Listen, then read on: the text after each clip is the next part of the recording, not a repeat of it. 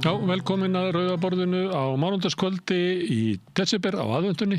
Það margt í boði hérna í kvöld, hérna aftast í þættinum, eða aftarlega í þættinum. Það þá ætla ég að heyra í Hilmari Þór Hilmarsinni sem að ég geri reglulega. Hann staddur í Bangkok, er þar í rannsóknarleyfi, prófessor á Akureyri. Ég ætla að ræða við hann þjóðaröryggisstefnu Bandaríkjanna sem var svona lekið út, eiginlega datt inn á netið, snemma morgni föstudags á okkar tíma. Þetta margt sérstakt í þeirri stefnu en kannski ekki svo fyrir þá sem hafa verið að hlusta á samtöl mín við Hilmar Þór undanfarið að við vorum nú bara held ég síðast þegar vorum að spjalla saman að svona raða upp áherslu Bandaríkjastjórnar eftir heimslutum, hvort við myndum leggja áherslu á Suður-Ameríku, Miðausturlönd, Kína eða Evrópu og vorum eiginlega sammála að Evrópa væri komin ansi aftarlega á merina og það kemur í ljós í þessari þjóðaröryggisstefnu. Ég ætla að ræða við Hilmar Þór ýmsa þætti þessarar stefnu en eftir samtalið við hann ætla ég að endurspila samtal sem ég átti hérna í gær við Guðlaug Þór Þórðarson þingmann sem var utanríkisráðherra og Albert Jónsson sem lengi var ráðgjafi forsætisráðherra í utanríkismálum á Davíðstímanum og síðar sendiherra bæði í Washington og Moskvu. Ég ætla að ræða við þá vegna þess að þeir eru svona NATO megin í lífinu eins og sagt er og ég held að þessi þjóðaröryggisstefna sé kannski knýi meira á að menn sem eru þeim megin þurfi að endurskoða kannski sína stefnu. Kemur í ljós hérna í samtalinu hérna aftast í þættinum. En áður en að þjóðaröryggisstefnunni kemur að þá ætla ég að tala allt annað stríð sem hérna á Suðurlandsbrautinni skammt frá okkur.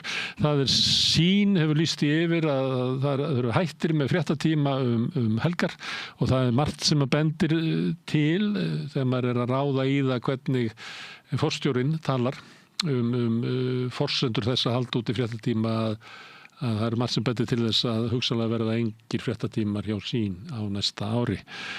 Ég fæ Ingvar Hrafn Jónsson sem var fréttastjóri Stöðvar 2 á sínum tíma, var líka fréttastjóri Ríkisútvarpsins, líklega sá eini sem hefur allavega verið í Ríkisútvarpinu meðan það var eitt á markaðnum og síðan í samkeppni við Ríkisútvarpið frá Stöð 2. Við ætlum að rifja upp svona gamla tíma, kannski þessa kvöldfréttatíma, hvaða gildi þeir hafa og hvað þeir höfðu og hvaða gildi þeir hafi í dag, hversu flókið það er kannski fyrir fólk í dag að búa til áhugaverða kvöldfréttatíma þegar kannski flestir áhorfendur hafa eiginlega heyrt allar fréttirnar áður á netinu eða annars þar. Ég ætla að spjalla við Ingvar Hrafn, hann hefur komið áður í heimsókn til okkar og það er alltaf gaman að fá hann.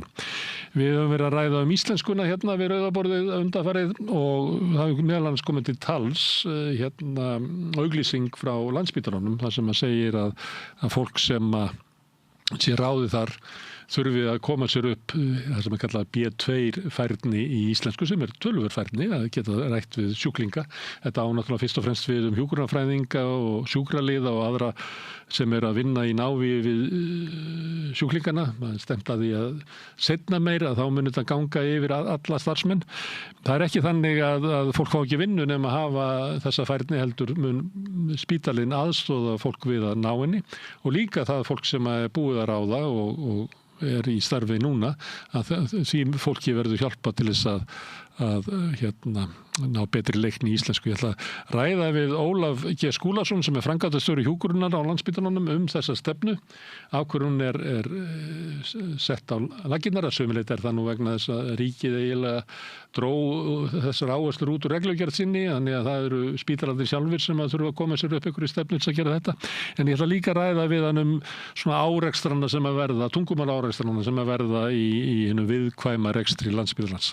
Áður en að því kemur góð kunningi þáttarins, Ólína Kjerúlf Þorvarðardóttir í heimsókn. Við höfum nú rætt við hann alls konar hluti en hún var að senda frá sér skáldsögu sem hún kallar Sannsugu sem er að hálfu leyti svona byggð á eins og fræðigrein ástandið hér á Galdraöld en að hálfu leyti skáldsaga það sem að hún segir sögu mæðginna sem að voru brennd á báli og er svo sem lítið vitað en hún reynir að setja líf þeirra í samhengi við brennöldina. Ég ætla að ræða við hana bókina hennar Galdraöldina og hvað er líkt kannski með okkar tímum og ég segi ekki að við sem að fara að brenna fólk, en það er svona hvort að það sé hætt á því að verði til í okkar samfélagi svona eins konar galdra ofsóknir, eins og við þekkjum kannski frá McCarthy tímanum í Bandaríkjunum þar sem að kommunistar voru eldir upp og hraktir úr störfum og annað slíkt. Hvað er svona líkt með okkar tíma og þeim tíma og kannski spyr ég Ólínu hvort hún sé göldrótt. Þetta er það sem er í boði við rauðaborðið í kvöld. Ég minni á eins og ég geru oft að það sem knýr samstöðun áfram er sá hluti áhorfenda og áheyrenda sem hafa gerst áskrifundur. Það er fólki sem gefur okkur afl til þess að halda úti samstöðunni. Ef að fleiri bætast í hópin þá getum við elt samstöðuna enn frekar og það verður ánægilegt ef það gerðist. Þannig ef að þú ert þarna úti og ert kannski fyrir löngu búin að ákveða að slást í hóp þeirra áhorfenda og áhorfenda sem halda samstöðunni gangandi, að þá hvet ég til þess að fara inn á samstöðu.is, það er hneppur sem ástendur áskrift, það getur skráðu fyrir 2.750 krónur sem er grunn áskriftin okkar. Þú mátt borga mér og vilt og þið sem að kjósi getur láta áskriftina renna sem félagsgjöldin í alþýðufélagið, en það er einmitt alþýðufélagið sem á og rekur samstöðuna. Þetta er tilraunaverkefni, hvort okkur takist að búa til öflugan umræðuvettvang og fréttavettvang sem er í eigu áhorfenda og áheyrenda. Ef þið finnst það snjöllugmynd, endilega kom til liðið. Við ætlum að skjóta inn örstutum auglýsingum og svo kemur hingað góður gestur, Ólína Kjerúlf Þorvarðardóttir.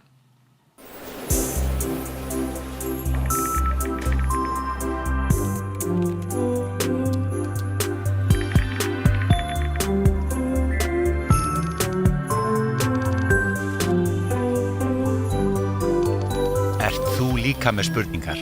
Kynntu þér réttindi þín hátíðarnar á www.vafr.is. Kennarar eru þrefalt líklegri en ófaglærðir til að halda áfram í kennslu. Börnin okkar eiga skilið fagmennsku og stöðuleika. Fjárfestum í kennurum. Kennarasamband Íslands. Samlokubrauð, maltbrauð, tékkneskt brauð, súrdeigsbrauð, brauð ársins, Bernhöfts bakari, íslenskt handverk síðan 1834. Samstaða skilar árangri. BSRB, afl í þágu almennings. Þú ert að hlusta á samstöðina. Róttækt sjónarhorn á atburði dagsins.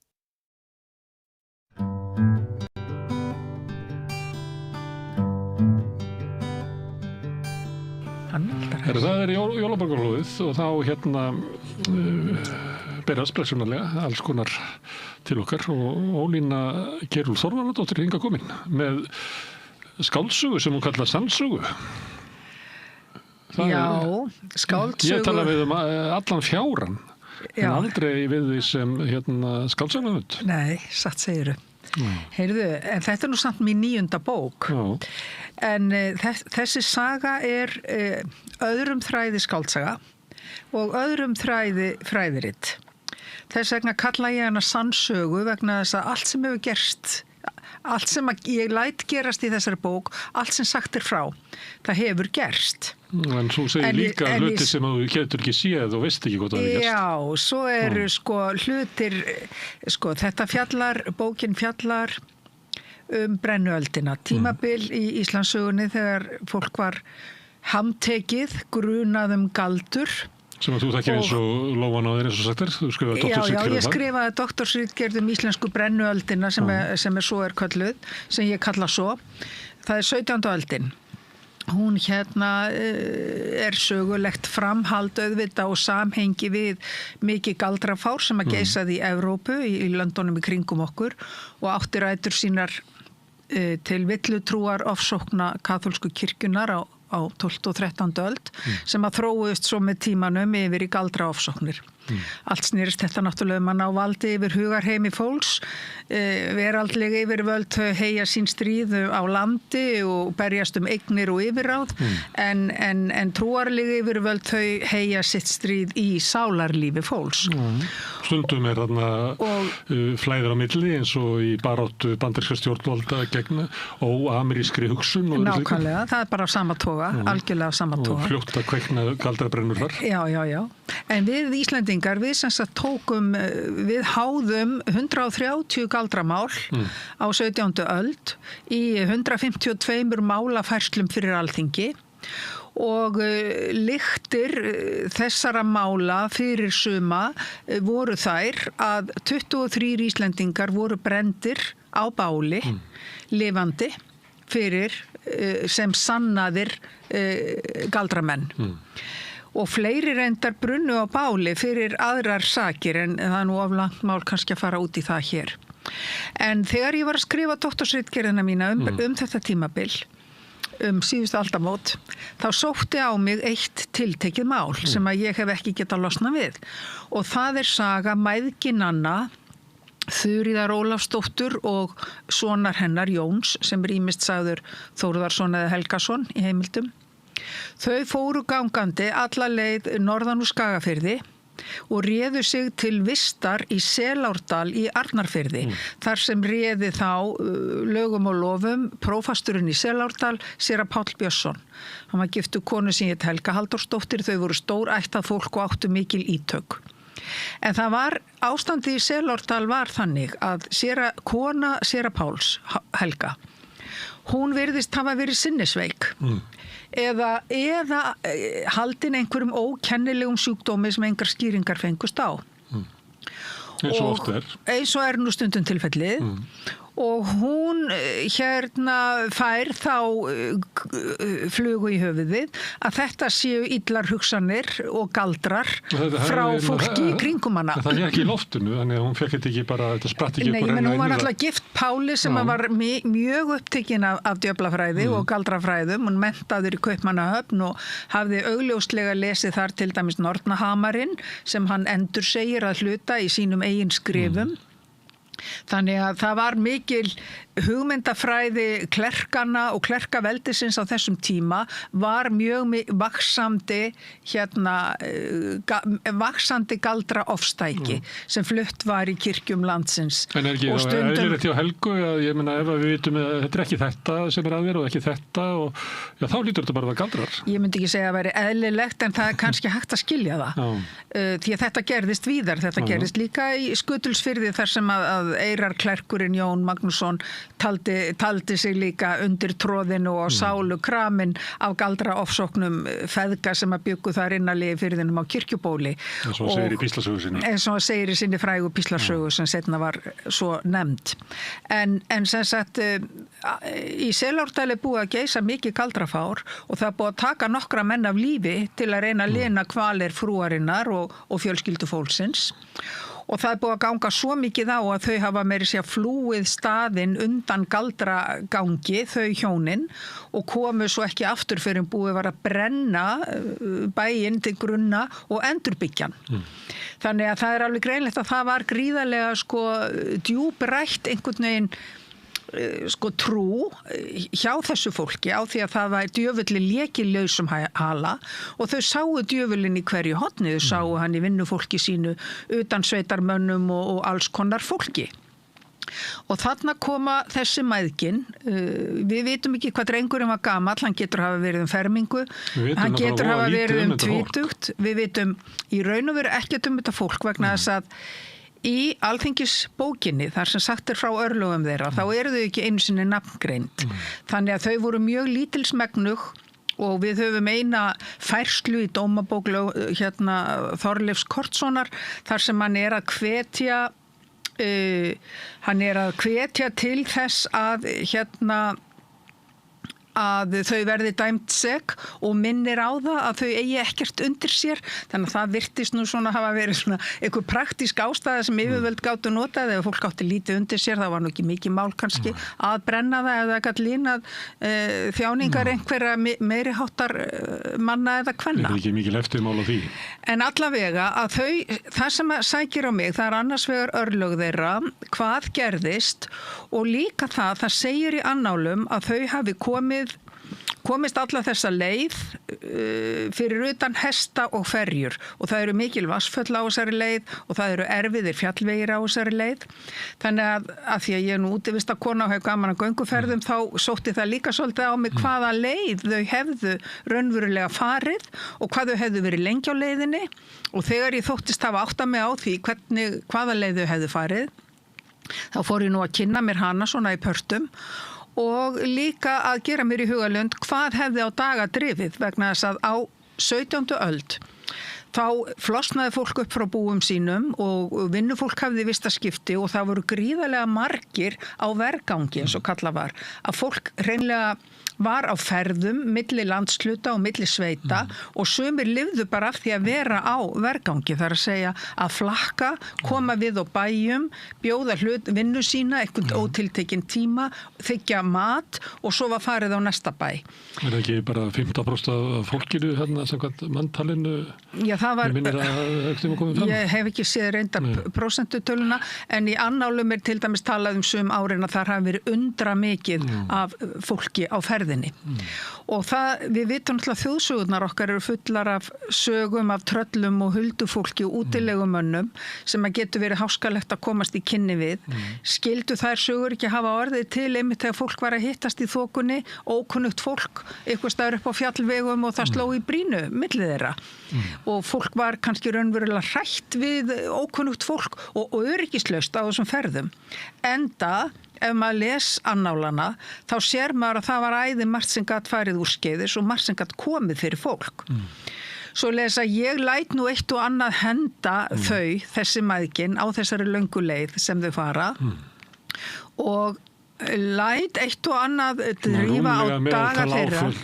Rúmlega meðaltal áföll þeirra sem að lifðu þessa tíma. Já, sko, það er ég samt ekki vissum vegna þess að ég hef heimildir fyrir öllum þau atburðum sem ég lætu gangi í gegnum. Þó ég veit ekki hvort það hafi komið fyrir þau eða með þeim hætti sem lýst er hér. Þannig að ég leyfi mér í þessari bók að annars vegar rek ég staðreyndir þetta tímabil eftir bestu fáanlegu heimildum og þeir kaflar eru með tilvísunum og eru bara áreiðanlegir, það er hægt að vitni þá.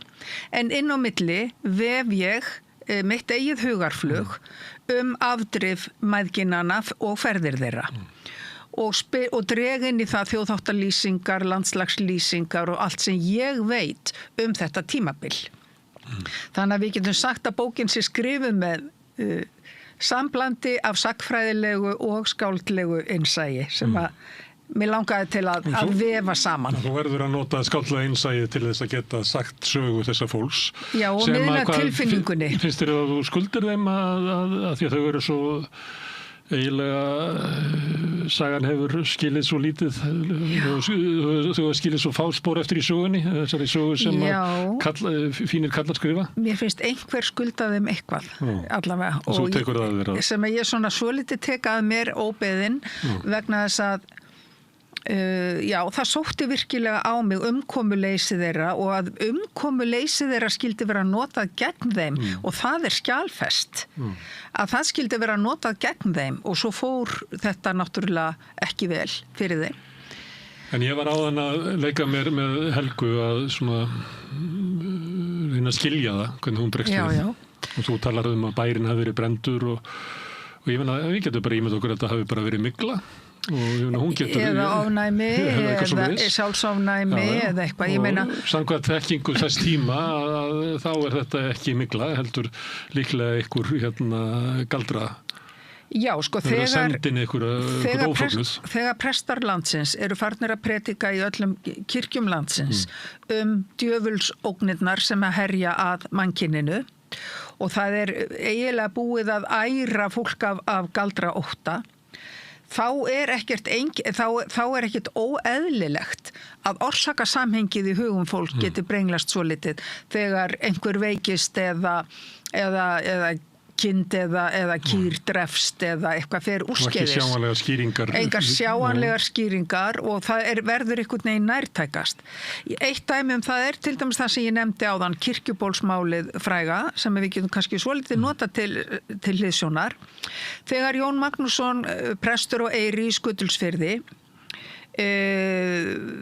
verður sannfærður að Jónarnir tveir, feðgarnir inni á kirkjubóli í Skutulsfirði séu hatursmenn hans þá fer hann að finna til alls konar einkenna, undarlegra einkenna Jón Yngri, sem var nú glæsimenni, hann hafði nú beðið hönd stjúpdóttur prestsins, hafði nú gerst svo ósvífinn og við það náttúrulega umturnaðist presturinn algjörlega. Presturinn ágirntist líka jörðina sem þeir bjuggu á, því það var dýr jörð og hafði áður verið í eigu kirkjunar, svo það voru alls konar hagsmunir þarna undirliggjandi, svo hann sakar þá galdur. En það sem hann notar því til rökstuðnings undarleg veikindi sem byrjað herja á hann og heimilisfólkið í byrjun aðventu, þarna veturinn 1655.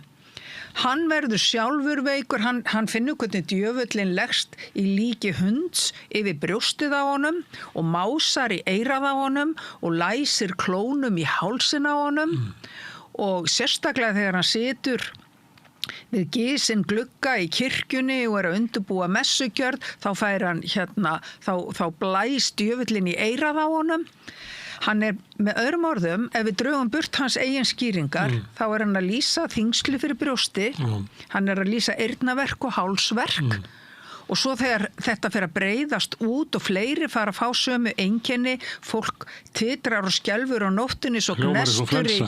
Já, nákvæmlega, og það var náttúrulega það sem ég áttaði mig á þegar ég notaði bara aðferðir bókmenntafræðingsins til að aðeins að hreinsa skýringar Jóns sjálfs á því sem gerðist, þá stóð bara eftir ykkur hvað pest eða flensa sem hefur gengið í Skutulsfirði þennan vetur og hefur smitast á milli fólks. En orsakasamhengið var þetta, sko. En ætti það ekki að vera bara þekkt í sögunni að gengi flensa reglulega, hefur ekki gengið bara á haustin Já, nú skal ég ekki segja. Kannski gekk hún bara síður þegar það var minni. Það gengur náttúrulega sóttir fyrr á öldum yfir land og líð og fólk dróst upp og dó og alla vega.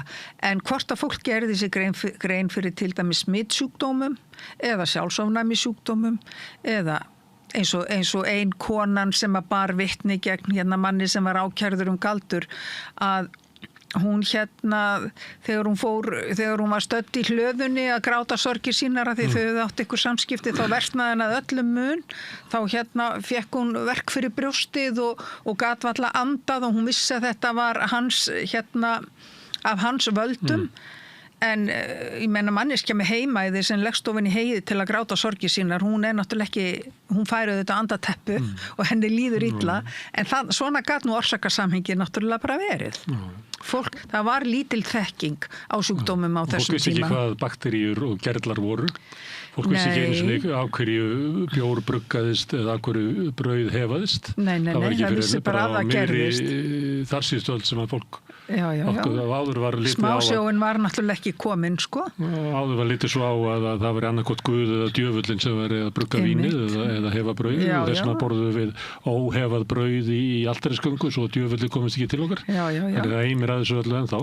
Já, ég meina maðurinn hefur náttúrulega alltaf reynt að hafa sínar skýringar og alltaf verið að reyna að skýra lífið í kringu sig. Galdraöld hefur ekki geisa linnulaust, sko. En það er eitthvað sérstakt við þennan tíma þar sem að kveiknar hugmyndir að þess að djöfullin á meðaloss óvinnur sig á meðaloss náttúrulega meira þarna heldur en kannski á venjulegum tíma. Sko undirrótin að þessu náttúrulega valdabarátta kirkjunar sem byrjar þarna eins og ég sagði á 12. og 13. öld og byrjar með villutrúarofsóknunum. Þá þetta náttúrulega bara hrein og klár valdabarátta sem að gengur út af það að ná valdi á sálunum, á sálarlífi fólks og kirkjan í raun og veru að skapa sér autoritet og hún stendur á sama tíma í átökum við veraldlega yfirvöld í Evrópu dómsvaldið, hverjum beri dómsvaldið.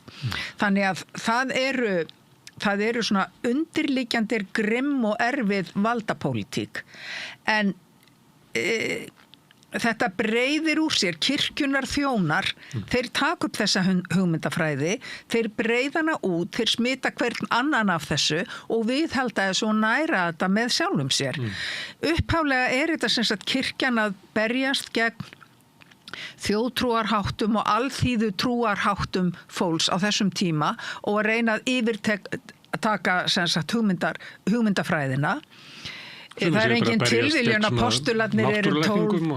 Já, ég meina það engin tilviljun að postularnir eru 12. Postularnir leysa af leysa af, þú veist, gömlu goðin og messudagar ársins leysa af gömlu heiðnu hátíðirnar og koma í staðinn. Þetta er bara allt eitthvað svona markaðsfræði að verulegu leyti.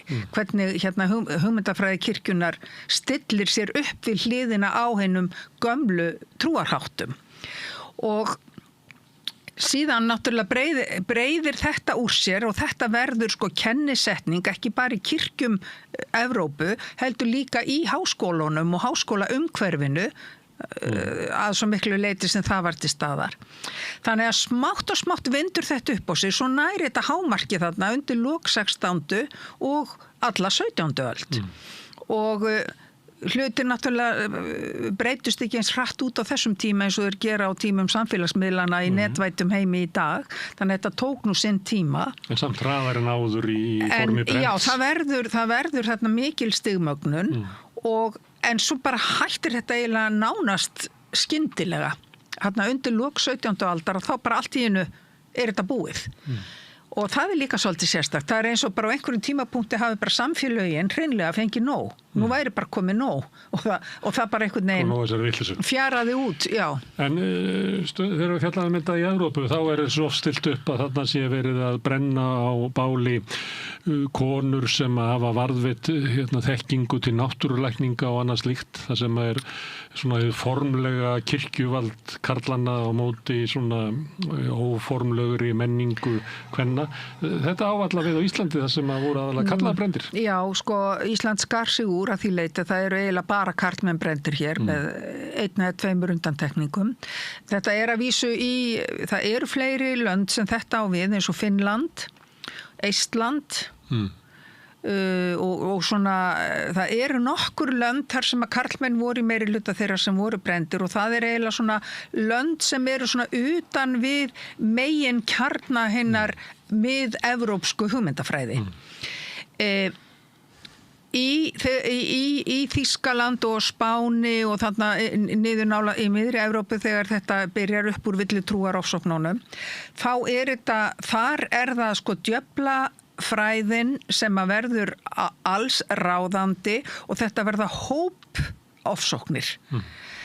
Í löndum eins og Finnlandi og Íslandi þar er þetta meira einstaklingsbundið, tengist meira bara eiginlega svona innansveitar átökum milli einstaklinga.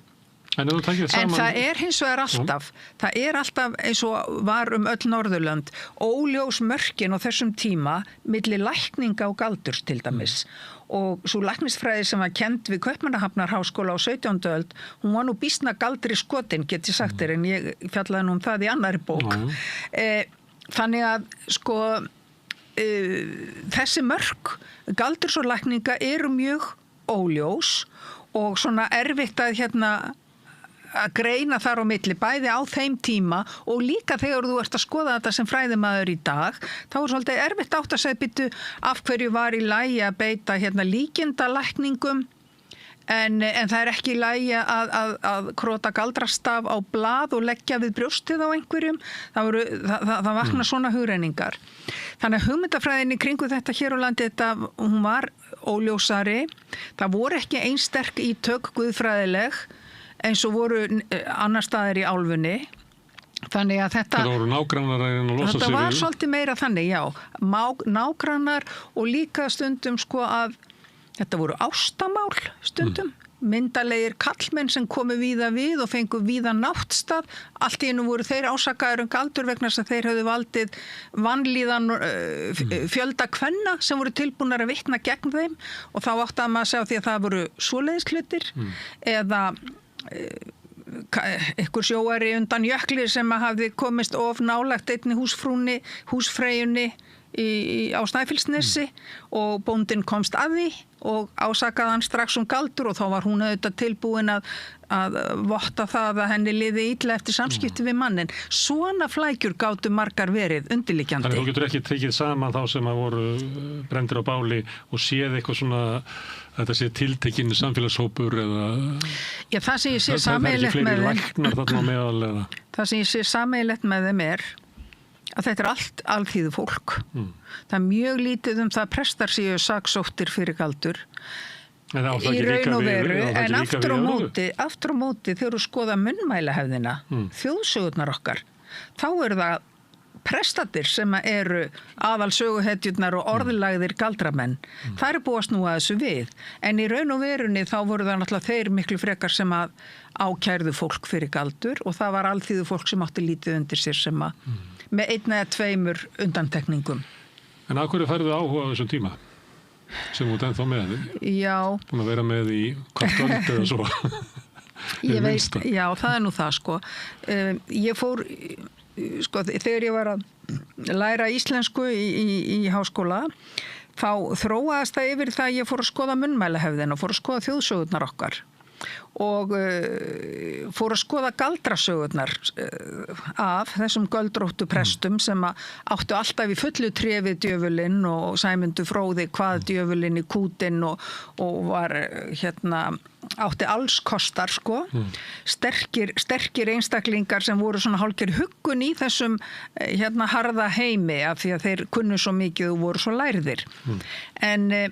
Og svo sá ég að það voru líka sögur af svona einhverjum óþjóðalíð, illa þokkuðu galdrafólki sem var ýmist ekki nafngreint eða svona af lægri stigum og á einhverjum tímapunkti gerði mig grein fyrir því að fólk sem ég var að lesa hafði raunverulega verið sakað galdur og látið lífið fyrir galdur. Svo ég fór að skoða dómsmálin. Sko við erum búin nú að því að eiga alþingisbækur alveg bara í gegnum mörg hundruð ár, skráða dóma og málafærslur. Þannig að það var hægt að fletta því upp hvað til var þetta fólk. Það var þetta sem leiddi mig svolítið á sporið og var þess valdandi að ég fór að bera saman eins og í doktorsritgerðinni minni málskjöl og munnmæli. Og það eru 2 ólíkir heimar. Þú getur lesið þar konu sem heitir Margrét Þórðardóttir sem að varð gömul kona á endanum og slapp við galdrabálið og lifði langa ævi. En í munnmælum þá hún illa þokkuð galdrakind, kemur illa fram við fólk, fremur meingjörðargaldra og henni á endanum drekkt að sögn í innri Skarsá á Snæfjallaströnd. Sem að aldrei gerðist. Þannig að þú hefur 2 ólíka heima, já, og þú hefur 2 ólík viðhorf í þessum heimildum sem er mjög fróðlegt að skoða vegna þess að munnmælin þau segja ákveðin sannleika þó þau segja ekki staðreyndirnar. Þau bera vottum ákveðina afstöðu og hugarfar, alveg eins og sér því huldufólkssögunum okkar Íslendinga. Þetta eru óskasögur betri heim þar sem eru grænni dalir og sauðféð vænna og betra að lifa og huldufólkið býr við litskrúðu klæði í fallegum híbýlum inn í hólum og klettum.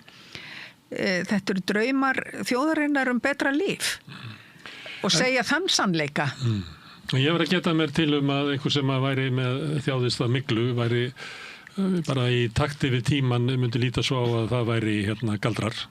Já. Við getum bara tekið dæmi að búið svo mikil flensu gengi yfir starfsfólkið á samstöðinni. Já. Að ég geti kannski á þessum tíma ímyndað mér að það væri kannski nágrannar okkar í Sjálfstæðisflokknum upp í Valhall. Já, að senda ykkur einhvern óþvara. Þetta er ekki eðlilegt hvað eru margir búin að vera veikir og hvað er langar þetta veikir. Nei, segðu. Það væri eitt, en svo er það náttúrulega hinum einn ef ég lifi í svona heimi að þá geti ég kannski hugsað, það væri nú kannski ekkit vitlaust að kunna tök á því að rista einhverja galdrarúnir og kannski skjóta inn í bréfalúguna hann upp í Valhall til þess að reyna að hemja þetta. Þannig að einhver dæmi hafa verið menn það að menn hafa verið að reyna að stunda galdur. Já, og menn voru, það fundust eikarspjöld og það fundust galdrastafir og við það hafa varðveist galdraskræður, særingar og galdraformúlur og þetta er gegnum gangandi í öllum gömlum lækningabókum til dæmis. Menn að særa til sín konur líka? Já, ástargaldrar og lásagaldrar, galdrar til að læsa hurðum og tryggja og þjófagaldrar og galdrar gegn dýrbítum. Þannig að fólk var að stunda galdra? Já, fólk var, því meina það var mikil, við myndum kalla þetta, í dag myndum við kalla þetta hjátrú, en þetta er það sem ég kalla gamla trúarhætti sem kirkjan vildi uppræta.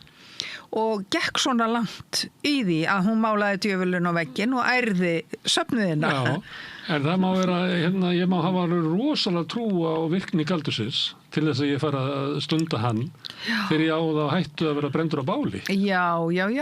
En ég, sko, nú veit ég ekki hvað fólk gerði sér grein fyrir því, sko, hættunni, vegna þess að eins og ég segja, þá voru skilin milli til dæmis lækninga og galdra voru býsna óljós á þessum tíma og það var kannski ekki fyrir en lækningin mistókst sem að galdra ákæran kom. Því þangað til vildi náttúrulega engin stugga við lækninum sem að gat sært veikindi úr kunni og aðstóðað við barspurð og svo framvegis. Svo þekkti í fælingarmætti í refsinga að afbrotamadurinn hugsa kannski líkurnar á því að sleppa. Það skiptir meira máli heldur en hvað gerist ef ég er gripinn.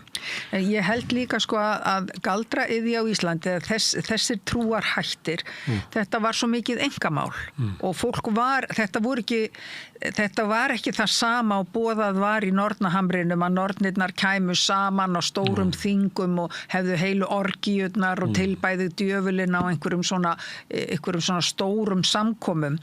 Þetta var allt annað sem var að vera hér. Hér voru menn kannski bara með sitt eikarspjald í einrúmi og þetta voru launhelgar í þeim skilningi að það var farið dult með og kannski var annar hver maður með eitthvað svona innan á sér og bara hendingu háð hver var varð svo fyrir ákærunni. Og lengi eimir af þessu ekki Björk með galdrastaf teiknað með tattúraðan á uppaldingsvöðin. Já, ég meina það eru margir með ægishjálminn tattúveraðan á sig og það er náttúrulega ýmsir Það er einskot að þetta kom ekki upp aftur þeir eru búið að tattúvera á sig og það eru ýmsir fallegir galdrastafir sem er nú alveg þess virði að setja á sig sko, fyrst að fólk er að tattúvera sig. En þetta með tengsla, ég lék mér áðan að því að vísa í McCarthyisman og við erum svo sem hefur verið að lifa á sluðs tíma núna, það er að ganga McCarthyismi yfir Bandaríkin núna hvað er óamerísk hegðun og óamerísk afstaða. Akkurat. Og við erum nýkomin, kannski ég veit ekki hvað þessu komin út úr þessu sem var í svona sem ég vil kenna við vókið en var svona slaufunarmenningin. Veit ekki hvað hún sé ennþá. Finnst þér samsvörun með galdratímanum og þessu sem við sjáum í nútímanum? Já, ég sé það bara mjög víða og við erum náttúrulega búin að sjá það bara í sögunar rás. Við sjáum bæði á þessu, hún nefndi McCarthy, kommunista ofsóknirnar í Bandaríkjónum á dögum McCarthys. Við sjáum Róhingja ofsóknirnar sem voru fyrir ekkert svo löngu í Afríku. Myanmar stöðuna. Ég tala nú ekki gyðinga ofsóknirnar í Þýskalandi á Hitlerstímanum og það sem að gerast núna í Bandaríkjónum minnir að verulegu leyti á þetta, það er að segja að það er búin til að dregin upp mynd af ógn og svo ógn hún er ósýnileg en hún er samt til staðar. Óvinurinn á meðalós. Já, óvinurinn er á meðalós og hún smeygir sér inn í samfélagið og grefur undan hennum góðu gildum. En þá kemur bara spurningi, hver á að skilgreina hinn góðu gildi? Það er náttúrulega þeir sem búa til hugmyndafræðina sem skilgreina það og bjóða svo lausnina í formi einhverja aðgerða sem að hendar þeim að setja fram. Þannig að þá byrja fólk að vera vart sig eða fylgjast með náunganum, hann geti verið óvinnur. Já, ég meina, í sinni ítrustu mynd þá fyrir þetta út í það, alveg eins og gerðist á gyðingatímanum þegar nágrannar voru að vísa á gyðinga í felum og annað þess áttar eða benda á að þessi ætti líklega ættur til gyðinga rekja og svo framvegis til að koma sér í mjúkin hjá yfirvöldum og tryggja sína eigin stöðu. Þetta er bara gamla sagan. Þetta gerist náttúrulega æði oft og yfirleitt. Það er svolítið sorglegt að mennskan er svona þunn skán. En það er svo umhugsunarefni. Hvers vegna er mannkynnið einmitt svona? Hvers vegna er það tilbúið að ganga svona langt eins og í sambandi við þessar ofsóknir kirkjunar gegn alþýðu fólki alla Evrópu að geta tekið fólk tugþúsundum saman og brent það á báli í nafni einhverjar hugmyndafræði. Það er alveg með ólíkindum en þetta hefur bara gerst aftur og aftur. Fólk var brennt, var það ekki hugmyndinu svo að við varum að gera þessu fólki gott? Já, svo var náttúrulega Þetta var eiginlega eina leiðin til sálhjálpar fyrir það að vera að brenna það. Eldurinn, hann hefur mikla trúarlega skírskotun. Njáll segir að Njáll á Bergþórskvoli, já, hann segir að ekki brennum við þessa heims og annars. Þar höfum við, og það er sko... Guð gæti ekki verið svo slæmur. Já, og menn trúðu því að hugmyndafræðin var svo að eldurinn hreinsaði þig og ef þú brinnir hérna megin þá færir þið ekki vítislógana hinum megin. Og það að taka upp þessa líflátsaðferð að brenna fólk á báli, það sýnir það líka hvað í raun og veru, hvað var litið alvarlegum augum á það að þjóna djöflinum eins og það var kallað. Ég meina, það var ekki farið svona með þjófa eða morðingja, en það var farið svona með galdrafólk og það jafnvel án tilhlýðilegra sannana, því að oft á tíðum eins og mín athugun hefur leitt í ljós og líka athugun sem Árni Magnússon og Páll Vítaling gerðu á sínum tíma á 18. öld, að sannanir voru oft ekki til staðar einu sinni og málafærslan var öll í skötulíki, jafnvel. Þannig að það var líka mjög mikið athugavert við réttarframkvæmdina á þessum tíma. Það var eins og bara áróðurinn og ásetningurinn réði för hjá þeim sem að voru gengu harðast fram í þessum ásóknum. En annað svona varandi félagsfræðin í þessu, ef þú tækir þarna kannski 2 presta og 1 sýslumann úr myndinni, þá hefðu kannski bara meirinn helmingur sloppið. Þannig að áhrif einstaklinga í þessari sögu eru gríðarleg. Alveg gríðarleg. Og sko, það voru náttúrulega galdra ofsóknirnar voru aðalega á Vestfjörðum. Það var engin líflátin á Austurlandi og engin líflátin á Suðurlandi.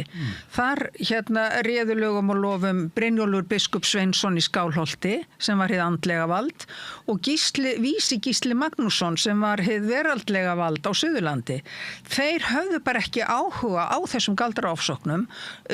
Brynjólfur gekk meiri sér frekar í það að reyna að verja sína skólasveina þegar þeir voru eitthvað að fikta við að kukla eitthvað og það kom upp galdramál sko í Skálholti þar sem hann gekk bara í málið og hann bjargaði sínum piltum. Afgreiddi þetta sem svona knytti. Já, og knytti og hann sendi eitt þeir úr landi og eitthvað svona skákaði eitthvað til en hann í raun og veru sá til þess að enginn þeirra var líflátin eða sakfelldur og þannig að þannig eru 2 einstaklingar, andlegt og veraldlegt vald, sem hafa ekki áhuga á því að ganga svona fram. Aftur á móti á Vestfjörðum er það Páll prófastur Björnsson og Þorleifur Kortsson sem er lögmaður á norðan og vestan. Þeir bera ábyrgð á eiginlega bara öllum þeim galdramálum sem eiga sér stað þar og þetta er eiginlega, þetta er lögsagnartíð Þorleifs Kortssonar í raun og veru. Þannig að einstaklingar hafa gríðarlega mikið að segja og ég tala nú ekki þegar þeir binda saman krafta sína, hið andlega vald og hið veraldlega vald, eins og gerðist vestur á fjörðum.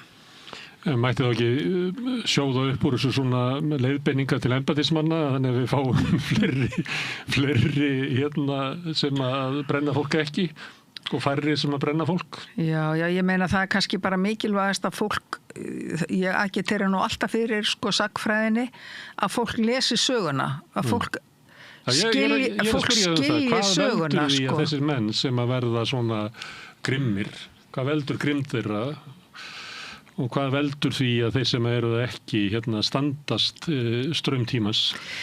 Það er náttúrulega ekkert einhlíkt svar við því, en til dæmis er það nú vitað Pál Björnsson í Seylárdal að hann var talinn landsins lærðasti guðfræðingur fyrir utan sér Brynjólf biskup. Hann var víst glæsimenni. Það var ábyggilega látið töluvert með hann var sterk ættaður á þeirra tíma mælikvarða.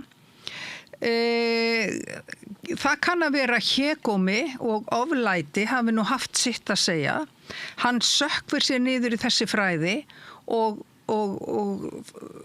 espar upp með sjálfum sér ákveðið ofstæki og það virðist hafa gerst hjá Þorleifi Kortsinni líka. Ég held að þetta sé persónugerðirnar sem hafi líka ekki síst sitt að segja. Það er líka merki siðferðislegt hrun að þú stígur yfir eitthvað þröskuld á hverfuran og líklegri til þess að fremja brotin aftur. Já, en aftur á móti Pálli Siglárdal, hann, þetta hjaðinaði hjá honum sjálfum. Hann í raun og veru, þegar hann er orðinn gamall maður eða svona jákomin og efri ár, þá hættir hann að stúdera þessi djöflafræði, leggur þau frá sér og fer að þýða Nýja testamentið.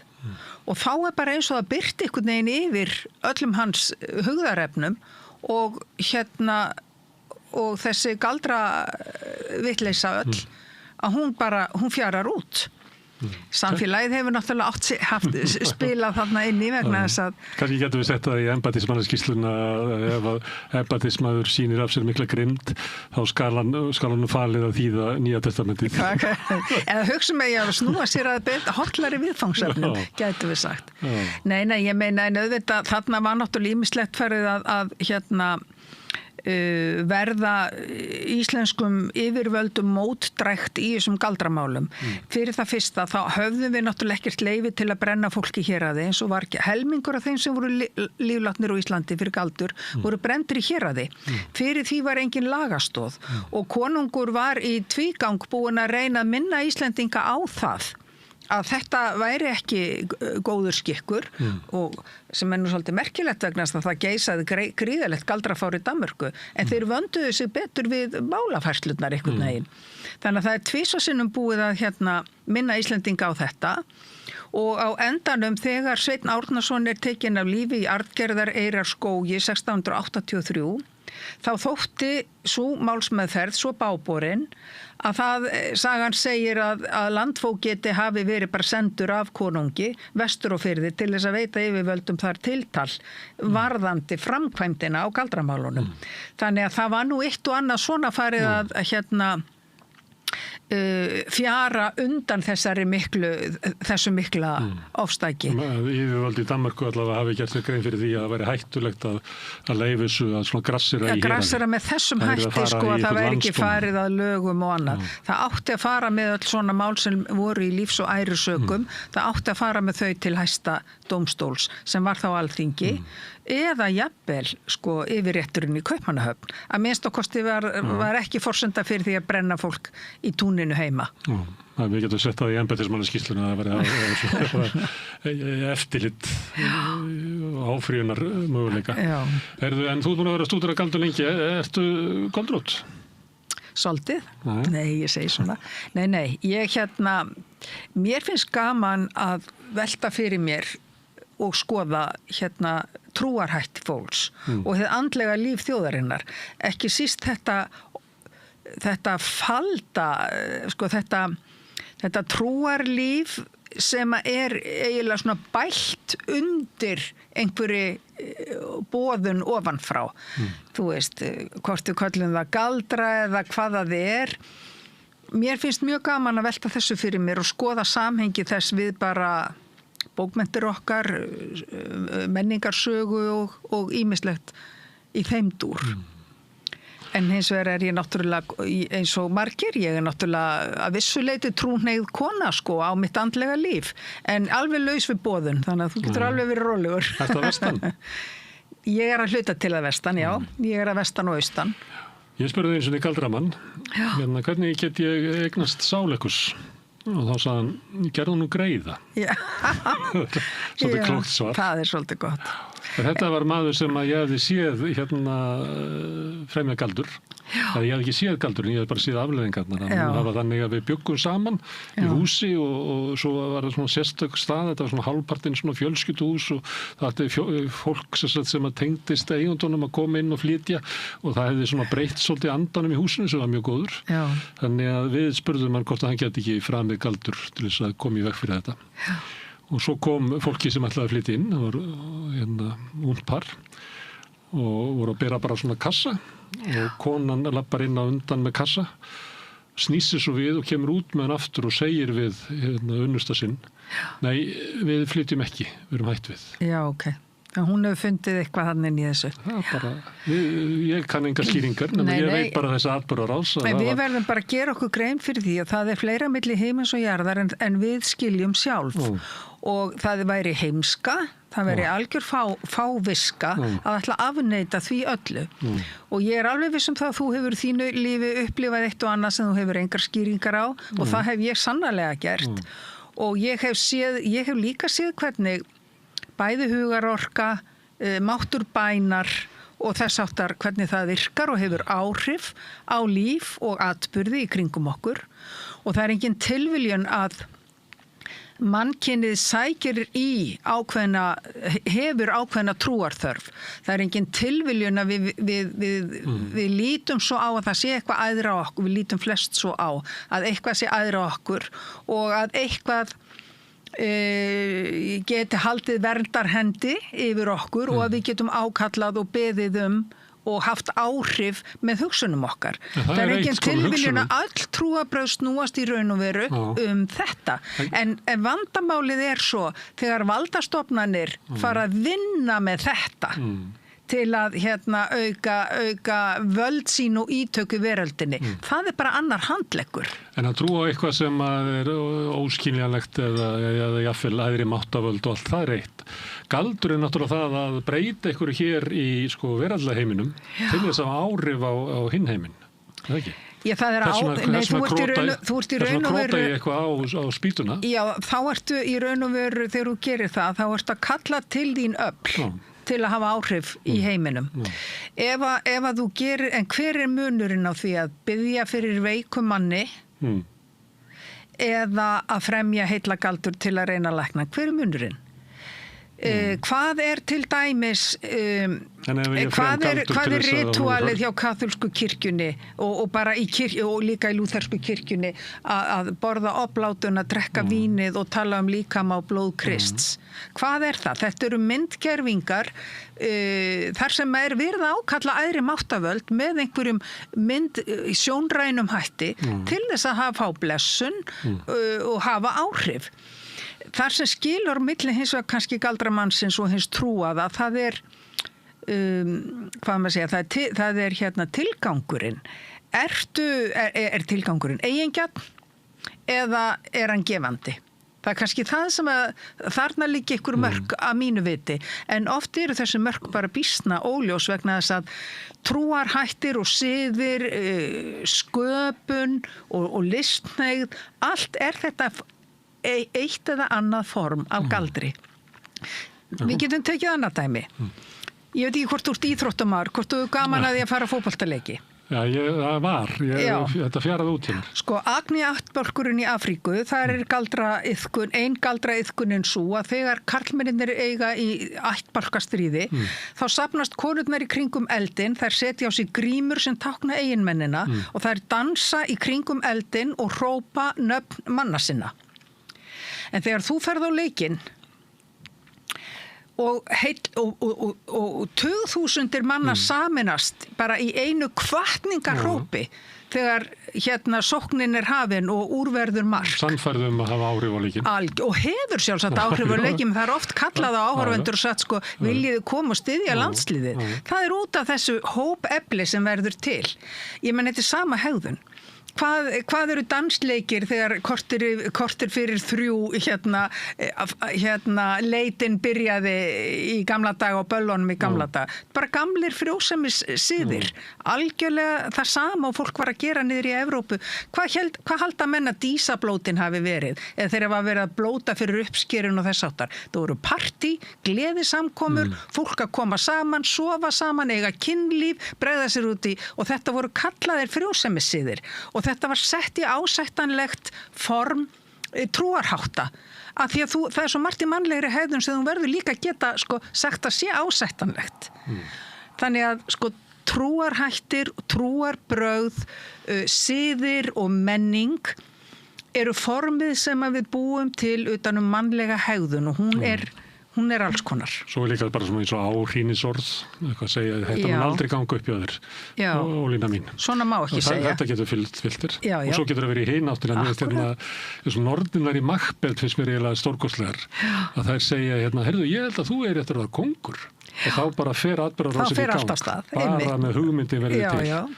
Og hann reynir að bæginni frá sér og finnst hún skrítin, og svo settlast hún, kannski geti orðið kongur. En bara það að koma hugmynd inn, með því að segja eitthvað, þá opnar þau eitthvað. Og þetta, ég meina, og þetta er bara staðreind. Það þýðir ekkert fyrir okkur að vera peksum þetta, að þræta og svo finnum við þetta að maður rökræðir heldur ekki, maður rökræðir ekki trú fólks. Það er ekki hægt að rökræða hana hvorki að né frá. Hún er þarna einhvers staðar bara og hún byggir á einhverju tilfinningu og einhverju sem fólk upplifir og áttar sig á í kringum sína í reynslu. Þetta fjallar náttúrulega galdur að sumleiti með þessum hætti, en kannski að frekar fjallar þetta hvernig samfélagið getur verið miskunnarlaust og grimt, eins og við vorum að nefna á þannig að mörg dæmi að við séum kannski frekar að sigla inn í slíkan tíma. Sko þetta náttúrulega fjallar hvað gerist þegar búið er að hræða líftóruna úr heilu samfélagi.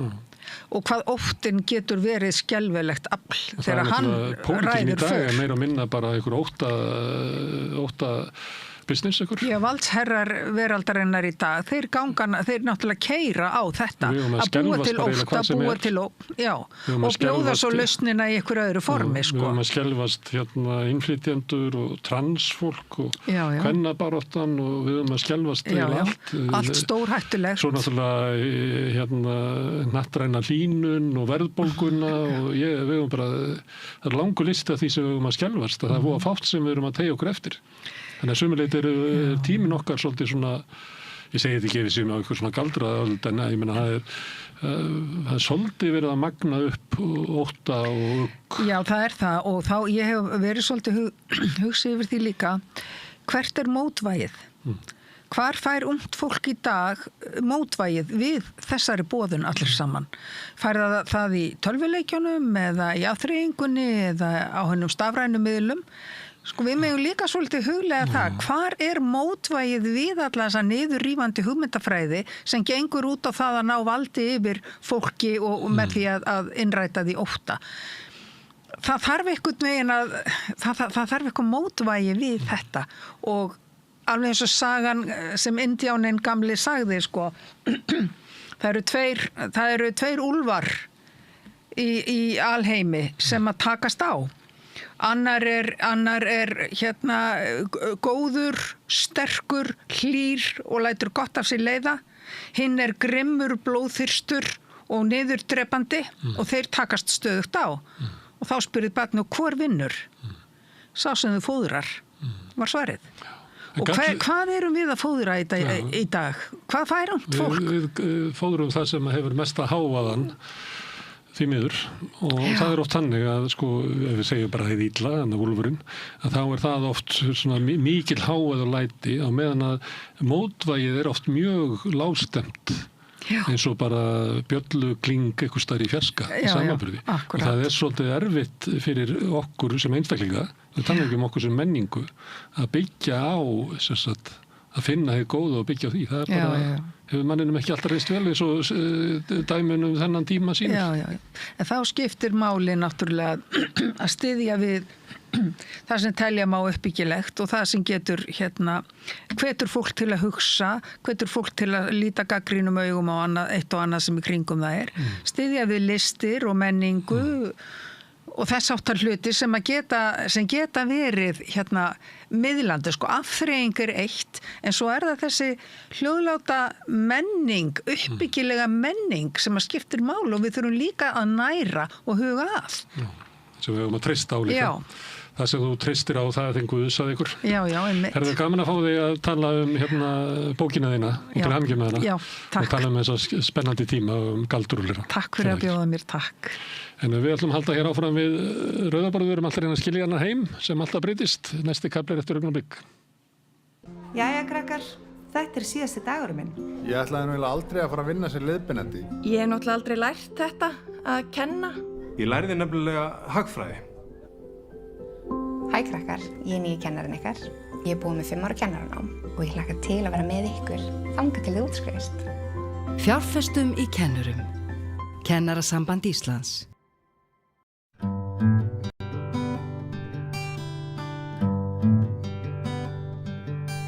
Hörðu, við verðum að ræða íslenskuna hérna undanferðið í svona frá ýmsum sjónarhornum og við ætlum að halda því hérna áfram og hingað er komin Ólafur G. Skúlason sem framkvæmdastjóri hjúkrunar á Landspítalanum og ástæðan fyrir að mér langar að heyri þér er að þið auglýstuð hérna að til þess að fá vinnu hjá ykkur að þá þið maður að kunna íslensku upp á B2.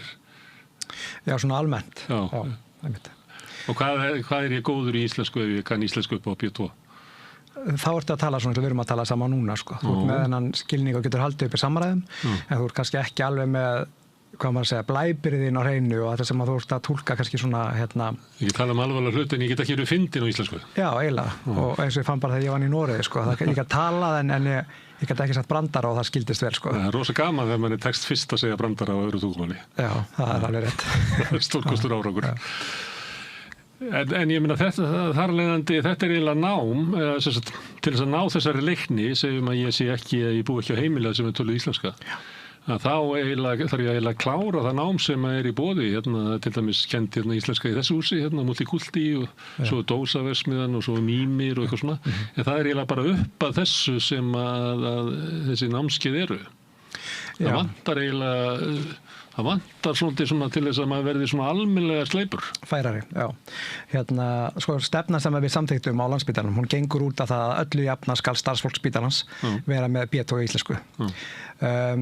Við erum hægt og rólega að byrja að innlega þetta, þannig að þetta er ekki þannig að bara á morgun verða allir konum með B2 í íslensku.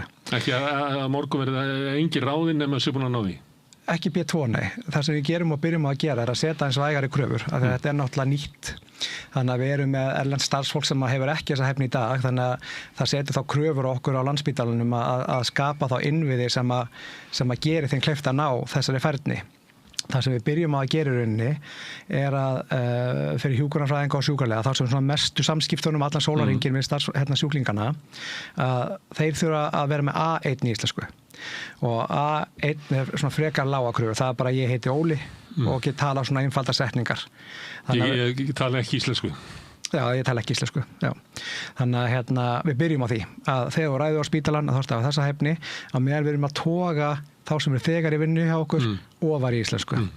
Við erum með samning við Mými íslensku kennslu og eins og þú réttilega bendir á að þá eru þeim með hæfni kennslu upp ákveðni hæfni. Eftir það er það svolítið mikið samtalið og að við Íslendingar, við þurfum kannski líka svolítið aðeins að taka okkur á því að við viljum svolítið skipta yfir enskuna sjálf. Í staðan fyrir að leyfa erlendu fólki að æfa sig og þjálfa sig að tala því að þannig lærir nýtt tungumál, samtali og skilningi og svona. Við þurfum þá innan spítalans að tækla þetta líka, þú veist að íslenska starfsfólki okkar, að þeir sem eru fæddir hér og tala íslensku á móðumáli, að það sé tilbúið að tala við erlenda starfsfólkið á íslensku. Það sé sæmilegt átak starfsmannahópsins alls. Já.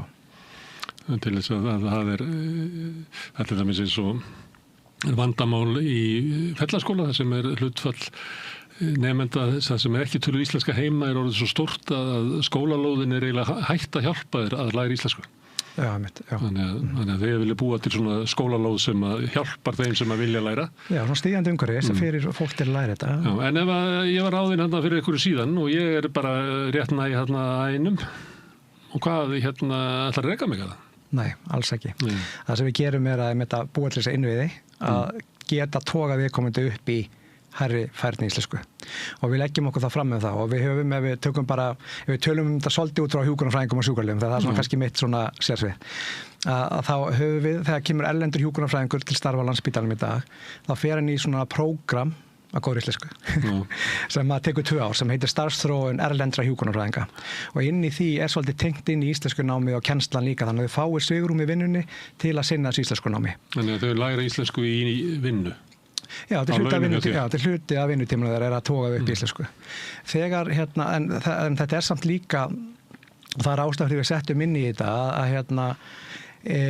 ef ég er hjúkrunarfræðingur, segjum bara ég sé starfslýsingu A, ég er bara nýr hjúkrunarfræðingur, ég er samt kannski með 5-6 ára reynslu úr hjúkrun erlendis og ætti samkvæmt okkar kerfi að vera svona hjúkrunarfræðingur C.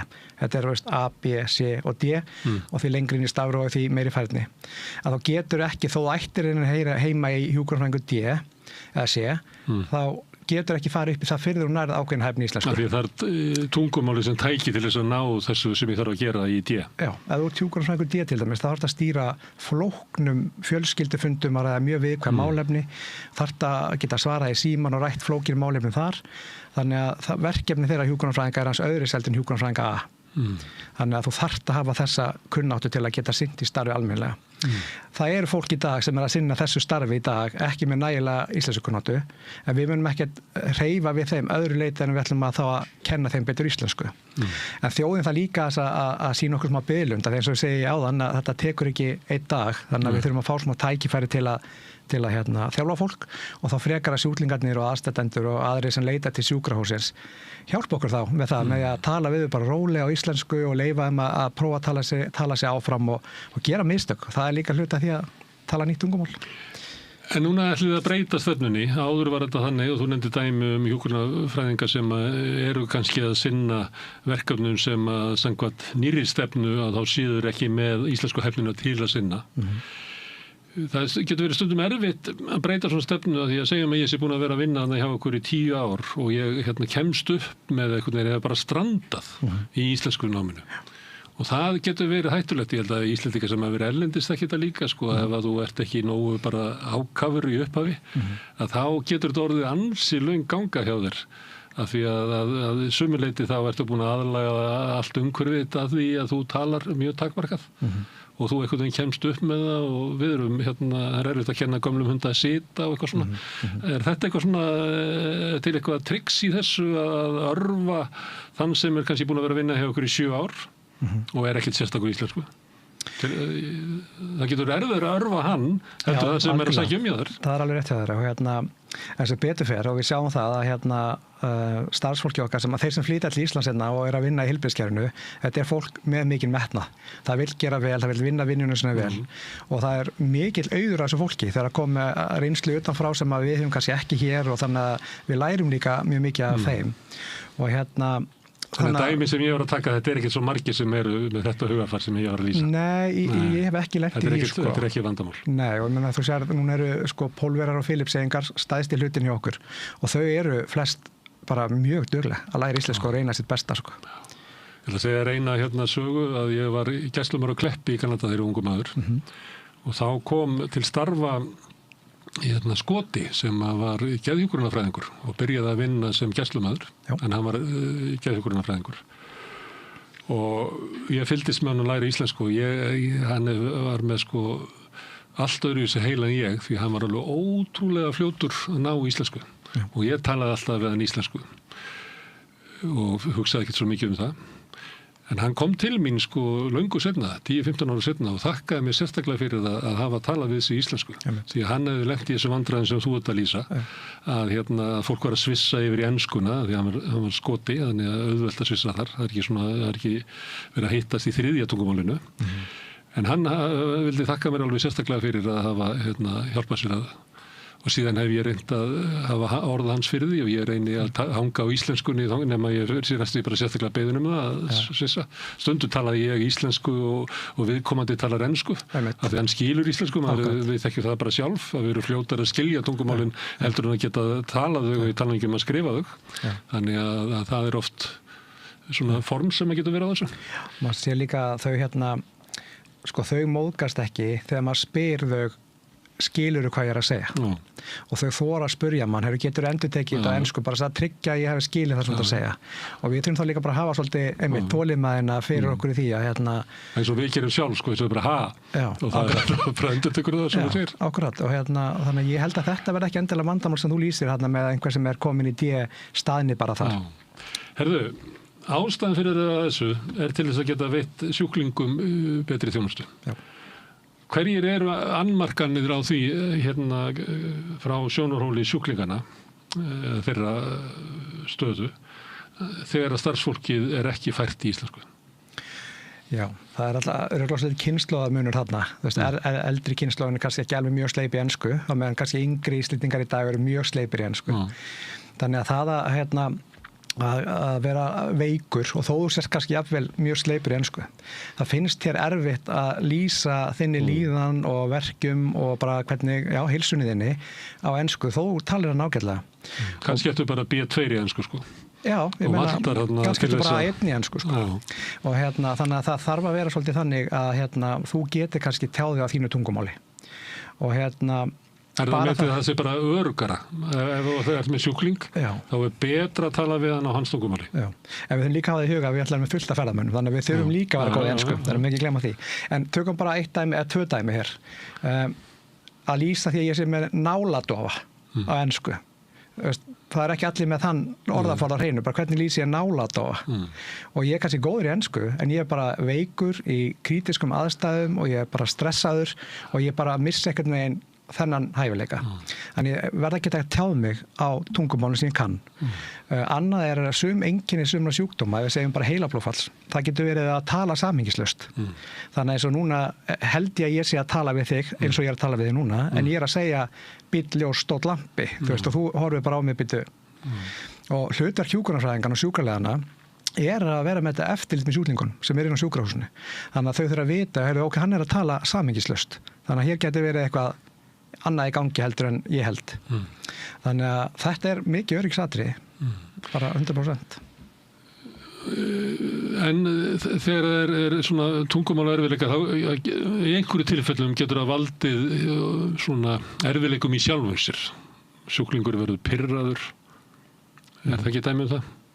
Stundum heyrir maður að kannski frekar í hjúkrunarheimilum og svona, segir maður svona sögur af því. En þið er náttúrulega, það er að vera frekt út og frá flæðisvandanum að þið er eiginlega einhver leyti hjúkrunarheimili líka. Þið eru með mikið öldruðu fólki sem að þið geta ekki útskrifað. Ég meina 75% af viðskeiðunum Landspítalans eru eldri borgarar sem betur fer, þannig vilju hafa sjúkrahúsin. Við þurfum meira á þjónustu að halda þá. En jú, auðvitað höfum við lent í því að fólk er ekki ánægt með þetta og vil geta tala íslensku og við höfum það bara stundum þá ég við það því að það er álag að vera á sjúkradild. Það er bara mikið álag. Og við höfum alveg svissað til, sko. Men ef einhver sjúklingur talar illa ensku, þá finnum við annan hjúkrunarfræðing. Þannig að við reynum það til fremsta megni. En flestir, bara langflestir, eru tilbúin að hjálpa þeim að læra. Og eitt af því sem gerðum núna var að búa til svona spjöld sem að þau hengja á sig sem stendur að ég er að læra íslensku. Bara þannig að fólk viti, ok, hann er kannski ekki alveg fullfær í íslensku, þannig ég ætla aðeins að gefa honum smá mildi og hjálpa honum og þora þá að spyrja og segja, skilur þú hvað ég er að segja. Ég rættum þetta daginn og þá fólki fannst að sniðut að taka þetta upp líka bara í bakaríum og veitingastöðum. Þetta spjald, ég er að læra íslensku, að það verði allt öðruvísi og svona léttar í samskipti ef það er einhver pirringur. Ég er ekki að segja, maður svo sem veit ekki mikið af honum, maður ekki séðan pirringin en það er oftur að vitna til hans. Hvað er stór hluti af þeim starfsmönnum sem eru í svona návíi við sjúklingana sem eru ekki með íslensku sem móðumál? Og ég er kannski ekki alveg með þær tölur á hreinu, en 11% hjúkrunarfræðingar með erlend ríkisfang. Og það er svolítið þannig að þegar komið íslensk ríkisfang, þá dettur úr þessum hópi og yfir í almenna starfsmenn. Þannig að við vitum þetta, 11% hjúkrunarfræðingar eru erlendir. Þannig að gæti verið þá kannski 15-16% sem eru af erlendum uppruna. Já, þetta eru bara hjúkrunarfræðingarnir, svo er það sjúkraliðarnir og svo þetta er fullt af öðru starfsfólki á spítalanum sem eru erlendu bergi broti. Margir sem í eldhúsinu hjá okkur, margir starfsmenn á Landakoti til dæmis eru erlendir og þannig að þetta er alveg vinnuafl sem við reiðum okkur á. Hvaðan kemur þetta fólk? Hérna og þann. Það eru mjög mörg þjóðabrot inn á Landspítali. Við minnir, ef að taki tölunum með fyrirvara, sé eitthvað 70. Þannig að langflestir eru frá Pólandi, Filippseyjum, en bara allstaðar á heiminum, sko. Og er það þá þannig eins og stundum er að það er einhver frá Filippseyjum sem vinnur sem sjúkraliði á Landspítalanum og þá koma fleiri þaðan. Það er nú oft bara þekkt í svona innflytjenda sögu að einhver svona riður brautina, skemmtilegasta dæmi sem er oft tekið að ef einhver er að selja rósir á veitingastöðu þá er það mjög líklega tamili að þeir eiga þann á inngöngu inn á markaðin. Þannig að þið þekkið það alveg. Gætu þið manna spítalan án þess að vera með fólk sem ekki kann íslensku fullkomlega? Ef þau væri bara með kröfu að allir eru að tala hér góð íslensku, gætu þið manna spítalan? Já, sko, í dag, nei. Þú veist, en ef við erum komið með þessar reglur og búin að ná þessum, þessum innviðum til að kenna íslensku, þá já. Og það er skortur að þessu hjúkrafræðingum og sjúkralöfundum allan heim. Skiptir engu máli hvað þú stígur niður. Hvergi ferðu vinnu og talar ekki tungumáli. Þú veist, það er bara þannig. Og þegar ég vann í Noregi 2010, þá þurfti ég að hafa B2 í norsku, sko. Og við erum þá síðustu til þess að gera þetta. Og kannski þetta sem þið eru að gera þarna dæmi hvað Íslendingar eru eiginlega kærulausir hvað sínu tungumáli, miklu kærulausir heldur en annað þjóðir. Sem að kemur meðal annars fram í því að þeir að vera að mæla tungumálakunnáttu og innflytja þetta hér, að þá eru við svo neðarlega í samanburðinu við önnur OECD-lönd að það er eiginlega unbelievable, svo ég slett nú. Ég get kannski lítið fullir það, en það sem er kannski breytt hjá okkur er að það var áður, bara ég minni að sé svona cirka ár síðan, að var breytt reglugerð veitingu starfslega fyrir heilbrigðisstarfsfólk og þá þurftur að sýna fram á ákveðna tungumálakunnáttu. Það var fellt úr reglugerð og þá er það komið núna á stofnanir í rauninni að tryggja það að starfsfólki hafi þá hæfni sem þarf til að sinna starfinu. Og þá er þetta kemur þetta inn á spítalan og við þurfum að núna verðum við einhvern veginn að finna út úr hvernig ætlum við að gera þetta og þess vegna setjum við þessa stefnu. En það stendur líka þessari stefnu, það er íslenska tungumál Landspítalans, en hafur ekki hæfni í íslensku, þá verður að hafa allan að B2 í ensku. Og það má tala saman á ensku, hafur ekki hæfni til að tala íslensku.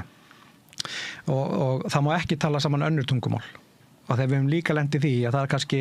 Þannig að tveir frá Filippseyjum ekki tala sína á milli á Filippseyjum? Ekki þeir eru að sinna sjúklingum eða þá þeir eru í sameilu starfsmannarými. Ef þeir fara fram á gangin og vilja tala saman eitthvað, þá er það allt í góðu. Í sínu frítíma eða kaffitíma? Já, en sko, ef þú ert innan annað fólk, þá ættur að tala tungumál sem við skiljum. Og þetta er bara, þú veist, maður er kannski að vinna og maður er svona eitthvað að tala saman og við erum að tala saman eitthvað allt annað og svo fyrir við að hlæja og ég veit ekkert hvað að tala og verð kvíðinn og óöruggur og held bara hreinlega sig að hlæja mér eða einhverjum öðrum og þá ekki að setja neitt í þá stöðu, hvorki starfsfólki okkar eða sjúklingan okkar. Þannig að þetta er svona ákveðin bara svona, hvað maður segja, menningabreiting hjá okkur, þetta eru reglurnar, sko. Var þetta regla líka í Noregi þegar þú varst? Í Noregi máttu ekki tala ensku. Máttu ekki tala ensku? Nei, það var bara norska. Og við máttum ekki einu sinni tala saman í kaffilíðinu á íslensku, sko. Við erum að tala saman á norsku. Og hvað finnst þér það? Þetta er oflangt gengið? Já, sko, já og nei, sko, kannski þú ert komið með þessa reglu og búin að vera með henni mörg ára og þá er þetta bara sjálfsögð krafa. Ekki þegar mér finnst það svolítið langt gengið svo við myndum setja þessa reglu í dag bara, þú verður að tala íslensku sama hvað. 3 ár eða 4 ár? Já, einhver ár allavega. Og maður þarf náttúrulega að segja, maður þarf að sýna fólki mildi, íslensku kennarinn okkar sagði einhverju myndbandi daginn, þetta er ekki erfið tungumál í rauninni. Þú veist, ef þú ætlar að læra hana, þá gengur það frekar vel, sko, ef þú ásetið er að læra hana.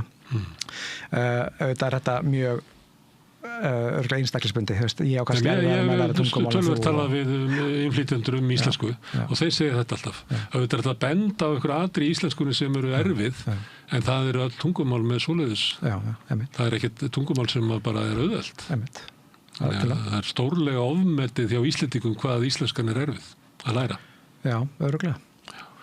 Þannig að kannski að því að þetta var í lögum svo þetta fellt úr lögum og þá verið þið að bregðast við. Já, reglugerð, já. Þannig að sömuleyti þá er þetta ekkert svo merkilegt að þið séu að þessu. Það er eiginlega merkilegra á hverju ríki felldund úr reglugerð. Ég ætti að finna einhvern í ráðuneytinu. Já, það er ekkert við það er breytingin, sko. Já, af hverju er að gera þetta, sko. Það er breytingin, ekki það sem þið eru að gera. Já, en við ákvaðum bara, nú er þetta verkefni komið til okkar, en við ætlum að gera þetta bara vel og hafa svolítið metna í þessu og gera þetta líka fallega, þannig séum ekki að gera lítið úr neinum eða með einhverja öfgar, við byrjum bara hægt og rólega, það tekur okkur einhver ár að innleiða þetta algjörlega kerfi hjá okkur, þannig að við erum bara svolítið stolt af þessu. Og það sem er kannski best í þessu er að þegar við byggum til hennan hóp af starfsfólki að vinna þessa stefnu þá höfum við náttúrulega erlend starfsfólk með í þessu og það kallaði sjálft eftir hverjar eru kröfurnar, hvaða væntingar hafið til okkar, hvað eigum við að kunna og það er bara þá gott að við séum þá skýr með það bara þetta eru kröfurnar og þú þarfst að hafa þetta til að geta gert þetta og ég er bara, já, ég er ánægð með þetta. Það er líka mín reynsla af samtölum við innflytjendur íslensku að þeir eiginlega finnst með stundum ganga lengra í því að eigi að setja kröfur íslensku þekkingu. Já. Og kannski að því að maður er kannski frekar að tala við þá sem hafa náðu ykkur í leikni að þá vilja kannski að það sé viðurkennt að þessu stand sitt ekki við sama borð og sá sem kann ekkert og kannski vill ekki læra.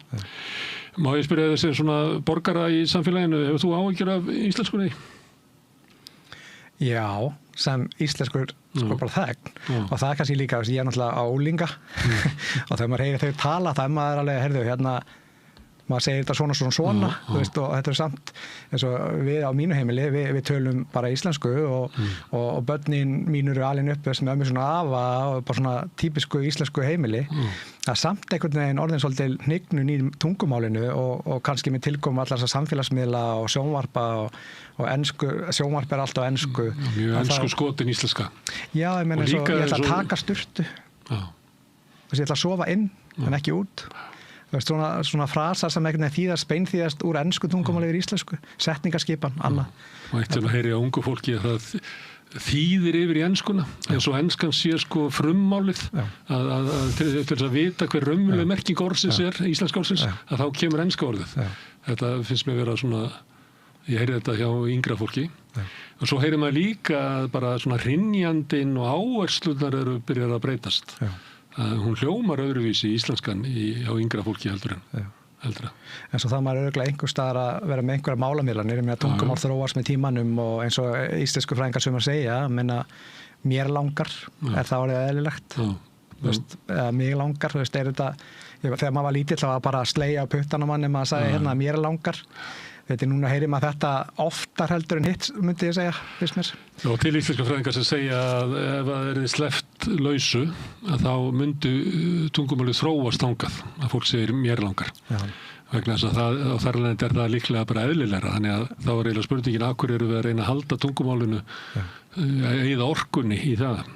Okkur sleppu við þess ekki bara og reynum að verja, en ég kann ekki. Nei, ég er svo sem engin íslensku fræðingur en auðvitað sem íslendingur bara þá vil ég auðvitað að við varðveitum tungumála okkar og menninguna sem henni fylgir veist, og við meðum kannski ekki tapa okkur í því að fara breytin of mikið og nú er ég að tala sem bara ég Hvað varstu lengi í Noregi? Ég fór bara sporatist í 5 ár fór alltaf í mánuði einu Þannig að þú varst pendlari Akkurat, á góður íslensku En fannst þið munur á því hvernig norðmennirnir halda utan sína menning og sitt tungumál og við að ég er svolítið að velta fyrir mér stundum finnst mér að maður ætti að hugsa kannski erum við bara kærulusari gagnvart íslenskunni og teljum þetta einhvern veginn reddist með einhverjum hætti og horfum ekki á það hvað aðra þjóðir umverulega leggja tölvört á sig til þess að viðhalda þessu Ég kannski get illa svara þess að þegar ég var eiginlega bara í harki. Ég var ekkert eitthvað að sökka mér í norska menningu. Nei, maður var svolítið mikið að vinna með hjúkrafræðingum. Mann einnig vaktinni var normaðurinn var vaktstjóri. Svo voru við Íslendingar, Færeyingar, Svíjar og Finnar á vaktinni. Það var engin normaður annar. Það er náttúrulega... En allir töluðu norsku. Allir töluðu norsku. Svíjarnir fengu að tala sænsku. Og þeir hafa svolítið afli að draga fólkin í heilbrigðisþjónustu alls staðar í heiminum. Já. Heldur að við höfum minna afl en ef að það er allir í samkeppni hjúkrunarfræðinga og sjúkralega alls þar í heiminum. Óttastu að Íslendingarnir hafi ekki nógu mikið aðdráttarafl? Nei, það sem maður heyrir er að það er komið vel fram í starfsfólki í Íslandi, því líður vel á Íslandi, þeir finnst við búa vel Þá okkur finnst það sjálfum kannski stundum ekki nógu gott, þá finnst mjög mikið erlendu starfsfólkinu mjög gott að búa hér og gott að vinna á Landspítalanum og það er náttúrulega gott að vinna á Landspítalanum. Það sem kannski áhyggjur sem kom upp með þessari íslensku stefnu, það voru amerískir hjúkrunarfræðingar sem hefur svolítið ágjörð þeir eru bara hreinlega reknir. Af því að hefði svona regla verið sett í einhverjum amerískum spítala, þá hefði bara verið fleygt út. Íslendingar erum ekki svona. Við erum miklu mildari og eitthvað neginn svona, já, við hugsum vel fólki okkar í Íslandi og ég hef þetta spyrst út eins og spyrða er eitthvað vinur sem heyrir í vini og maður sér þetta og kannski nærtækast að dæmi sem ég þarna ég er skurðhjúkrunarfræðingur í grunninn og við höfum verið að fá inn filipiska skurðhjúkrunarfræðinga sem að koma frá arabísku furstalaundunum og þar er komið fram við þau bara svo þræla þannig að leið og einn kom og sagði bara hér er svona að vinna og launin eru svona og þá komu fleiri og allt er þetta harðduglegt fólk eldklárt Herðu, en þetta ákvörðun ykkar hefur vakið svolítið athygli. Hefur þú fengið góð viðbrögð eða blönduð eða Ég hef aðalega fengið eiginlega bara jákvæð viðbrögð. Það er kannski einmitt, þú spurðir áðan, hvernig það gengur erfiðlega að manna spítalann og þetta mun ekki ganga. Það er þess sem við byrjum á fólkinu sem er að vinna með sjúklingunum. Svo færum við þetta lengur og lengra inn í spítalann í hins störfin sem er kannski svona ósérhæfðari. Ræstingar, eldhús, birgðahald og annað sem er borið uppi víða af erlendu starfsfólki. Það verður svona aðeins minni kröfur þar til að byrja með, en ég hef ekki ágjörð því að þetta valdi náfengi manna spítalann. Þetta eru einu áhyggjurnar sem ég hef fengið til mín. Hefur fólk af öðrum stofnunum eða fyrirtækjum haft sambandi við þig og spyrja, þú veist, hvernig ætlið þið að gera þetta með svona því, með vangaveltum hvort þau geti gert það sama? Já, eiginlega flestar. Fyrirspurnir eru þannig. Það er ekki almenningur sem er að hringja í þig. Jú, og fengið skilabóð frá almenningi og almennt eru bæði frá erlendu fólki og íslensku fólki og allir eru jákvæðir. Ég fekk eitt símtal frá einu sem var neikvæður en ég náði nú að snúa viðkomandi í símtalinu. Þannig ég hef ekki ágjörð að fara illa í samfélagi eða eitthvað slíkt. Alls ekki. Herðu, Ólafur, gaman að fá þig að tala þetta. Þetta er við verið að skoða íslenskunum sérstaklega svona undanfarið og þetta er náttúrulega mikilvægur þáttur í því og það kemur mjög oft til tals. Það er ábyrgð fyrirtækjaeigenda eða þeir sem ráða fólk í vinnu hvaða tungumál starfsfólki talar. Og þeir eru með aðgerðir í því. Kærar þakkir. Takk fyrir. En við ætlum að halda hér áfram við rauða borðið, við erum alltaf að skilja þetta samfélag. Næsti kafli eftir augnablik. Samlokubrauð, maltbrauð, tékkneskt-brauð, súrdeigsbrauð, brauð ársins, Bernhöfts bakari, íslenskt handverk síðan 1834.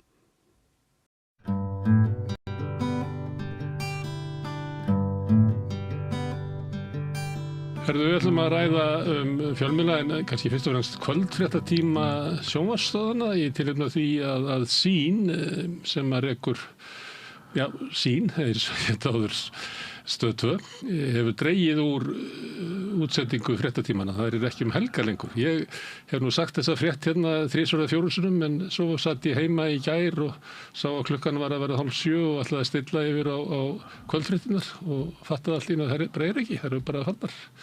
En til þess að ræða þessi tímamót og hvað muni kannski geta gerst í framtíðinni en líka horfa kannski aðeins tilbaka er Ingvi Hrafn Jónsson kominn hingað sem var fréttastjóri Stöðvar 2 og Ríkisútvarpsins líka, fyrst Ríkisútvarpsins. Þetta er náttúrulega ekki gleðileg tíðindi. Mér finnst þetta hörmuleg tíðindi og ég sagði nú á fjársbókafærslu daginn og að ég var sannlega eini fréttastjóri á landinu sem hefði upplifað hvort tveggja. Ég upplifði það að vera fréttastjóri ríkis einokunar í sjónvarpsfréttum og síðan í samkeppni og síðan verða fréttastjóri samkeppnisraðilar. Þannig að ég er búin að súpa í ýmsa ausuna en það eru 39 ár næstu því upp á dag að ég byrjaði þarna sem fréttastjóri og í haust 10. október 26 verða 40 ár liðin frá leiðtogafundinum og það sama dag og Gorbatsjov var að lenda á Keflavíkurvelli var Palli Magn og hans lið að koma Stöð 2 í loftið og ég var mjög full yfir því að mér hafði verið gefin ordra, ég man ekki hvaðan hún kom frá einhvers konar fjarskiptastofu að ég yrði að leyfa Stöð 2 að komast inn í útsendingun okkar og mér fannst það í samkeppnisandanum mjög óviðeigandi. Þeir veit ekki að stóri bróðir eigi að vera með svona rausnarskap. Já, það var eiginlega þannig. En það sem gerist, Gunnar Smári, og þú náttúrulega gamall fjölmiðlahundur eins og ég, er að þegar Stöð 2 kemur, þá bara breytist öll fréttastofa. Ég er ekki að segja fréttastofa mín var fín alveg, ég hef búin að vera þetta í rúmt ár og hún var fín og allt í elegansa og allt nema bara þeirra Palli fyrir loftið, Páll fór frá því að vera minn varafréttastjóri og yfir að vera fréttastjóri á Stöð 2. Þeir keyptu hann Jón Óttar og þeir, og ég man þegar Palli kom til mér og sagði mér frá þessu, að ég sá að við sem mjög eftir honum, því hann afburða hæfur drengur. Þá segir hann, ef þú færð þá til að garantera þér 2 ára laun, þú veist, og ég hef ekki nokkra trú á því að þetta myndi lifa, þá lætið þið fara.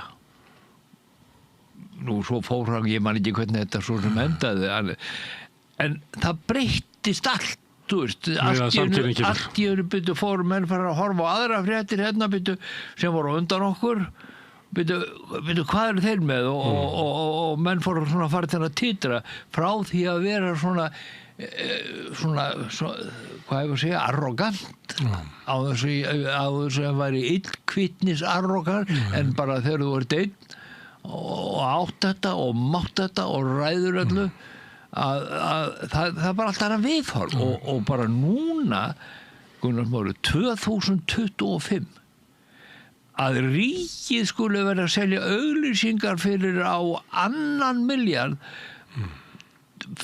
til að fá til viðbótar einhverja 6 milljarða framlög, og þetta eiginlega, þetta svo úr skjön við allt sem að okkur finnst í þessu frjálsa þjóðfélagi sem við erum búin að byggja upp hérna. Ég lá ekki orðið yfir þessu.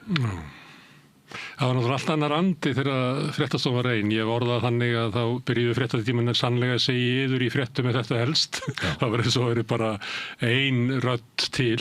Já. En þegar samkynnin verður, þá verður bæði til kannski annað sjónarhorn af fréttir, annar svona ryþmi og blær og tónn, eða ekki? Það breytist margt. Já, þarna voru ekki bara fréttamatið eða hvað í fréttum, heldur líka hvernig þeir eru sagðar, að vera á vettvangi. Tala við fólkið. Já, hún fer út í það að þú á þessu litla skeri. Það er oft, og það er ennþá dag í dag, mjög töff að fylla inn 24 til 26 mínútur af fréttum inni þegar hann hálftíma sem að fréttum ekki þetta ráð fyrir. Og það er það ennþá dag í dag, og ég horfi ennþá með aðdáun á fólkið sem er að vinna fréttamennina, sem er að vinna fréttirnar, og eru kannski með eins og Stöð 2 sérstaklega á sín, að þá er kannski fréttamenn með 3 fréttir inn í 1 fréttatíma. Og það er svona yfir náttúrulegt orka sem þarf að fara í það að berjast við deadline og koma með kannski bara 6 eða 7 mínútur inn í fréttatíman. En það sérðu það breytingin sem er orðið svo að náttúrulega tæknir sem komið, þú getur sendt út bara sjónvarpsútvarpsþjónun í farsímanniðinum, hvar sem þú ert í heiminum, skilur,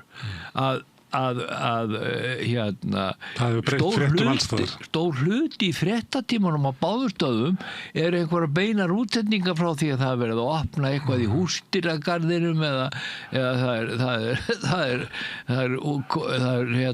konsert hjá Karlakór Reykjavíkur eða Fórsbræðrum eða það er jólafundur hjá kvenfélagi, skilurðu. Og þarna er bein útsending, og það er vegna að menn eru að fylla inn í þennan eins og Stöð 2, náttúrulega bara þeir eru konir í 15 mínútna ramma á fréttinar. Þetta er ekkert að gerast allir núna, þetta er búið að fara á því að fara úr hálftíma fréttatíma niður í 15 mínútna fréttatíma og svo núna helgar enga fréttatíma. Herðu, þegar að þú varst þarna, ég sá að í síðustu könnun, það sem verið að reyna að mæla hlustun, þá var 17% áhorf á fréttatíma sínar og 24% á Ríkisútvarpið. Já, það er ekki meira. Nei.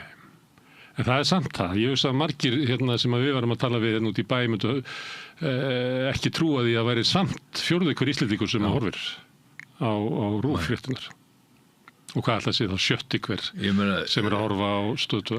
Og það voru 60% að horfa á mína fréttir þegar ég tók við þarna sér Emil. Og þegar Stöð 2 kom inn í þá fór hjá okkur í mann ekki niður í einhver 40-45% skilur, og Palli var kannski með einhver 15-20-25%. Við hefum meira, 34% sko. Já, og kannski 46% ég var að skoða hverju tölur. Já. Þetta er náttúrulega svolítið öðruvísi, þá ertu eiginlega bara með þjóðina í sófanum að horfa á fréttinnar. Og svo þetta segja fréttir sem að 5 ára og 95 ára geta horta á saman. Þegar ég var þingfréttamaður sjónvarpsins í 4 ár áður, 79 til 83, áður ég lét plata mig að fara í þarna fréttasjóra. Þá var ég með þátt klukkan 10 á þriðjudagskvöldum, tímdrifið 10 eða 20 með, sem hét Þingsjá, þar sem ég kallaði til minn svona eins og þið eruð að gera hérna. Það var miklu meira þessi kannada. Ég var með 50% áhorf á þriðjudögum og það var ekki mann að tala daginn eftir á vinnustöðum eða þú veist á kaffistofum og vinnustöðum og hver hefur sagt hvað og hvort mér hefur tekist að æsa þennan eða hinn eða upp og annað. Þetta var alveg sko astronómískar tölur. Sem enginn er núna. Ég held að Gísli Marteinn sé með 30% á föstudagskvöldum. Og þá vantar að þá það yfirburða hann er langhæstur sko. Ég held að þú eru bara landsleik til þess að vinna hann sko. Já. En það sem ég var eiginlega að velta fyrir mér, þetta er náttúrulega öðruvísi fréttir ef þú hefur á tilfinninguna að það séu bara allir landsmenn að hlusta. Já. Eða hvort það séu fréttir sem að bara sérstakir áhuga mennum fréttir velja eða ég veit ekki hverjir hvort þessi slísarhlustun eða bara vilt svo til að það eru fréttir. Monta mig af einu að þegar ég varð fréttastjóri på Stöð 292 held ég mitt á 93 að þá náði Stöð 2 þeim áfanga og náði ég þeim áfanga að ná að vera með ég var með 40 og ég held að RÚV var með 44% og ég með 43% horfur. Þetta var aldrei gerst áður þannig að þarna getur ímyndaðir þarna er bara sko helmingu þjóðarinnar að horfa á báða fréttatíma á þessum stöðum. Þannig að en sko náttúrulega neyslan Gunnar Smári, hún er allt önnur núna. Ég meina, þú situr bara, fólk situr og ekki bara börn sem er í símum, heldur þú ferð á biðstofu, ég var að hugsa það, ég var að það er að fá sprautað í augunni á mér niður á göngutitt auglagninga niður á Eilurskoti á Landsanum. Kannski 10-15 manns á biðstofu, allir nema einn símanum, tjekka hvað er að gera, það er ekkert að gera. Kannski enginn að horfa á það sama sko. Nei, TikTokað og Instagram og ég veit ekki hvað og bara leitar að því sem er að gerast og þannig að sko fólk er í fréttum allan daginn og kannski eru kollegar okkar á báðum stöðum að peila sér dálítið á því að byrja innganga frétt eins og hún sé ný þegar hún er búin að vera í dreifingu á öllu landinu allan daginn. En það getur verið svolítið erfitt að finna það hvernig ætla ég að koma og vera með ferska fréttir en láta samt viðurkenna það að þú sést líklega búin að heyra fréttina. Hvernig á ég að gera það? Já, þú bara, þá segir fréttina eins og fram hefur komið eða ég orðaði þetta bara þannig þú ert leiðir til að koma bara inn í koma inn í fréttatíman og bara segja eins og við erum búin að tala um allan dag að þá þegar þetta gerðist klukkan þetta í dag þá var hóft atburðar. Við erum reyndar að gera þetta leik okkur að því að segja fréttir ég veit ekki hvort þú sé það þá tökum við bara myndir af fréttum annara og erum að vísum í þær og svo bara erum við að reyna að segja eitthvað samhengi hvaðan þetta kemur. Að ræða fréttinnar. Því að var að reikna með því að hlustendurnir og áhorfendurnir eru búin að heyra fréttina þannig að það sem þeir vilja fá frá þér er eitthvað svona eins og samhengi eða hvað merkir þetta hvað gerist næst. Álitið á fréttinni, ræðana byrju, akkur er þetta svona, akkur heldur þú að þetta sé svona og annað. Ég meina, þetta er vegna að fólk tekur fréttinnar, les þær, tekur það til sín, en síðan vantar, svo fer það í næstu frétt, en þá vantar kannski þú veist, að byrja að greina málið einhvern veginn og brjóta það til mergjar og þetta það ég held að þeir eru svolítið að gera þetta á RÚV þá eru þið fréttamenn sem eru svolítið sérfræðingar á sínu sviði koma og tala við og frétta þulurinn hann spyr, þú veist, hvað þetta og hana þetta er góð framför viðbrögð við hvernig fólk neytir frétta og það meira RÚV núna í haust búið þá fer fréttaþulurinn svona aðeins til hliðar og stendur við skjá mælir fram svona mín í fréttaskýringu þannig að mér finnst að sömuleyti RÚV vera svona undanfarnar 4-6 vikur vera að leita að einhverju öðru formi ég held að þeir hafi gert það þegar þeir slóa af 10 fréttatíman þá var ákveðið það ég held ég að lesa einhvers staðar að það lengt einhverja 5 mínútur og þá verið þannig að það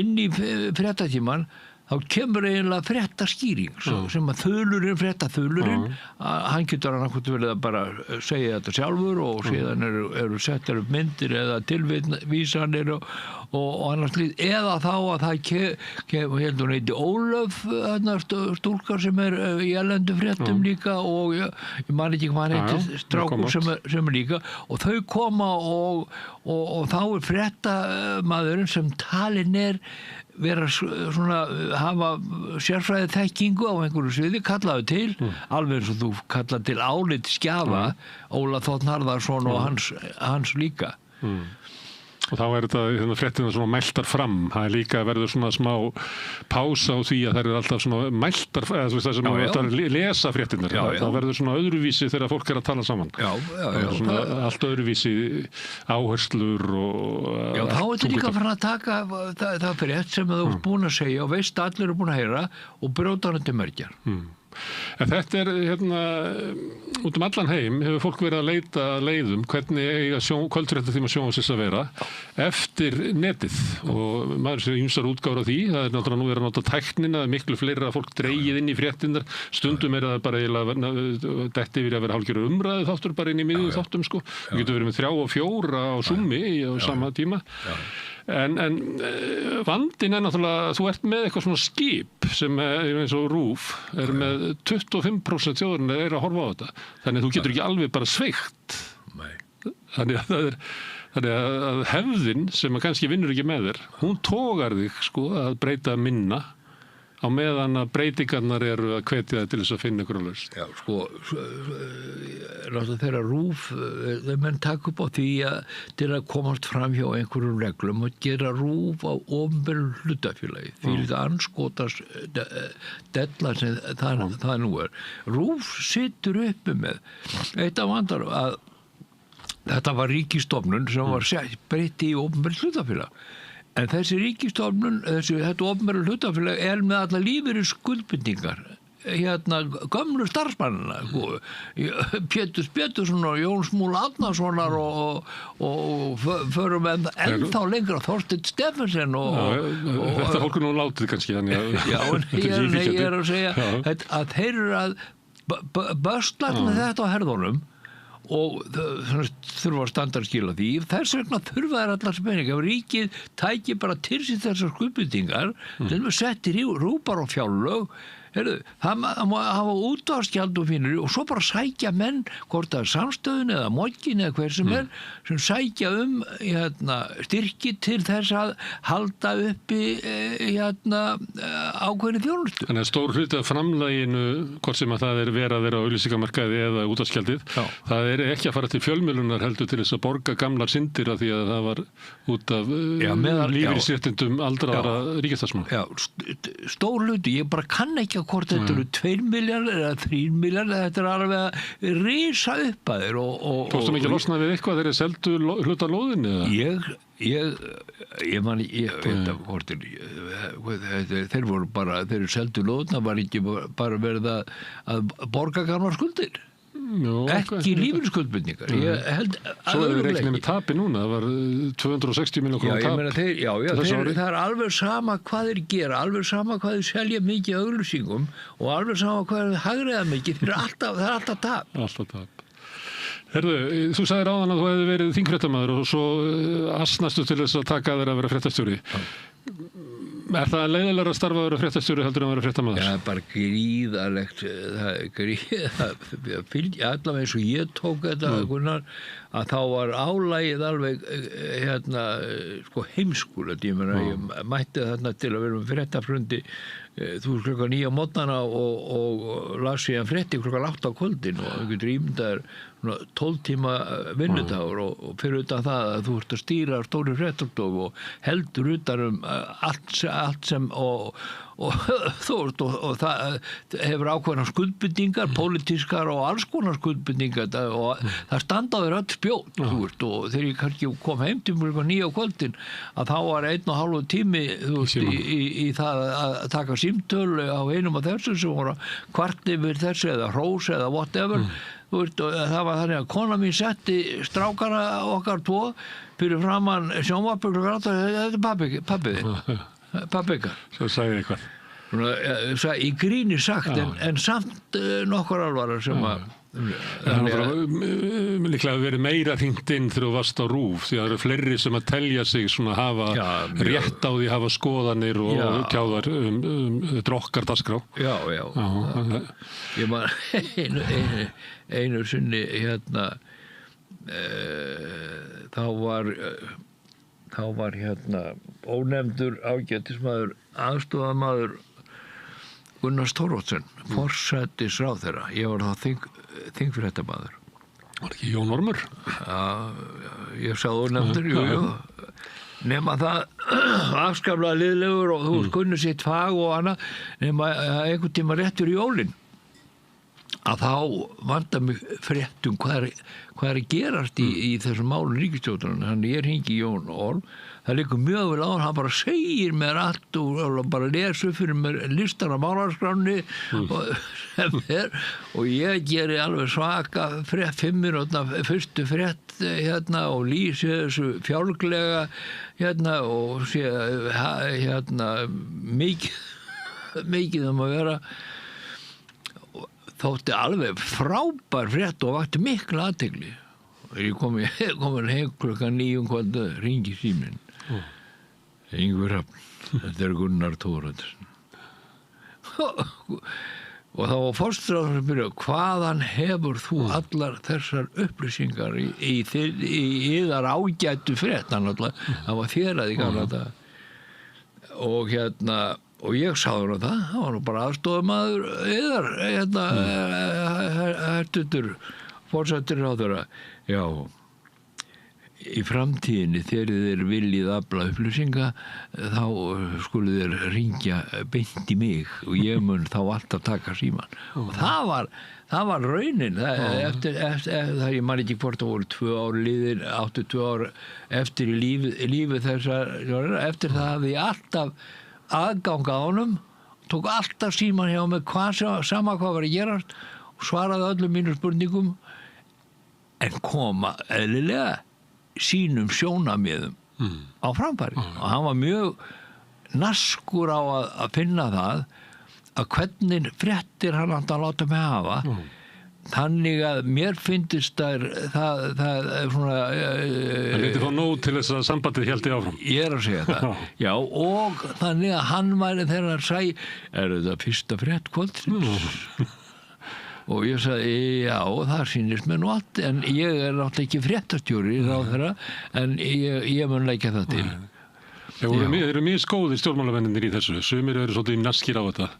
Að orða hlutina með þeim hætti. Steingrímur Hermannsson, ég minnist hans með mikilli ánægju og vinningu og hann kunni algjörlega þetta fjölmiðla og hann var ordra frá honum til hans ritara að ef einhver fjölmiðill hringdi hvort sem það eru Víkurfréttir eða Austfirðingur eða Bæjarins Besta eða hvað sem var, ef hann var á ríkisstjórnarfundi eða einhvern veginn upptekinn þegar hann var búinn og áður hann fór heim á kvöldin þá hringdi hann tilbaka alltaf.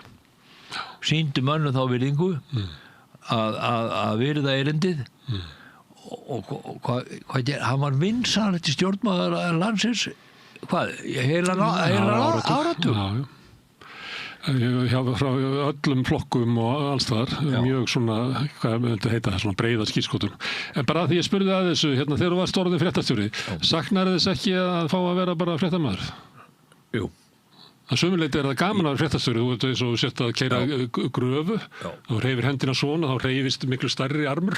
En að sömuleyti þetta hundleiðilegt að vera hérna, með mannaforráð og að vera að stýra svona, miklu skemmtilega að vera vasast bara í því að gera fréttir.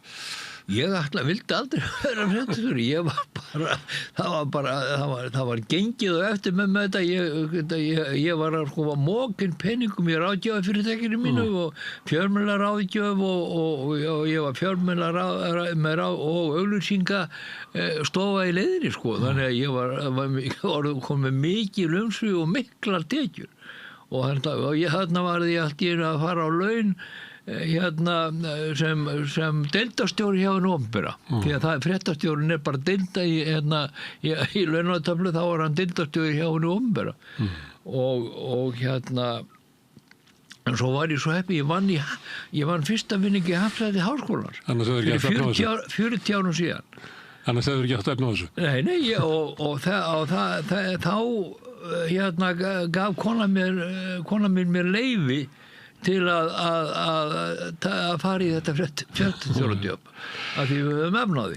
Herðu, það vakti athygli þegar það var verið að tilkynna þetta yrði ekki sjónvarpsfréttir helgar að forstjóri Sýnar sagði sér svo að það vantaði eiginlega tekjur til þess að standa undir fréttatímann. Og ég fór þá að hugsa það var aldrei þannig að sko auglýsingatekjurnar inn í opna glugganum stæðu undir fréttastofunni heldur var opni glugginn var auglýsing fyrir stöðina. Þannig að fyrirtækið sætti sig við allan tíman að reka þennan opna glugga með einhverju tapi því það var eiginlega bara markaðsdeildin sem fékk þá bara opinn auglýsingaglugga til þess að kynna dagskrárna og safna áskrifendum. Þannig að ef þú loka glugganum þá missur áskrifendur, þannig verður að hafa hann opinn og þú bara sættir þig við það að ég var að skoða þetta svona 2005 að á þeim árum þá sýndist mér þetta að vera eiginlega svona 200 milljón króna tap á ári og búið að vera alveg sko aftur fyrir þína tíð sko.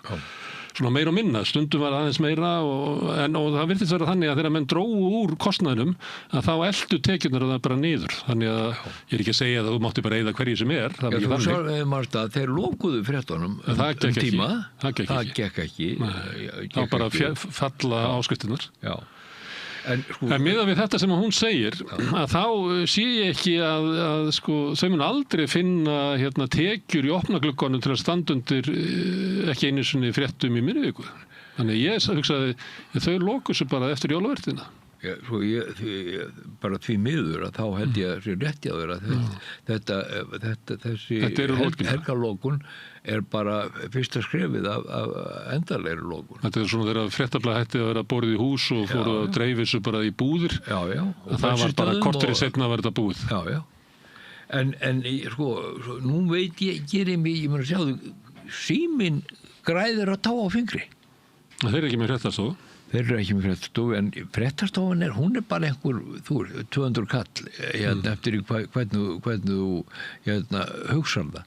Þannig ég veit ekki hvort að sín er illa rekið, hvort að það er bara ekki góðu einhvern veginn hefur verið svona fréttum að sjá að þá hefur verið los á mannskap, það hættu þarna hver framkvæmdastjórinn eða deildarstjórinn að fætur öðrum á árinu núna sem er að líða og hvort að henn eru einhverja mislaðar hendur með að reka þetta fyrirtæki veit ég ekki, er ekki Jón Ásgeir komið með eða fyrirtæki tengt honum sem að ákveð hlutaninni, en ég held að stærsti hlutaninni er þessi maður sem byggði upp Intrum á Íslandi og er búin að selja það. Kreditinfo. Já, hann er stór þarna. Ég held að ég sé bara gæti verið stærstur. Já, með næstum með 30% sko. Já, og en ekki Jón Ásgeir með eitthvað 10%. Já, minni, en þú tannir menn þú veist, þetta eru businessmenn sem ekkert í þessu neitt hugsjón, þeir eru í þessu til að græða peninga væntanlega, skulum við gera en ef þú væri businessmaður sem við veit ekki hvað þú ert þú myndir aldrei kaupa fréttastofu þú myndir frekar kaupa ísbús bara eftir hvernig, ég meina hvaða goodwill þú færð út á það fyrirtæki fréttastofa sínar í staðin fyrir að þeir voru að reka sín með fréttastofu stöðva 2 heyrðu, svo fóru þeir í það ok, heyrðu gerum nú bara, kölluðu þetta fréttastofu sínar svo bara gera þetta en þá er bara þá bara fara að leka út dekkinu og svo bara allt svo bara, fréttatíminn og stuttur og lítið og illa mannaður nú veit ég ekki hvort að menn eru þú veist í einhverju vinnu við að endurskoða módelið eða endurskoða hver á að stjórna hver á að gera þetta og svo er ljótt að segja nauðsynlegt að það sé þessi fréttastofa í gangi fyrir samfélagi er kannski bara best að það sé ríkiseiningun á sjónvarpsfréttum þú varst að lýsa því hvað gerist þegar það er engin samkeppni ég meina það verður að koma eitthvað sko en sama hvað okkur finnst þú veist og hana þá er harður veruleikinn í því þú veist já, þú sagðir, heyrðu, ég ætlaði að kveikja á fréttastöð 2 ég ætlaði líka að gera það ég fattaði það, en þá var klukkan sko korter í 7 þegar ég fattaði það og ætlaði að ná bara íþróttafréttur og þá var náttúrulega bara ekki neitt Heyrðu, en eitt varðandi þetta með sín er náttúrulega skráð félag og það er engin fjölmiðl í heiminum sem að skila svo miklum arði til þess að það standist kröfur þeirra sem eru að kaupa sér hlutabréf í kaupöllinni. Þannig að ég held að sumuleyti þá er það bara vonlaust að vera með fjölmiðlafyrirtæki sem skráð félag. Það verður alltaf dragbítur fjarskiptafyrirtæki, þið horfðu kannski á það að það verður allt í lagi vegna þess að þeir hefðu þá bara meiri hag af fjarskiptunum og líklega var það veðmálið í sambandi við enska boltan að þeir ætluðu að einhvern veginn að fólk yrði eina leiðin til að hafa aðgengi að enska boltanum var að kaupa fjarskiptin af sín en samkeppnisstofnun eða fjarskiptastofnun bannar þeim það. Ég skil ekki hvernig fjarskiptastofnun hefur eitthvað úrskurðavald það hvort að sín þeir eru búin að kaupa enska boltan er skyldug til að láta einhver aðra hafa þetta. En þeir líta svo á að þetta sé í lögum. Ég botna ekki ég botna ekki í þessu valdi fjarskiptastofu, ég segi alveg svo ekki frekar en fjölmiðla nefndar því lítið anskotans apparat það var einhvern veginn byrjaði sem held ég ein kona á skrifstofu og einhver sagði mér að nú var þetta komið í 4 lögfræðinga þetta maður er alltaf að vera að svara þeim einhverju svona hvað heitir hann vinnur okkar podcastari einhver sem var svo Þórarinn Hjartarson, hann vill ekki skrá ein pæling sem fjölmiðil. Já, hvað heitir hann? Þórarinn Hjartarson. Já, Þórarinn Hjartarson, já, akkurat. En hann gerði þá feil að senda þeim mail og þar með bara komust þér á bræðið og hundi allt hann síðan. Það er alveg með ólíkindum. En ég veit ekki hvernig þetta fer með en þú sagðir, kannski er það náttúrulega þannig eins og oft er, ég man til dæmis þegar fréttablaðið gafst upp að þá hugsaði maður, þetta var nú ekki búið að vera burðugt sko síðustu 2 árin, þannig að þetta er kannski ekki mikil sökkur í því. Helgi Magnússon mókaði náttúrulega bara peningum við þetta. En svo rennur allt inn upp fyrir manni, jú, þetta er náttúrulega alvarlega en það að Morgunblaðið sé eina dagblaðið sem eftir þetta er svolítið alvarlegt tíðindi. Og sama við getum sagt með að því að búið að minnka fréttastöðvar fyrir ekki sínar að koma í korter og bara á virkundugum og svo hætta þeir og þá sem ég menna þetta var annað sem er búið. En þá það er líka í sögninni allt sem þetta var og hefði ekki orðið.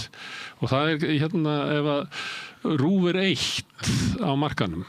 En þið fóruð út í þetta fréttablaðsævintýri, þú og Jón Ásgeir.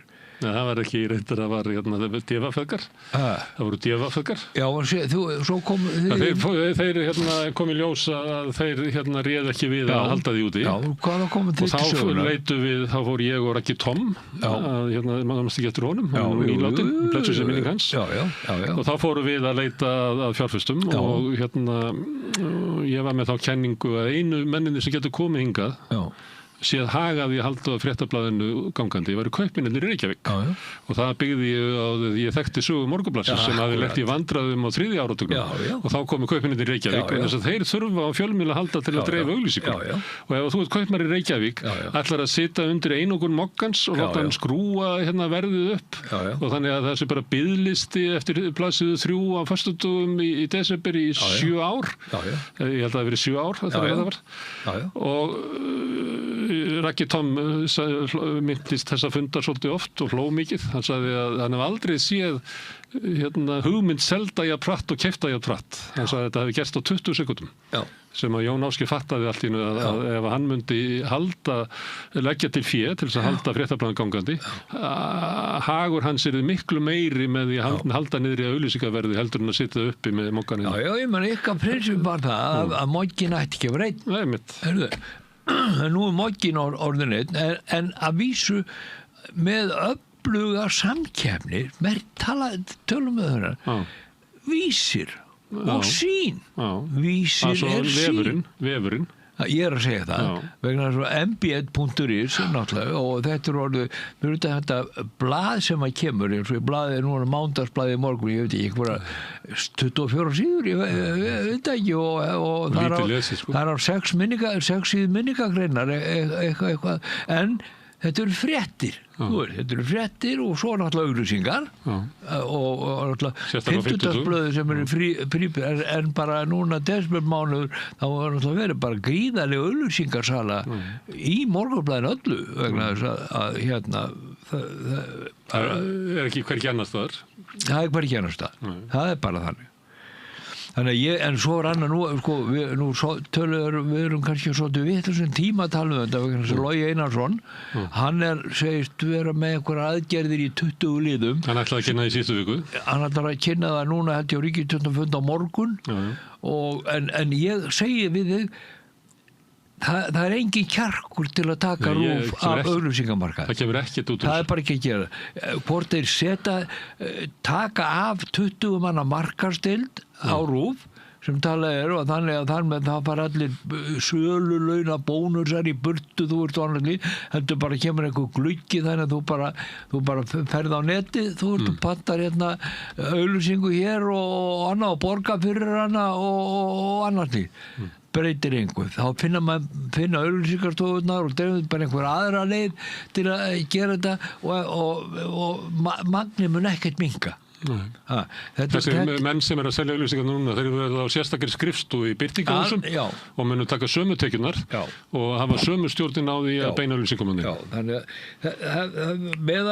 meðan ríkið er að selja auglýsingar sem er algjör tímaskekkja að þá mun ekkert breytast og fyrir þetta að Þorgerður Katrín sem var náttúrulega glemdu því ekki, hún er fyrir deildarstjóri á RÚV og fyrirverandi menntamálaráðherra Réð Pál Magnússon sem útvarpsstjóra fór beint í það að verða menntamálaráðherra frá því að vera deildarstjóri hjá á RÚV. Þannig að þegar hún kom ég man þegar hún kom fyrst í heimsókn á RÚV verandi orðið ráðherra þá faðmaður hvernig er þetta mann sem hann hitti þar á göngum. Þannig og svo bara það þorir engin stjórnmálamaður hvort sem það heit Sigmundur Davíð eða Snorri Másson eða hver, það þorir engin í að svifta RÚV auglýsingatekjum.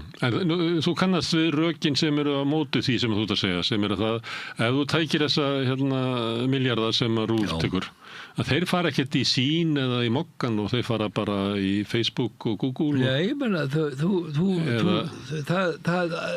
á að fylgja þessum aðgerðum einhvers konar álögur á Meta og Instagram og allar stóru miðla sem að taka auglýsingar, en það var líka gott að ríkið hætti að kaupa þau. Þessar 1200 milljónir eða 1500 milljónir sem ríkið að taka, stór hluta því færi í fjölmennina. Það bara það. Þetta peningar færi ekki neitt til útlanda. Þeir munu vilja vera þar sem að íslenski neytendur eru, hvað sem það til að lesa eða hlusta eða heyra. Ég hef engar ákveð eitthvað að því færi, en það er mjög auðvelt á að vera fyrir að menn hafa kjark til þess að bara að þeir sem útlensku miðlar sem eru að taka íslenskar auglýsingar og borga engar vask af því og ekki neitt að reynu. Það er einhver mat að þetta væri 15 milljarðar sem hefur farið undan fjölmiðlunum yfir í erlenda veitur og það munar náttúrulega það að það vanti 15 milljarða. En svo er náttúrulega annað gerst sem er það að áskriftir hafa minkað. Það er náttúrulega ekki svipur hjá Sjón, áskriftir af sín er ekki hætt að vera áskriftir af sín, þetta er ekki opið stöð.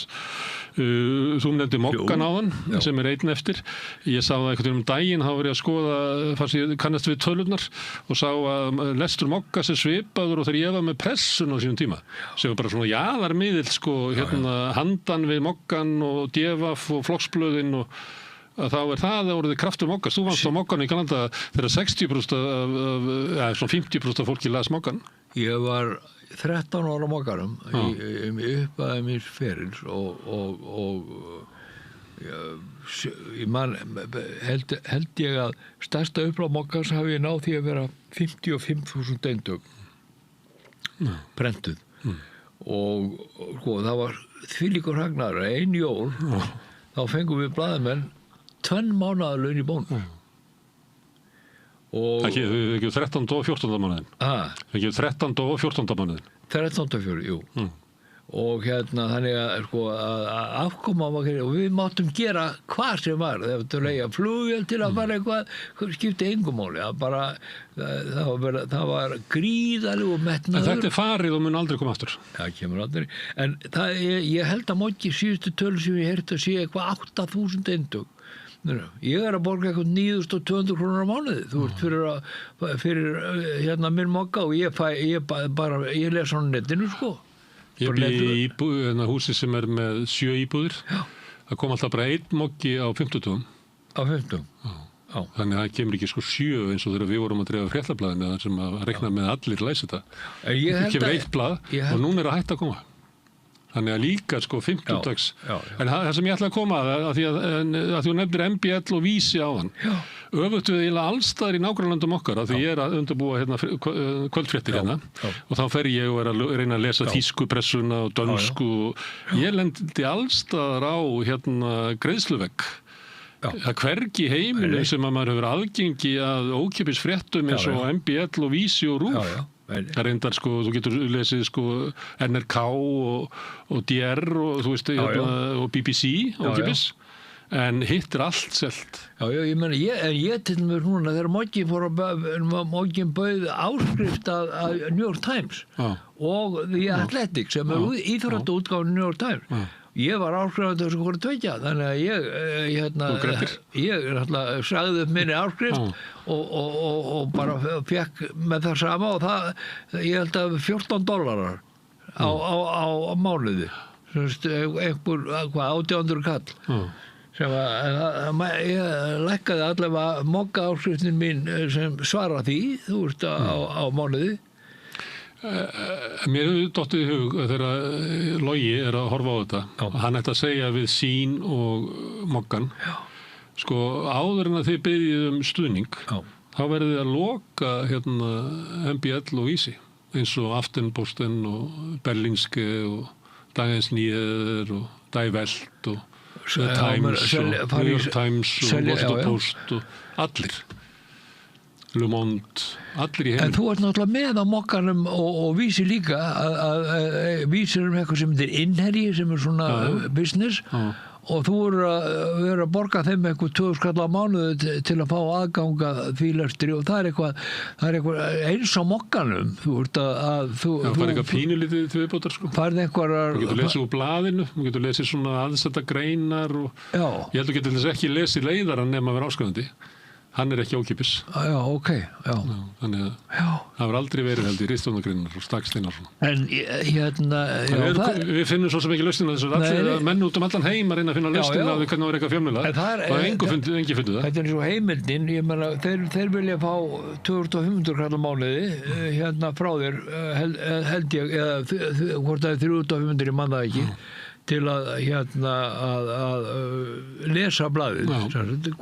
Þeir kom út á einu sinni í viku, einu sinni í mánuði. Einu sinni í mánuði. Þeir voru aðra hvora viku, breyttuðu yfir í hverja viku og núna voru þeir núna í haust að breyta bara einu sinni. Þannig það líka samdráttur það.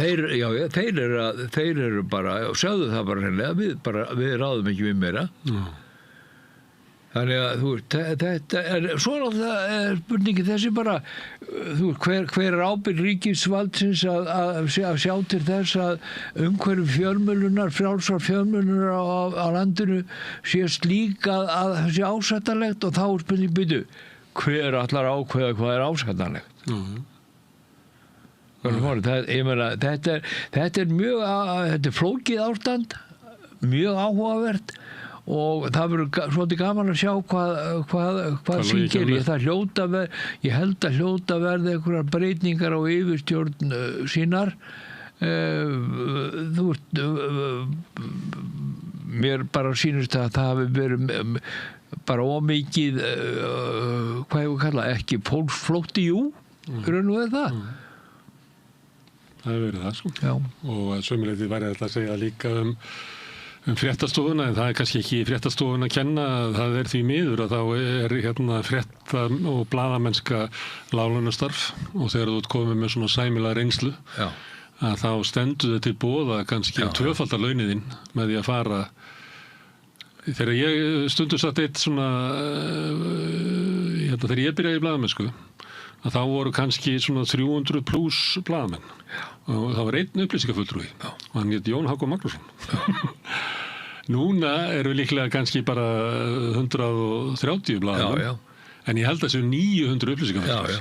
Þannig að þú tækir sko alla upplýsingafulltrúi sem eru bara í vinnu hjá ríkinu að þá er það kannski svona 5-föld ritstjórn Ríkisútvarpsins. Og svo ef þú tækir sko verkalýðshreyfinguna og ýmis svona frjáls félagasamtök og eitthvað fleira, þá erum við raunverulega hafum aldrei verið með fleiri blaðamenn í vinnu. Gallinn er sá að þeir vinna ekki á ritstjórn eftir sko blaðamennskulegum reglum, heldur vinna þeir við að koma til okkar einhverjum áróðri eða skilabóðum. Svara fyrir spurningum og reyna að beina umræðinni til hagsbóta fyrir þá sem að ráða. Og ég meina það er allir og ömur þeirra þurfa að hafa blaðfulltrúa eða upplýsinga tækni stjóra eða hvað sem þetta sem að Steingrímur Hermannsson þurfti ekki. Nei, hann bara svaraði alltaf öllum símtölum og Gunnar Thoroddsen Ég held að mætti nú benda sömu stjórnmálumenn á það er miklu sniðura fyrir það að taka þetta sjálfur heldur en að vera með sko 3 manna teymi í því að þinna allt út. Sjáðu, einn albesti fréttamaður, Heimir Már Péturs, sem að alveg sko fór á kostum, fannst mér, hefur farið á undan Flokkur fólksins.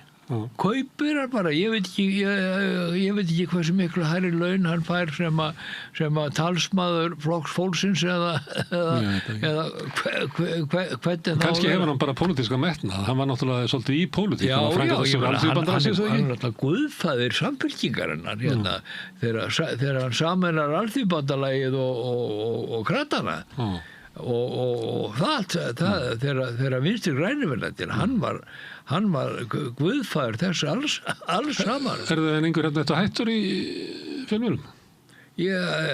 Segjum það, mér fundist pólitík síðast árs verið svo leiðileg að ég tók mig pásu og ég ætla að byrja aftur svona janúar, febrúar þegar fólk komið til starfa á Alþingi aftur og aðeins ég bara Hrafnaþing. Og hverju verða með þér? Ég bara sjá, Jón Kristinn kemur örugglega inn í það eitthvað og því að það núna alltaf þurfur allir íhjallmenn á dekkunarsmári. Þú veist flokkurinn minn stendur í 16% en hann er náttúrulega meiri hluta á Alþingi gegnum Sjálfstæðisflokkinn, Miðflokkinn og Viðreisn. Það er svolítið merkilegt. hann næri ekki meiri hluta í kannski könnunum, einstakar könnunum. Ég að tala kannanir eins og það eru núna. Þetta náðu ekki, sko. Þannig að, ég meina 36...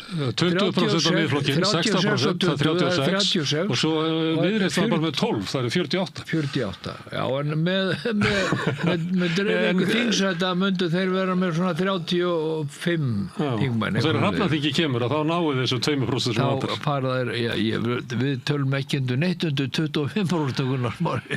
Finnst þér eðlilegt að Sjálfstæðisflokkurinn sé minni en Miðflokkurinn?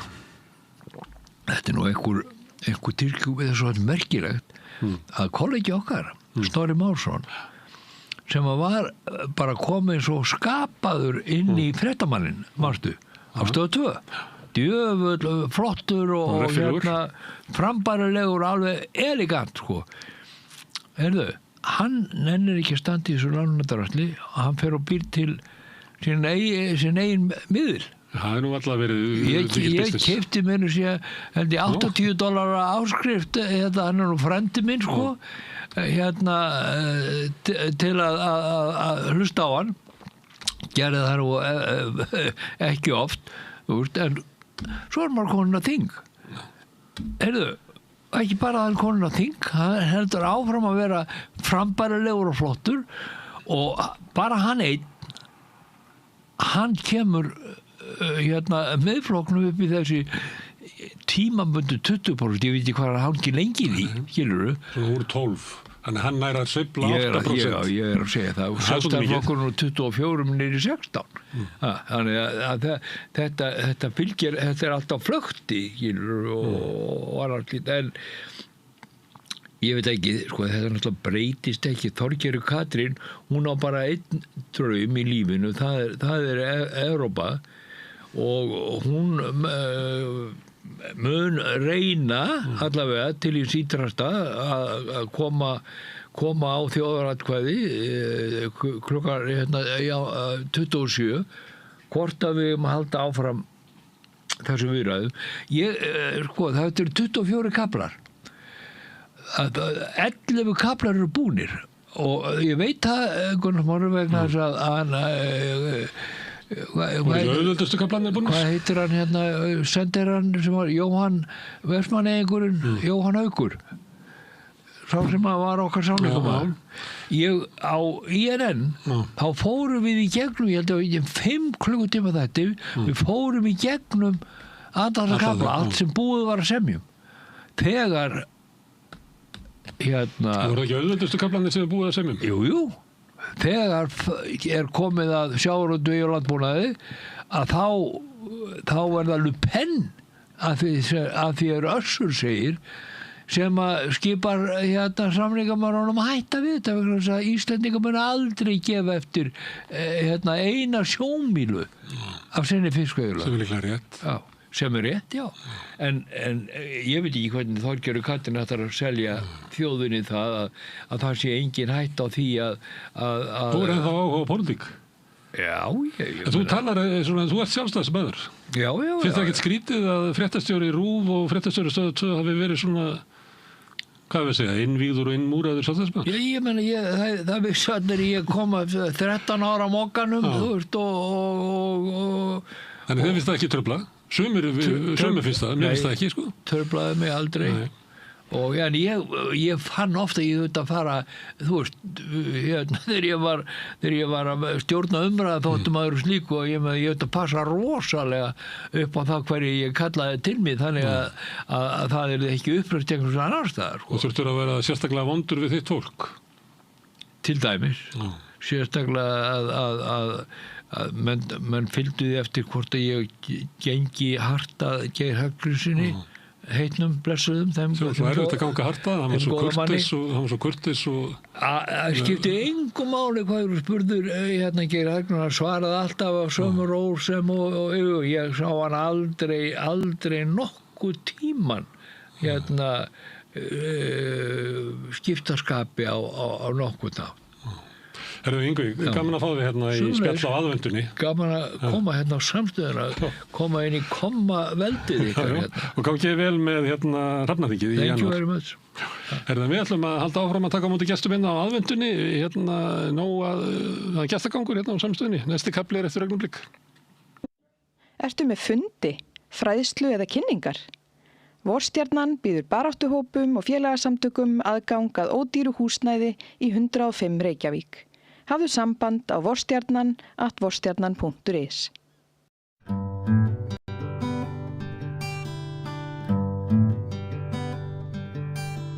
Já, þá er komið að heimsókninu og þá slægi á þráðinn til Bangkok, þar sem Hilmar Þór Hilmarsson, prófessor, er staddur í rannsóknarleyfi. Blessaður Hilmar.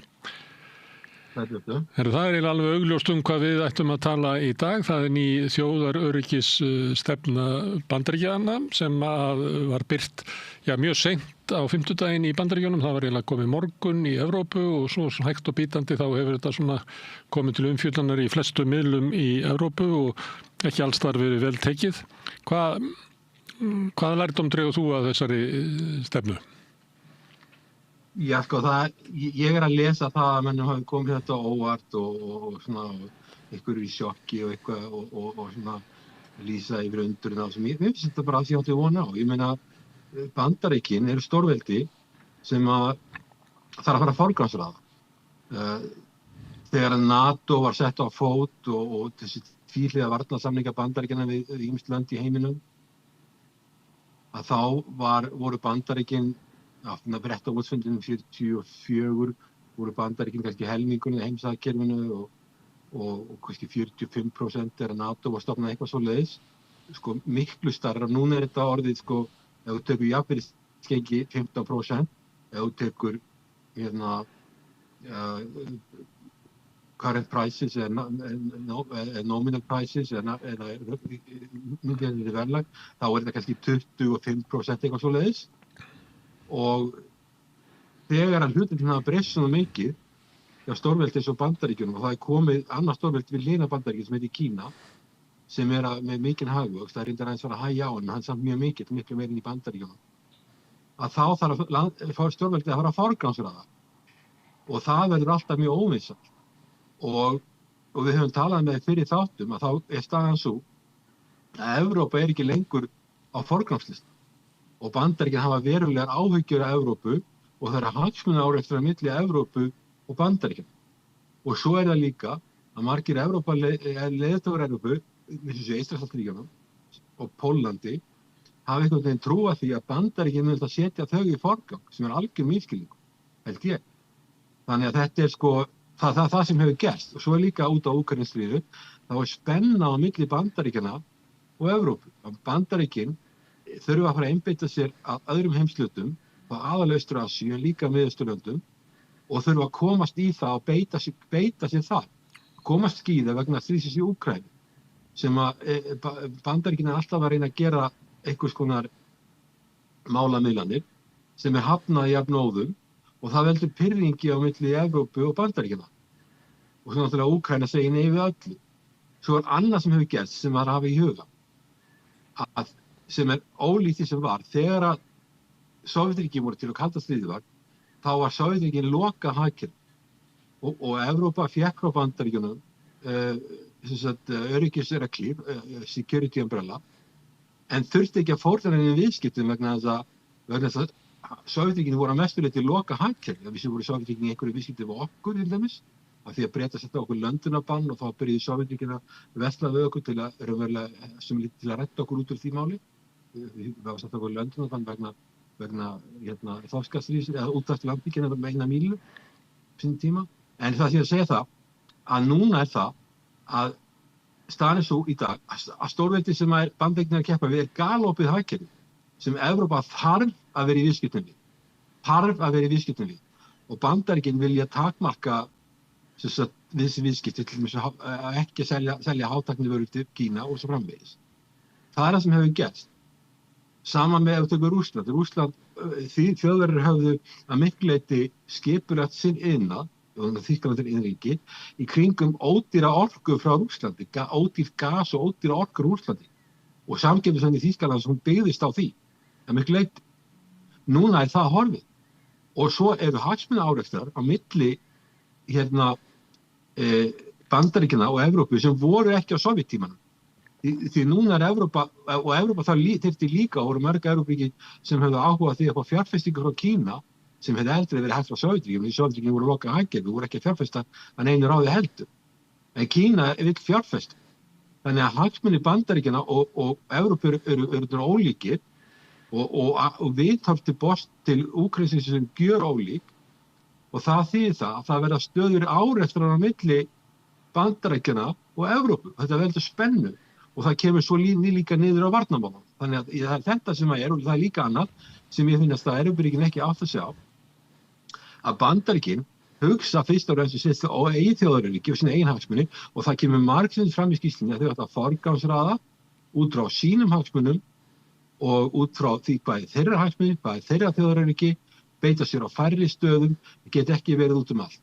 Þetta er bara eitthvað sem ég hefði átt vona á að stórveldi myndi gera í þessari stöðu, en svo einhverjur ægilega hissa. Ég veit ekki yfir hverju, þú getur sagt þér hvað þetta sem að ég hef lesið skýrsluna á svona frekar hraðlasana, en ég meina það sló mig ekki sem þetta verið eitthvað óvinnilegt, og þeir tala bara það að þeir séu að taka upp raunsæja stefnu í sínum málum, og líka þeir hafi bara getið efni á því að vera út allt. Þeir þurfa að forgangsraða hvað mikilvægast og einbeita sér á því, og það það sem þeir eru að gera. Það það sem að mér finnst alveg eðlilegt, og Evrópa eins og við höfum rætt áður ekkert númer 1 lengur. Hún ekkert númer 1 lengur, og það algjör misskilningur. Þess að hef ég að segja það að Eystrasaltsríkin, Pólland, öll þessi lönd í meginlandi Evrópu þurfa að fara mjög varlega í samskipti við Bandaríkin vegna þess að heimurinn hefur breyst. Þú sért eins og svo Donald Tusk, forsætisráðherra Póllands, hann var brást ókvæði þegar sá svo skýrslu, og fleiri aðilar í þessum löndum sem eru svona frontline states á fremstu víglinu, bæði hjá Úkraínu og Rússlandi, bregðast ókvæði við, en ég skil ekki alveg á hverju það ég skil það ekki, þetta blasir algjörlega við að mínu dómi, og þeir sem hafa verið að hlusta okkur tala saman undanfarin ár, ég held að sé að verða nokkur ár sem við tala saman, þeir hljóta að sjá þetta. Þeir hljóta að sjá að þetta var eitthvað sem við gáttum búist við. Já, ég held nú að það hafi verið bara síðast þegar við vorum hérna, þá vorum við einmitt að leika okkur að því að raða þessum svæðum upp í áhersluröð á Bandaríkjunum. Hvar þeir myndu skipa Ameríkonum, hvar þeir myndu skipa Asíu, hvar þeir myndu skipa Miðausturlöndum og hvar þeir myndu skipa Evrópu, og við vorum eiginlega komið með Evrópu eiginlega á aftasta vagnin. Evrópa allavega, hún kannski Afríka aftar, en Evrópa aftarlega á meirinu nú, það alveg starri. Herðu, en eigum við kannski aðeins áður við komum að Evrópu, að það í skýrslunni aukin áhersla á Mið- og Suður-Ameríku, þar sem að ég má vel að segja sér stilt upp svona framleggingu af Monroe-kenningunni og Roosevelt viðbótinni, og það sé komið svona Trump viðbót hvernig Bandaríkin ætla að nota Mið- og Suður-Ameríku sem svona sinn bakgarð, getur maður sagt, sem að þeir ætla að byggja á auðlindum sem að þarna eru og viðskiptum, og að sömuleyti þetta yfirlýsing það að þeir ætla að ýta raunverulega áhrifum Kína út úr Ameríku, telja það vera óæskilega stöðu að hitt stórveldið sé með svona veigamikla stöðu í Suður-Ameríku sérstaklega. Heldur að þetta muni draga til tíðinda? Já, það náttúrulega svo Venezuela náttúrulega vill svo til Venezuela á meiri olíuauðlindir heldur en nokkuð annar ríki í heiminu, þannig að það nú eitthvað sem maður velti fyrir sér.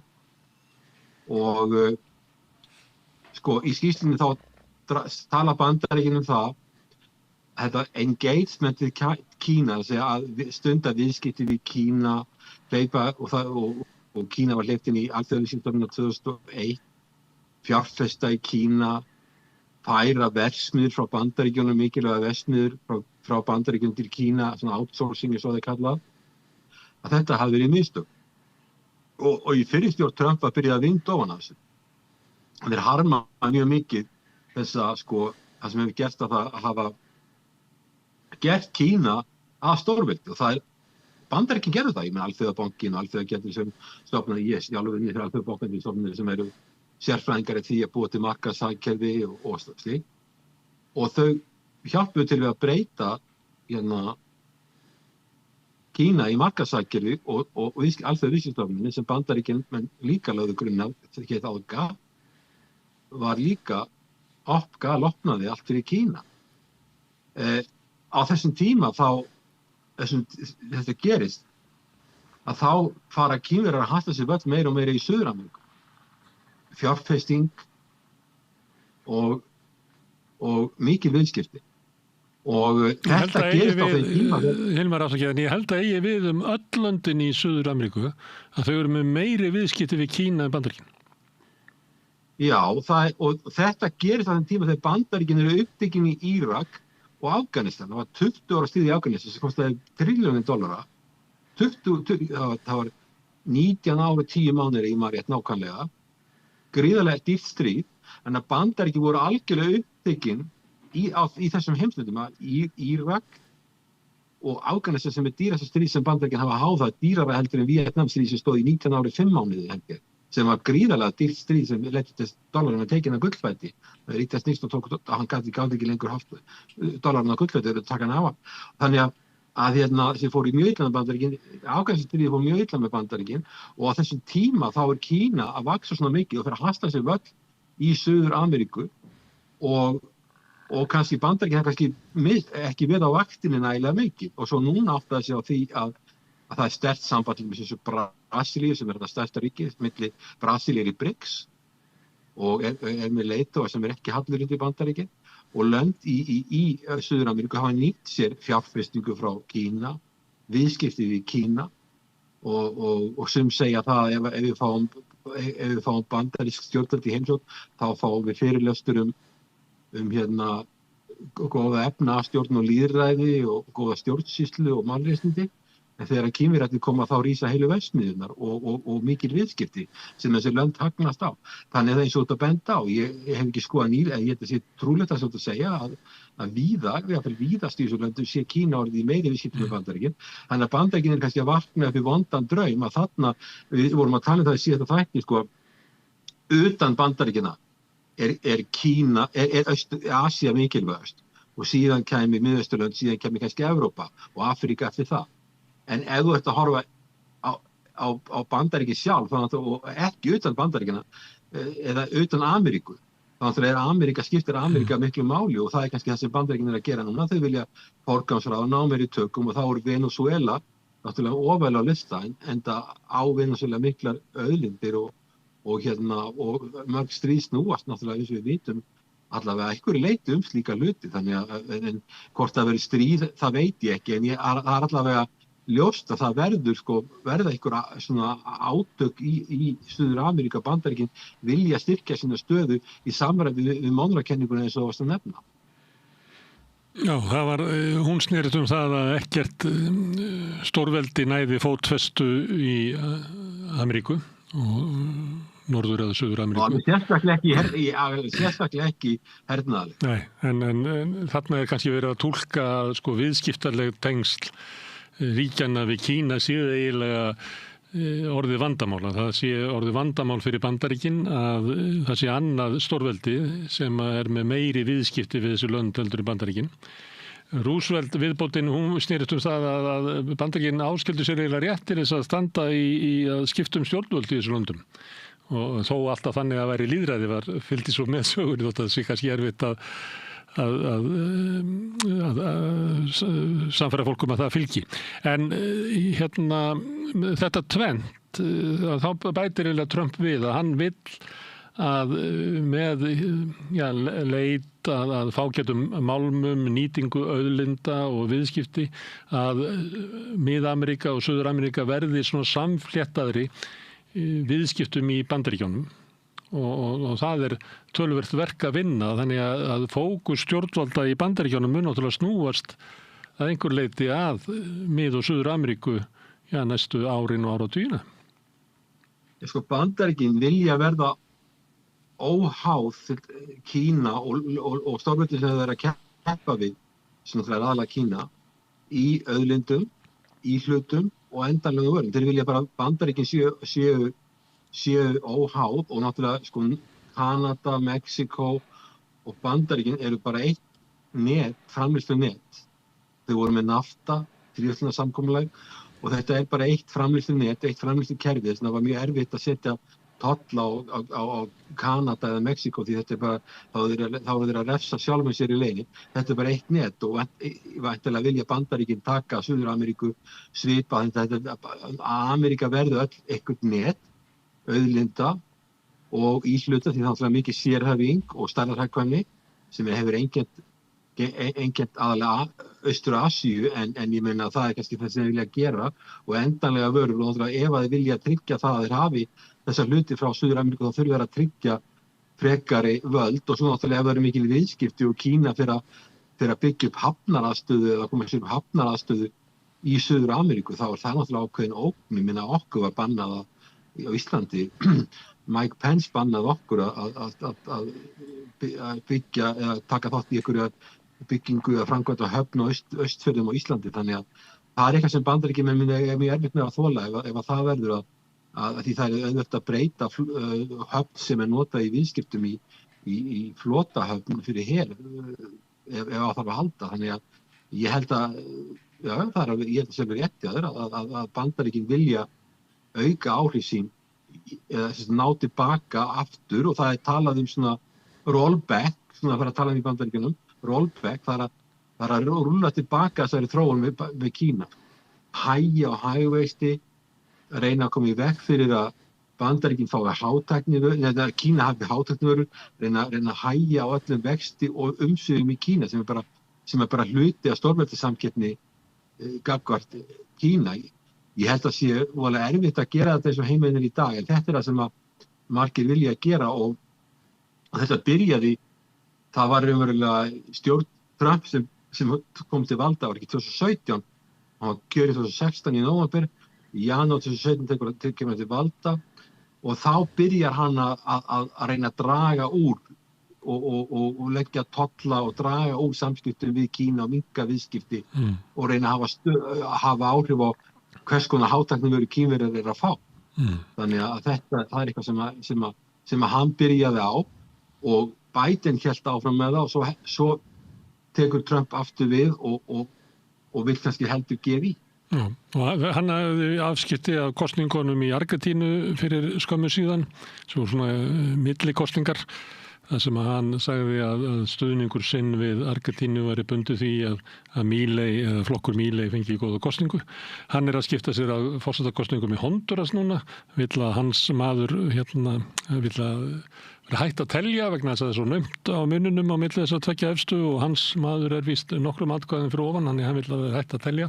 Hann er að vinna að valdaskiptum í Venezuela, þannig að það má kannski búast við að við fáum fleiri slíkar fréttir í náinni framtíð, að Bandaríkin séu raunverulega með virka afskipti að pólitík þessar landa vegna þess að það telji að þau eigi að vera með pólitík sem að Bandaríkjamenn geta sett sig við. Já, ég myndi ekki flokka sjálf mig sem mikið sérfræðingur í Suður-Ameríku að vísu, en þetta er það sem maður heyrir og það hefur verið skrifað bók það að hvernig Bandaríkin hafa steypt að stóli tugum stjórnvalda í heiminum og sagt frá því hvernig það var gert og Bandaríkin eru stórveldi og stórveldi eru bara þannig að þau vilja ná tökum með einhverjum hætti og stjórnarskipti getur verið hluti af því og Bretland og Bandaríkin skera svo svolítið út. Kínverjar, þeir eru stórveldi, þeir þjarma nágrannaríkjunum en þeir eru ekki að steypa af stóli og hafa ekki afskipti af stjórnháttum. Þeim er alveg sama í Tælandi hvort það er stjórn sem að stengist hernum eða ekki eða slíkt sko. En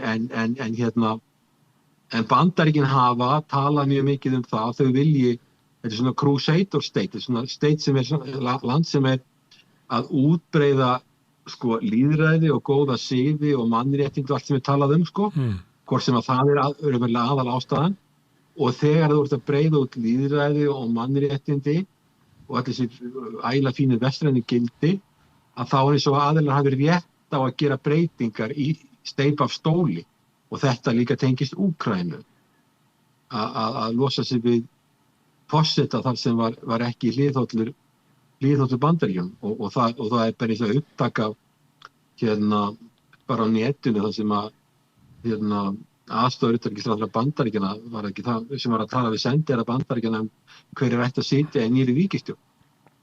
Og það var bara tekið og þannig að þá var bara verið að tala það hver við forsætisráðherra og hvernig stjórnin yrði og það bara, því var bara lekið, þannig að það er ekkert að segja hana að það er eitthvað sem gerðist, þannig að stórveldi haga þessu svona og ég meina og ég meina þessi kemur mér sjálfsagt ekki á óvart en ég meina spurningin hversu mikill hluti af þessu er lýðræði og góð stjórnarfar þegar ég sé ekki betur en þessari skýrslu, ég var að lesa hana að þá á einu stað eru Bandaríkin að henda þessari hugmyndum að þau get ekki stunda góð samskipti við lönd sem með allt annað stjórnarfari en þau sjálf. Já, þess vegna var ég að koma að leggja áherslu á þetta með þessa breyttu afstöðu eða svona herta afstöðu gagnvart Suður-Ameríku og Mið-Ameríku vegna þess að þeir eru eiginlega kollvarpa fyrri stefnu í Mið-Austurlöndum sem að átti orðana hljóðana snúast það að væri verið að innleiða þarna lýðræði og tengja þessi lönd þar þeir væri svona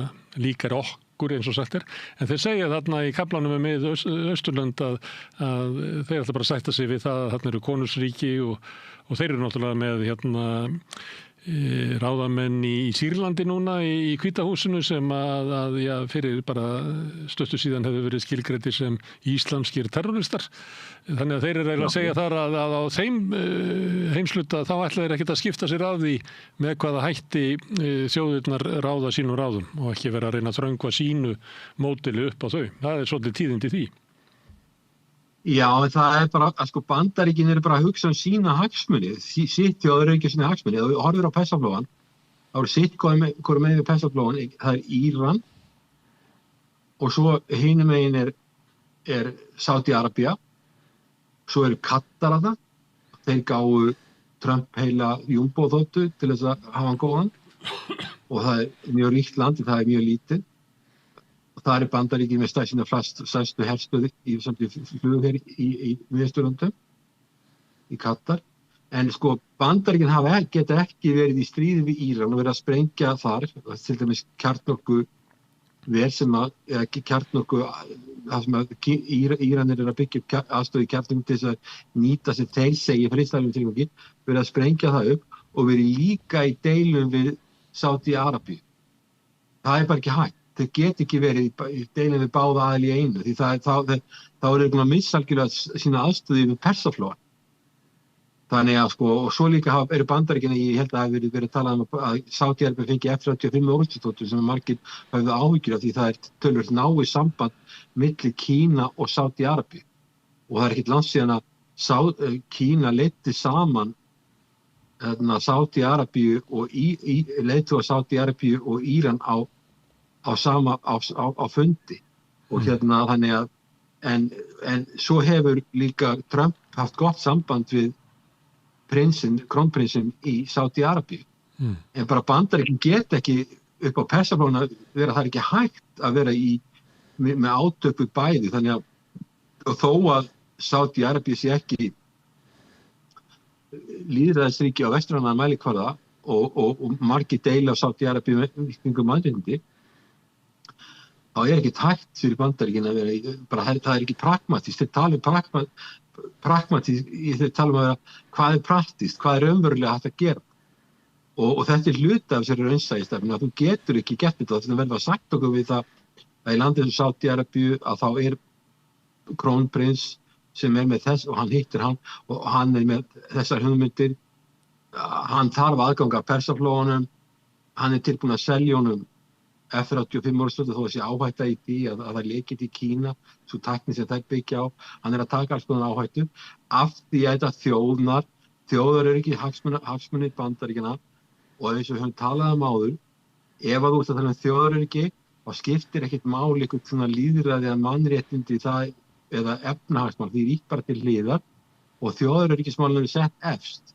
og aðgangur á Persaflóanum er klárlega þjóðaröryggismál fyrir Bandaríkin þess vegna eru tilbúnir að láta horfa fram hjá ýmsu í Sádi-Arabíu. En það verið ekki eiga við Evrópu ef við förum þá yfir í annað svæði Því að þar svona gefinn tónn að Bandaríkjamenn horfa til tiltekinnar pólitíska þróunar, annars vegar að sé bara í hættu, þeir eru talað að fjölþjóðlegar stofnanir eins og Evrópusambandið og fleira drægi úr mætti þjóðríkjanna, drægi úr lýðræðislegri virkni í álfunni og séð bara hætta á siðminningarlegri útrýmingu vegna stefnu í innflytjendamálum og eiginlega eina ljósið sem að þeir sjá sé uppgangur þjóðurnir sinnaðra flokka sem þó líklega eins og AfD í Þýskalandi, Vox á Spáni, Le Pen í Frakklandi, Reform í Bretlandi. Þetta sé ljósið sem að gæti bjargað Evrópu.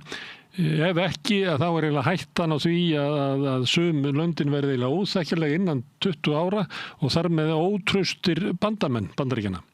Þetta náttúrulega kafli sem að margir í Evrópu urðu svolítið hvumsa við.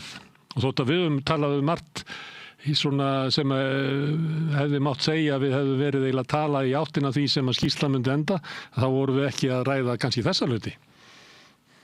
Nei, sko, náttúrulega Evrópa, sko, þetta er alltaf svona, ef við hugsaum að við svo flóttamenn að koma til Evrópu, þá er nú töluvert að því fólki sem við komum til Evrópu vegna styrjaldar sem Bandaríkjanna hafa háðið í Miðausturlöndum. Þannig að sko flóttin hefur að tölveri leyti verið út af því. Og þannig að sko, og svo náttúrulega sko Evrópa svona, það oft talað um Social Europe. Hún svona meira svona velferðarkerfi í mörgum löndum sem ekki allavega ekki í Afríku og minna í Bandaríkjunum og alveg örugglega ekki í Miðausturlöndum og ekki í Asíu. Hvort þú geti verið með opin landamæri og velferðarkerfi. Það eitthvað sem spurning. Evrópa kristin álfa og það eina ástæðan fyrir því það er hægt að við erum með svona mikið efnahagssamruna og samruna þetta er álfa sem hefur svipuð gildi, það talar víst ekki sem tungumál en hefur svona kristin og gildi. Ef við til dæmis tekur það sem ég núna, Asíanlöndin, Tæland, Malasía, Indonesia, Vietnam og þessi lönd eru öll sitt á hvað.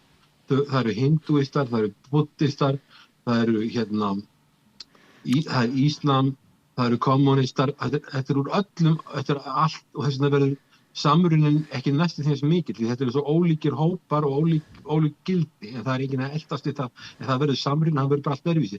Evrópa hefur verið að fara í gegnum með samruna, þessi sameiginlegu hópur, en núna er að flytjast inn náttúrulega fólk með alls konar ólík trúarbrögð, ólík gildi, ólík viðhorf. Og þá verður álfan ekki eins samstæð og þá verður samrunin erfiðar. Og sumir aðilar ekki hrifnir af Bandaríkjunum. Sumt fólk sem hefur flúið til Evrópu hefur verið að flýja stríð sem Bandaríkjunum hafa háð í þeirra eigin landi. Þannig en svo er líka annað í þessu og það er það að Evrópa er ásamt Bandaríkjunum alltaf að skammast út í fjárfestingu Kína sérstaklega í Afríku og Miðausturlöndum og svona mörgum svo löndum sem eru það sem fólk að flýja til Evrópu frekar en að leyfa Kína að byggja upp eitthvað í þessum löndum þannig að fólki hafi einhverja möguleika og vilji vera heima hjá sér. Því það er uppbygging, það er hagvöxtur og uppbygging og þá vil fólki vera að búa í Afríkuríkjum eða búa í Miðausturlöndum eða búa einhvers staðar í löndum. En þegar Kína er að reyna að gera þetta, þá er alltaf verið að skammast út í það að það megi ekki taka við fjárfestingu frá Kína.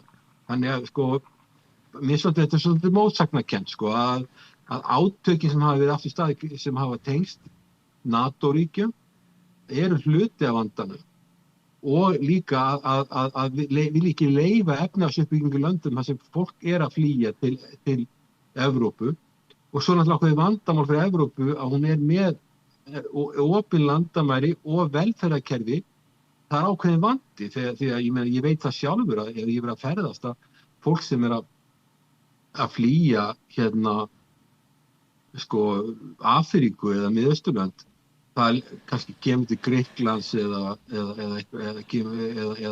einhverja hann að landa, Ítalíu eða eitthvað, en þetta fólk meira með að stefnir norður, stefnir til Þýskaland, til Norðurlandana, Hollands. Það er langflesta fólkinu strandar bara í Tyrklandi sem er með samningu Evrópusambandið að hleypa þeim ekki lengra. Þannig að það eru langflesta þessu fólki strandar í flóttamannabúðum í Tyrklandi og kannski í Gríklandi.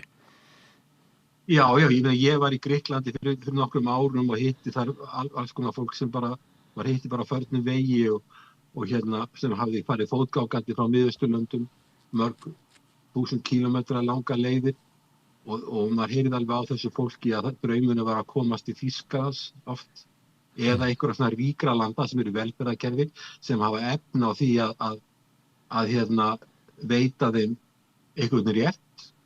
Er ekki fólki fyrst og fremst að reyta löndum þar sem er verið að leita fólki í vinnu? Ekki trúir þú því að fólk sé að leita því að komast bara á sósíalinn eins og ultrahægrið heldur fram? Þetta er náttúrulega langstæðstur leiti fólk sem er bara að leita sér að lífsviðurværi. Já, en ég sjálfur, við búa í landi það sem er bæði góða tekjur, að ég er að vinna, ég er ekki hérna á atvinnuleysisbótum.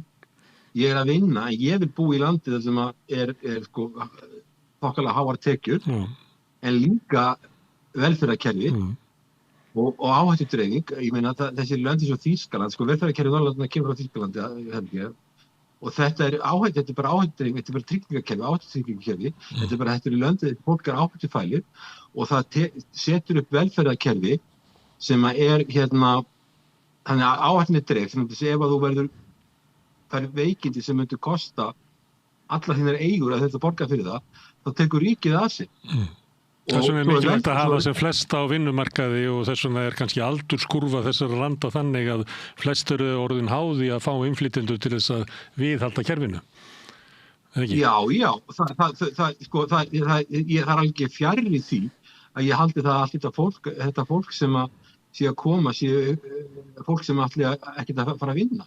Ég meina Þýskaland er að eldast mjög hratt, Frakkland er að eldast mjög hratt, Norðurlöndin, þau þurfa á fólki að halda. En ef ég væri að koma hérna frá Miðausturlöndum með Afríku, þá myndi ég freka vilja vera í Þýskalandi eða í Svíþjóð heldur en að vera í Grikklandi. Það er ekki að því ég ætla ekki að vinna, það er að því að ég vil hafa öryggisnet. Ég vil vera í landi þar sem er áhættudreifing. Og þessi lönd, Þýskaland, Holland og Norðurlöndin eru þannig að þau reyna að draga úr áhættu og það er ekki öll land þannig. Í Tælandi er ekki öryggisnet til dæmis. Þú er ekki saman. Þannig að það er það sem að vil. Það er því ekki að gera að vinna. En varðandi þjóðaröryggisstefnunni í Bandaríkjunum, þá eru þeir með svona yfirlýsingu afskipti af evrópskum stjórnmálum sem er kannski óvanalegt að lesa svona hreint út. Það er eins og við séum að lesa ráðagerðir þeirra að hafa afskipti af stjórnmálum Suður-Ameríku. Því að þeir segja hérna Bandaríkin hvetja pólitíska bandamenn sína í Evrópu, sem er þá ekki, það er ekki allir, það er bara þeirra bandamenn, til að stuðla þessari andlegu endurvakningu sem er eiginlega svona í anda hvítrar kristinnar yfirburðaríkju.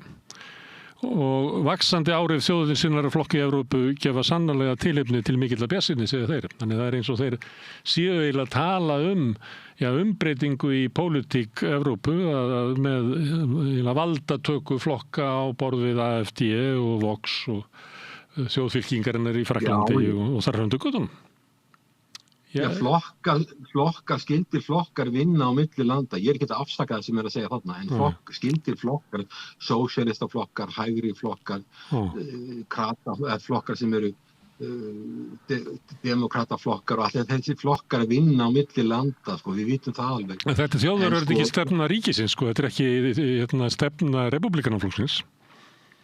Nei, en allar republikanar eru náttúrulega við völd, þeir eru bæðið með hvíta og svo eru með meirhluti í báðum deildum þingsins ennþá. En hérna, það sem að vekur eins vera athygli í þessu það, þegar við erum að tala um þessa innflytjendur á Bandaríkin, að Bandaríkin hafa orðið þetta stórveldi sem að þeir eru út af innflytjendur. Þetta er innflytjendasamfélag, þetta er kallað immigrant culture. Ég hef búið í Bandaríkjunum í 10 ár, það ægir öllu saman þarna. Tungumáli tengið það saman, þið tala ensku langflestir og það tengið það saman og það er ákveðin gildi og þið fara í skóla þarna og alast upp þarna, en það ægir öllu saman og þetta er það sem hefur gert Bandaríki sterk og þess vegna fólki hefur verið að fjölga, það er taka inn mikið af fólki og þeir hafa líka verið með vísakerfið sem hefur verið að taka við afburðafólki og svo draga þeir inn afburðafólkin í háskólana hjá sér og margir þeirra verið eftir. Þetta hefur styrkur Bandaríkjanna byggst á öflugum háskólum, góður í atvinnu og að draga inn hæfileikafólk alls staðar úr heiminum. Ef að það á að fara að reyna að stoppa þetta af með mikilli svona innflytjenda fælinni, að þá mun Bandaríkjunum hnigna því að stórveldi þurfa tvennt til að halda stöðu sinni í heiminum. Númer 1 þurfa mikinn auð, táartekjur, en þau þurfa líka mannafla og ef það þurfa að fækka fólki í Bandaríkjum þá missa Bandaríkin þeir stöðu sína sem stórveldi. Þannig að, sko, að ná inn innflytjendum hefur alltaf verið megin styrkur Bandaríkjanna. Auðvitað eru innan og glæpamenn og alls konar fólk sem er að gera hluti sem eru óæskilegir, en megin þorri fólk sem er að koma sem innflytjendur í Bandaríkjanna í áratugina er fólk sem hefur gert Bandaríkin sterkari en hefðu orðið annars, ekki veikari. Og með Evrópu líka, eins og að benda á, landi svo Þýskaland, ég meina það vantar ungt fólk og það vantar hérna að yngja upp og ná vinnuafli úr öðrum löndum. Það sem til að yngja upp og það atvinnuþátttakan er að minnka því að það er bara þjóðirnar eru eldast og þeir vantar þetta vinnuafl. Þau fengu að vísu sko eins og Þýskaland fékk vinnuafl frá löndum eins og Eystrasaltsríkjunum. Þau ættu í dag að vera 12 milljónir manna, eru bara 6. Og þessi lönd töpuðu mikið af fólki sko til Þýskalands og Hollands og landa sem hefðu borguð hærri tekjur. Og ef við tölum með Úkraínu í dag, að Úkraína frá árinu 1991 til 2021 tapaði Úkraína 11 milljónar manna og það var alveg ungt og best mettaða fólkið, alveg svo Ísland, Lettland og Litáen sem fóru að vinna í hátekjulöndunum. Þannig að Þýskaland og grætti á þessu til að fá að vinna fyrir síðan innan. Þarna eru 11 milljónir manna, það fór gætið til Þýskaland sem margir, einhverju til Pólland sem fóru hingað og þangað. Pólland er með betri tekjur heldur en Úkraína. Þannig að þetta er ekki að halda þessu endalaust áfram, þannig að nú vantar að fá annar staðar frá. Þetta var mjög mikill mannauður sem kom og þetta flesta þessu fólki er bara að vinna. Þetta var fólki sem var yngst og það var gerð rannsóknar, þetta var yngst og best menntaða fólki og þetta er sama með Eystrasaltsríkin, þetta var þannig að það fékkst mannauð og það byggðist á því en núna er það að vera búið og það verður ekki gengi mikið lengra í því en þá þarf að koma fólk annar staðar frá og þá er það, ég meina það fór fólk einhver leiti þarf að koma frá Miðausturlöndum og Afríku líka, þannig og ég er ekki að segja það að þetta fólk mun alltaf lenda á velferðarkerfinu, ég er bara að segja það að ef að þú getur valið, því að þó að það sé velferðarkerfi í Þýskalandi, þá eru líka samt hærri tekjur í Þýskalandi heldur en Grikklandi. En ef ég á að velja milli hvað ég vil búa, þá vil ég frekar búa í landi sem er bæði borga mér hærri kaup og skaffa mér betra öryggi líka. Já, og það á við mörg lönd sem eru með hæsta hlutfall innflytjandi í Evrópu eins og þetta með Sviss. Þar er gott velferðarkerfi og þar eru, ég held að lágmarkslauni þar séu svona á föstu verðlagi sem hægt er að bera saman á milli landana 50-60% hærri en á Íslandi. Þannig að það eru til... Ísland er mjög hátt núna í dag varðandi laun Já, það er bara Sviss sker sig alveg úr vegna þess að við bara stöndum engan samanburð við Sviss. Nei, heldur að Sviss er náttúrulega alveg sérstakt dæmi, en Ísland er langt yfir meðaltali, eða maður tala svo Liechtenstein sem er bara bankaborg, Sviss, já, sem svo nefnir, Noreg sem er náttúrulega olíuríki. Þessi lönd skera sig svolítið úr, þó tekjur held ég ekkert mikið hærri í Noregi nú heldur en á Íslandi.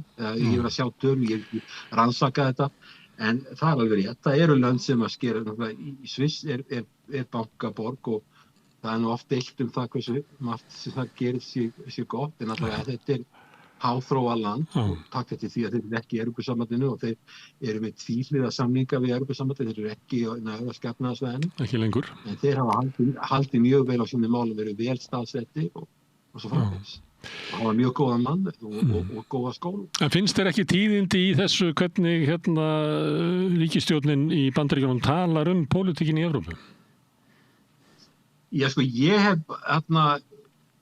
bara verulegar áhyggjur af Evrópu. Ég ekkert sett sér sanngjörn skýrsla og ég ekkert svona kannski sérfræðingur í svona evrópsku samfélagi en ef ég skoða bara leiðtoga Evrópu eins og það sem fer með utanríkis- og öryggismál og svo forseta framkvæmdastjórnarinnar og hvað þau segja og hvað þau að gera. Mér líst ekkert á blikum, bara alls ekki. Og svo náttúrulega framkvæmdastjórn Evrópusambandsins er hérna ekki lýðræðislega kjörinna fólk að íbúum Evrópu og er mikið bákn og held ég að mörguleyti óhagkvæmt og er alveg örugglega ekki lausnarleg við spillingu. Þannig ég er ekkert voðalega hrifinn af þessu kerfi. Svo tekur efnahagsstefnuna, þá er talað um 3% hámarka í ríkisfjármálum sem má fara fram yfir 3% vegna framleiðslu. Tímabundið. Og svo ef þú ert evrusvæðinu þá ert með fastgengistefnu. Það er voðalega lítið sveigjanleiki í efnahagsmálum. Og það hentar sumum ríkjum, kannski það hentar, gæti hentað eða hentaði löndum eins og Þýskalandi til dæmis. En það hentar ekki löndum sem eru svona nýmarkaðsríki, eins og Eystrasaltsríkin sem eru miklu fátækari og þurfa sveigjanlegri efnahagsstefnu heldur en þessu. Þannig að efnahagsstefnan, hún getur orðið spennitreyja fyrir lönd sem að þurfa meiri sveigjanleika sem ekki eins langt komin í þróun, þurfa að geta verið með meiri halla í ríkisfjármálum og þurfa að geta haft svona meiri sveigjanleika eins og Ísland. Ég tel að Ísland sé þannig, við erum með hagkerfi sem sveiflugeta byggir á fáum stoðum og við höfum verið mjög sveigjanlegt efnahagskerfi bæði í ríkisfjármálum og gengismálum. Það er mörgum illa við krónuna.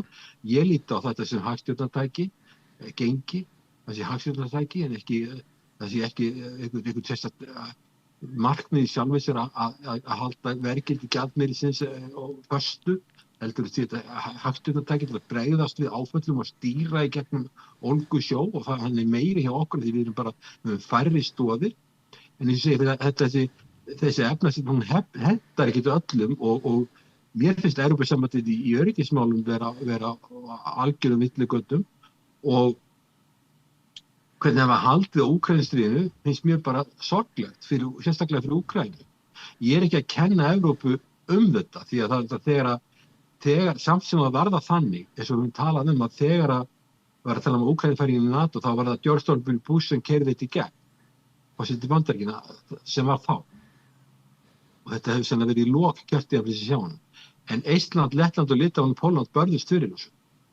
Og svo þegar að Angela Merkel var einlega að tala um það þegar hún vildi semja við Rússland 2021, þá börðust Pólland, Eistland, Lettland og Litáen alveg gegn því og það var ekki hægt að semja við Rússland. Og svo núna talaðu að þau vilja semja við Rússland, en Rússland vil ekki semja. Mér finnst þetta allt voðalega mótsagnakennt, mér finnst þetta ekki vera bara í nógu góðu lagi hvernig haldið á málum þarna. Þannig að ég er samt sem áður ekkert á móti Evrópusamrunanum, sameiginlegi markaðurinn er ekkert, hún hefur hugmynd sem hefur ákveðna galla, en hún er ekki slæm, sameiginlegi markaðurinn, frjálsflutningur, vinnuafl, vöru, þjónustu og fjármagns, hún hefur ákveðna kosti að fjármagn getur flutt á milli landa og vörur, þá getur við fara að nota stærðarhagkvæmni. Ef þetta er einn markaður, 450 milljónir manna og það eru opin landamæri fyrir vörur og þjónustu, þá getur við fara að nýta stærðarhagkvæmni miklu betur heldur en þetta verður allt saman þjóðríki með landamæri. Þá getur við látið flæða vörur, þá getur við fara að framleiða, miklu auðveldara að framleiða vörur í mörgum löndum og við erum með miklu meiri sérhæfingu og miklu meiri stærðarhagkvæmni eins og Asía hefur gert og fengi mikinn hagvöxt. Þannig að sameiginlegi markaðurinn, ég er alveg inn á honum. Svo er spurningin með hversu rangt þú vilt ganga í öðrum málum og það er álitað efni.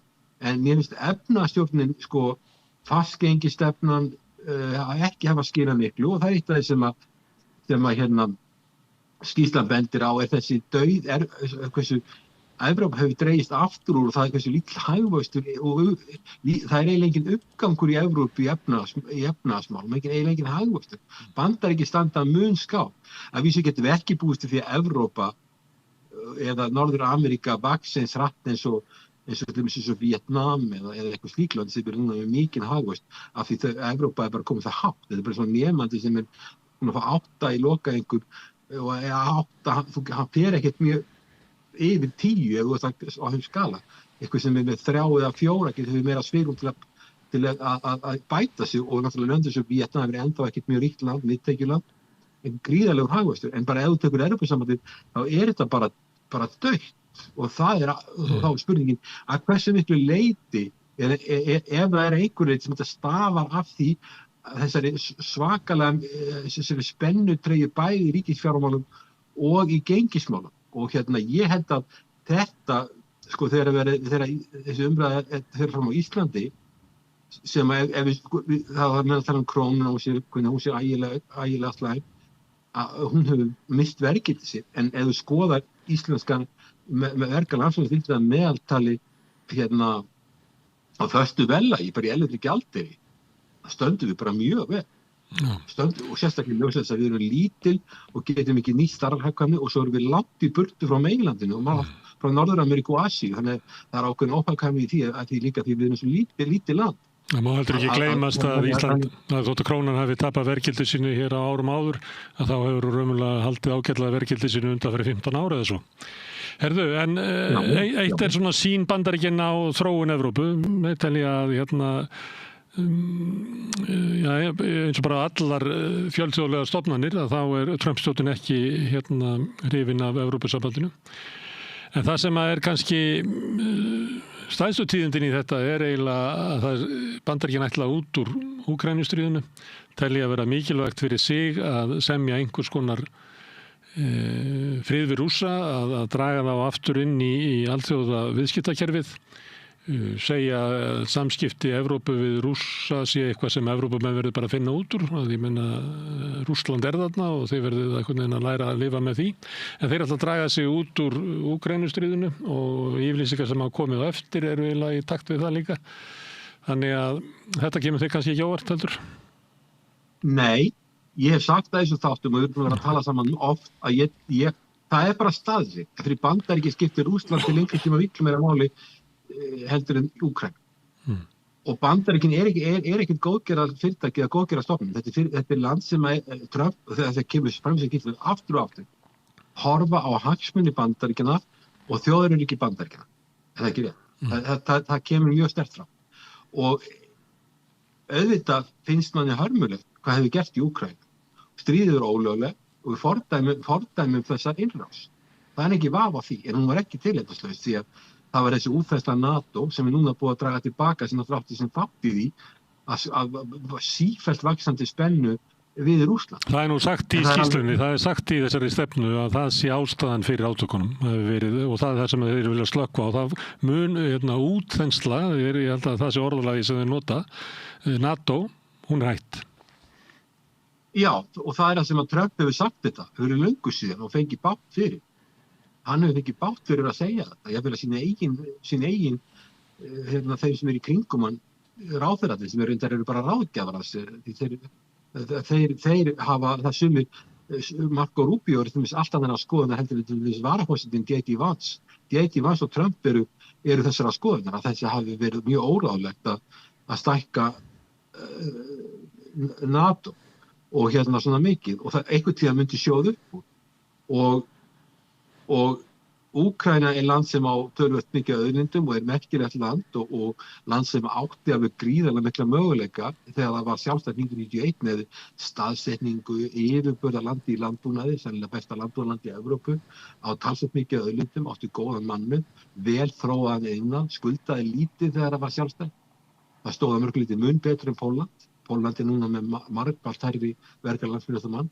Verklandsframleiðsla, hún á 30 árum hún minnkaði að 30 árum í Úkraínu áður en stríðið hófst 2022 á meðan í Pólland, ég held að við þrefaldast í Póllandi, en þó samt í Pólland er svona svipað land, það er stórt, við svona 40 milljónir manna tæplega og svipað menningu og svipað mannauð, þannig að Úkraína átti meiri auðlindir, Úkraína er helmingi stærri landfræðilega, var með 50 milljónir, hún átti gríðarlega mikla möguleika og þannig það er alveg hörmu og staðsetning Úkraínu mitt á milli Rússlands og Evrópu og bara brú milli raunverulega brú til Rússlands og til Asíu gegnum Evrópu.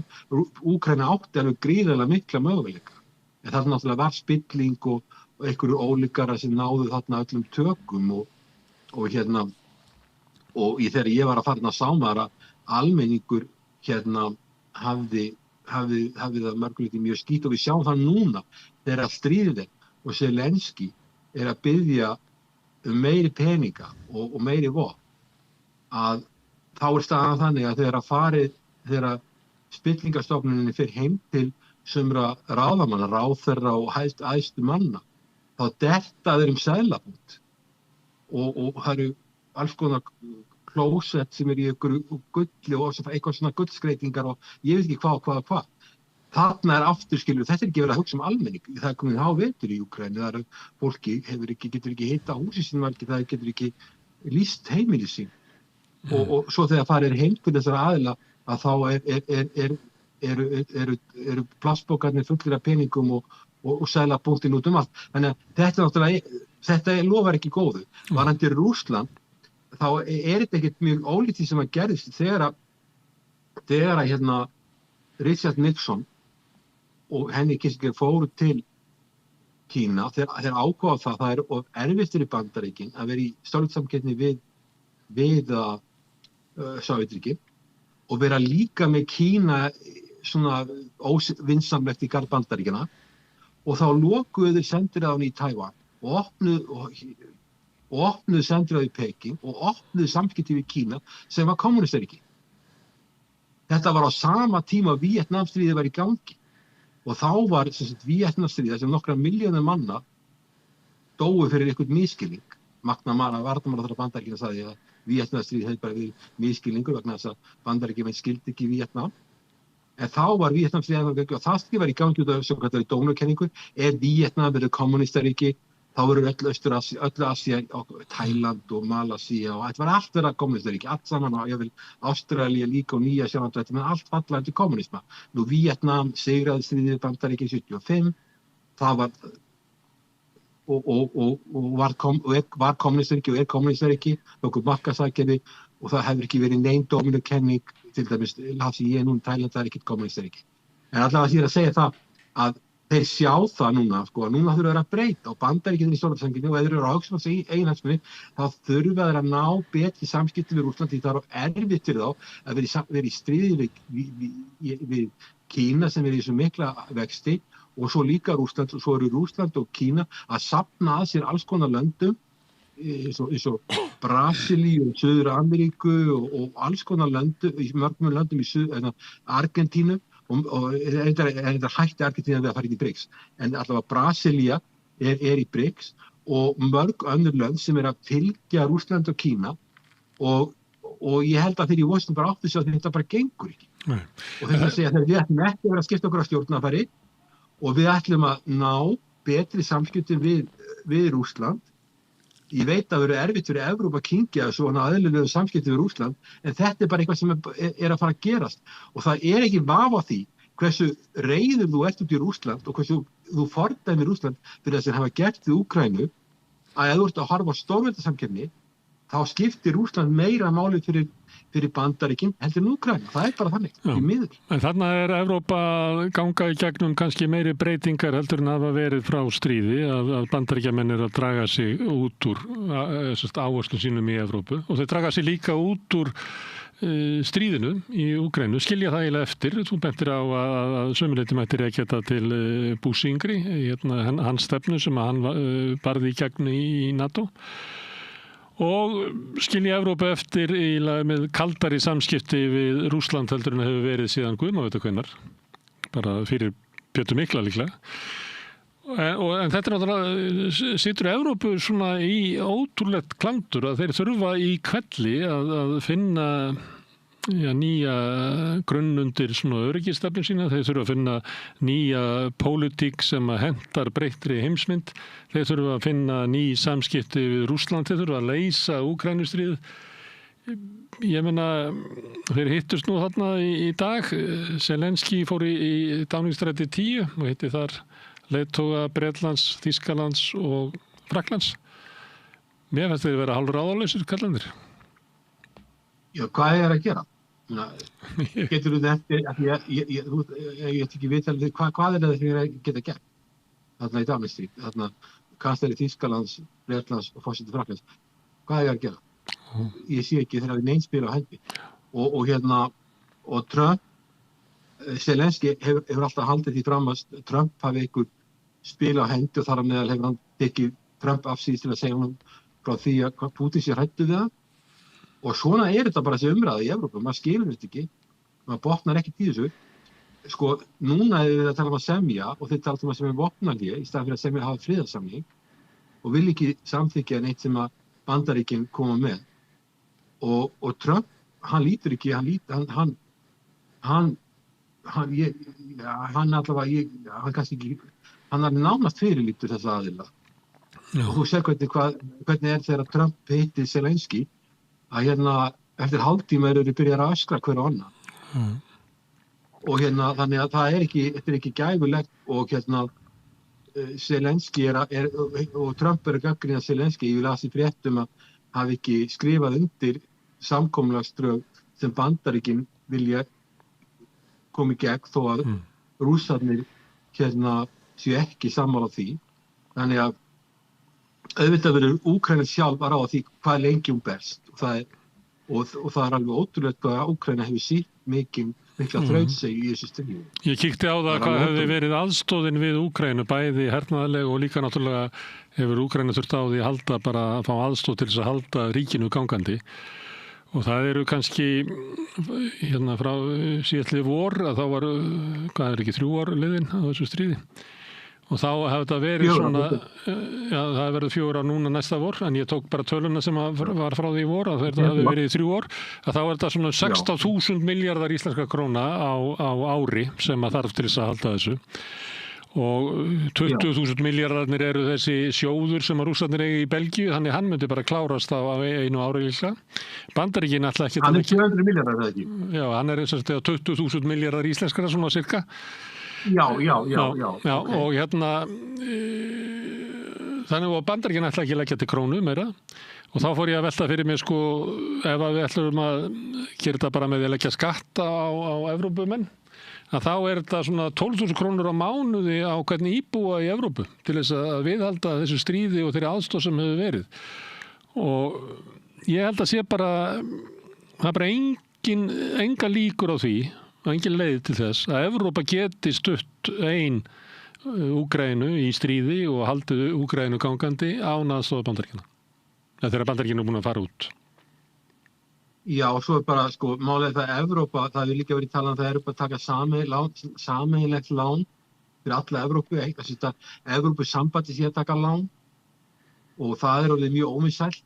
Ég held að það er aldrei samþykkt, sko. Heldur að það er samþykkt? Já. Sérðu það fyrir þér að það er samþykkt í öllum ríkjum Evrópusambandsins? Ég sé það bara ekki. Nei, ég held það ekki og það var líka talað um að Seðlabanki Evrópu kemur einhvern veginn inn í þetta mál að veita tryggingu ef að peningarnir eru teknir af Rússlandi. Seðlabanki Evrópu vildi ekki koma nálægt þessu eftir því mér heyrðist frá Seðlabankastjóranum þar. En það er ástæðan fyrir því það er alltaf verið að mæna á þessa peninga í Belgíu er það einmitt sem þú ert að segja að Evrópa hefur ekki svigrúmið til þess. Ég meina það er svo slæmt ástand í Frakklandi að það sem er kallað á ensku social unrest, það er bara mikil félagsleg ókyrrð og pólitísk ókyrrð. Og Ítalía stendur mjög illa, þetta er þessi stórlönd, Bretland stendur mjög illa. Og ef þú tekur Þýskaland, Frakkland, Bretland, stjórnvöld eru ofboðslega óvinsæl í öllum þessu löndum. Leiðtogarnir eru ofboðslega óvinsælir. Og það er ekkert svigrúm til þess að gera mikið. Eða nokkuð skapaða hlut. Og þannig að, ég meina, og svo þetta tala um Úkraína náttúrulega, mér var sagt að það myndi kosta 100 miljardar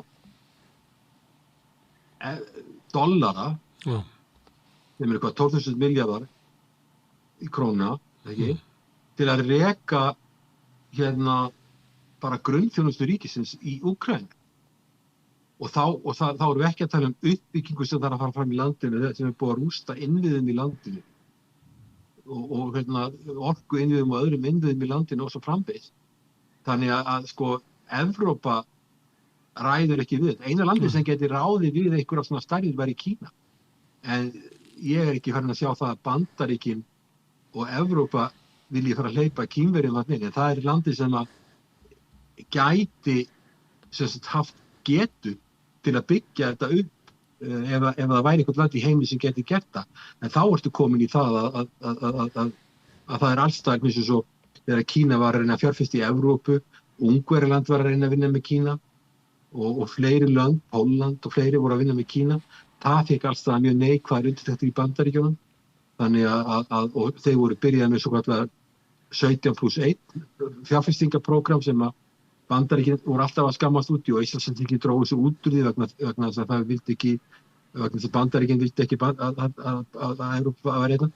Það væri kannski leið, en ég meina það leið sem að væntanlega ófær, nema kannski að Trump sé tilbúin að gera það, ég efast það, en allavega þetta eins og þetta segja, þetta mjög erfitt að ráða við þetta og við höfum líka athuga það að nýju Evrópusambandsríki sem hafa komið inn, öll sömum, þeim finnst öllum, eftir að það hafi verið í Evrópusambandinu í sömum meira en 30 ár, að þau hafi ekki fengið nægilega mikla fjárfestingu og ekki fengið nægilega mikið stuðning til að byggja upp sína innviði á þessum tíma. Og hverjar eru líkur þess að þú tekur land sem 60.000 ferkílómetra og meira og minna allt í rúst. Og hvað verður eftir þessu landi þegar rússar eru búnir þegar að verið saman í frið? Að Evrópusambandið fara að byggja þetta upp nema einhverjum alveg gríðarlega löngum tímabili, það sé ég ekki. Og það engin stemning fyrir sameiginlegum lánum og ég held að taka að gjaldeyrisvarasjóðinn, það myndi bara hafa ýmsar afleiðingar. Ég meina Rússarnir myndu grípa til afleiðinga, hefndaraðgerða á móti, eignir sem Vesturlönd eiga með einhverjum hætti í Rússlandi eða eitthvað, taka það allt. En auðvitað verðum við að sjá hvað gerist. Allavega þetta við staðið mjög mikið í Belgum og Seðlabanki í Evrópu hefur tekið illa í þetta, en þetta alltaf verið að tala þetta aftur og aftur og það var líka, þetta heldur ekki svo miklu peningar, þetta kannski $200 milljarðar, það dugar voðalega skam. Það náttúrulega margbúið að eyða þeim aftur og aftur. Það búið að eyða þeim í svona plönum það að styðja það hernaðarlega, búið að eyða þeim í plönum að styðja það að halda upp í grunnkerfunum, það búið að eyða þeim með því að kaupa þotur bæði á Svíum og Frökkum, þannig að margbúið að eyða þessum peningum í huganum aftur og aftur, en líklega verður kannski aldrei eitt, því að Evrópa getur náttúrulega ekki horfst í augu við það að hver ætti að borga ef ekki verið hægt að taka þessar rússnesku peninga, sem eru kannski bara rekstur á Úkraínu í stríði í 1 ár max. Já, það allavega engin endanleg lausn á þessu, en ég meina það eins og að benda á, Trump vill draga Bandaríkin út úr þessu. Hann orðinn hundleiður á þessu, hann vissi stjórn á sér í Hvíta húsinu þegar hann að tala við Zelenský að reiði, því hann vill losna við þetta mál. Það eru önnur mál sem hann vill vera með. Honum finnst að þetta sé sumuleyti öðrum að kenna, forvera sínum og löndum í Evrópu að hafa ekki stoppað þessa hugmynda NATO aðild og hafa ekki náð að þróa betri samskipti við Rússland. Málið bara það. Rússland verður að táfa. Þetta eru 145 milljónir og þeir verða að táfa. Og það þýðir ekkert að tala eins og Kaja Kallas sem að brjóta Rússlandi upp í ykkur margar litlar einingar. Það þýðir ekkert að fara að eyða eins og maður heilir með Íslandsvirkjunum þegar maður kemur að eyða þessu bara. Það þýðir ekkert að tala þetta.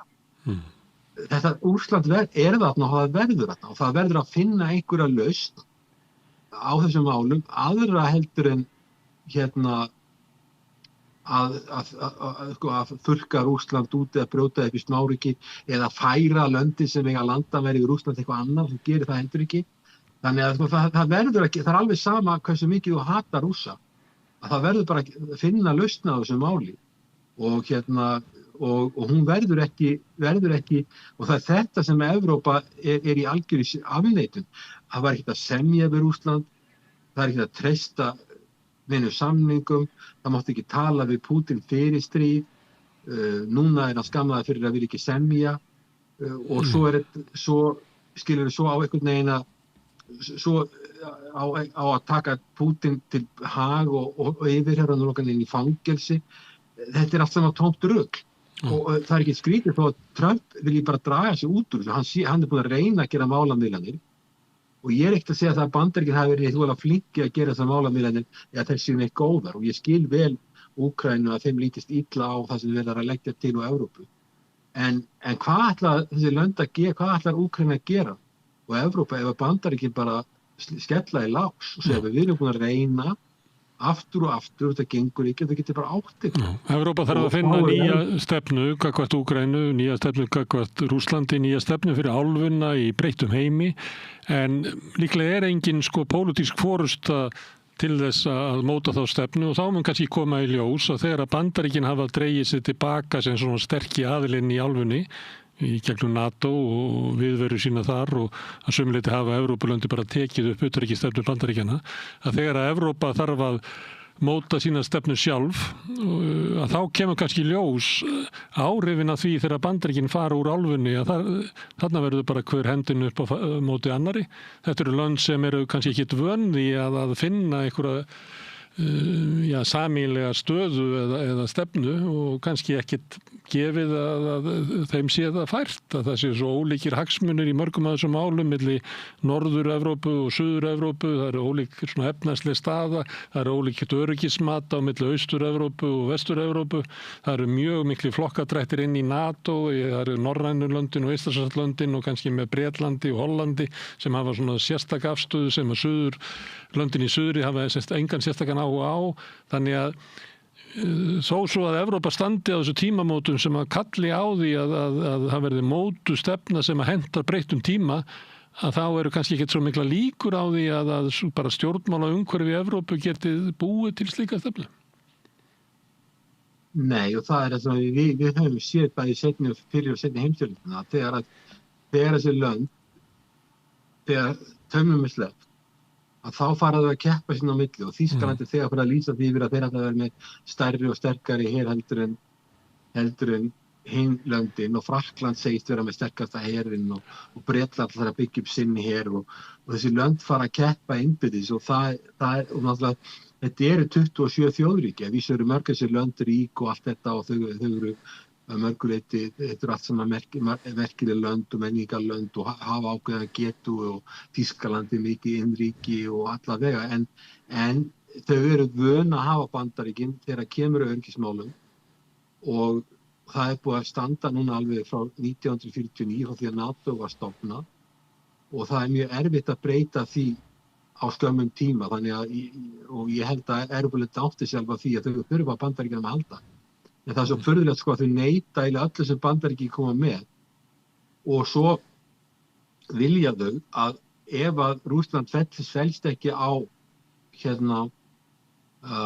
þeirra mála hugsunum að bara vopna hlján skilur það á þessi sami friðarsamningur með öllu sem þarf að vera með að þá á að hefna sinni Rússlandi og þá er það Bandaríkin sem er að gera það með því að setja á tolla á Indland og Kína og eða koma meira vopnum eða koma með þetta þá er það Bandaríkin sem er að reyna að semja sem eiga að refsa Rússlandi þannig að þetta er voðalega mótsamkennd mér líst ekkert á blikuna svo þegar þú sér leiðtoga Evrópusambandsins hvernig þeir tala að þá er engin raunverulega friðarvilji þarna þetta er svona meira að reyna að þrauka halda stríðinu áfram og vona að hlutinni snúist við allt í einu og Úkraína fara að sækja fram og vinna eitthvað svoleiðis.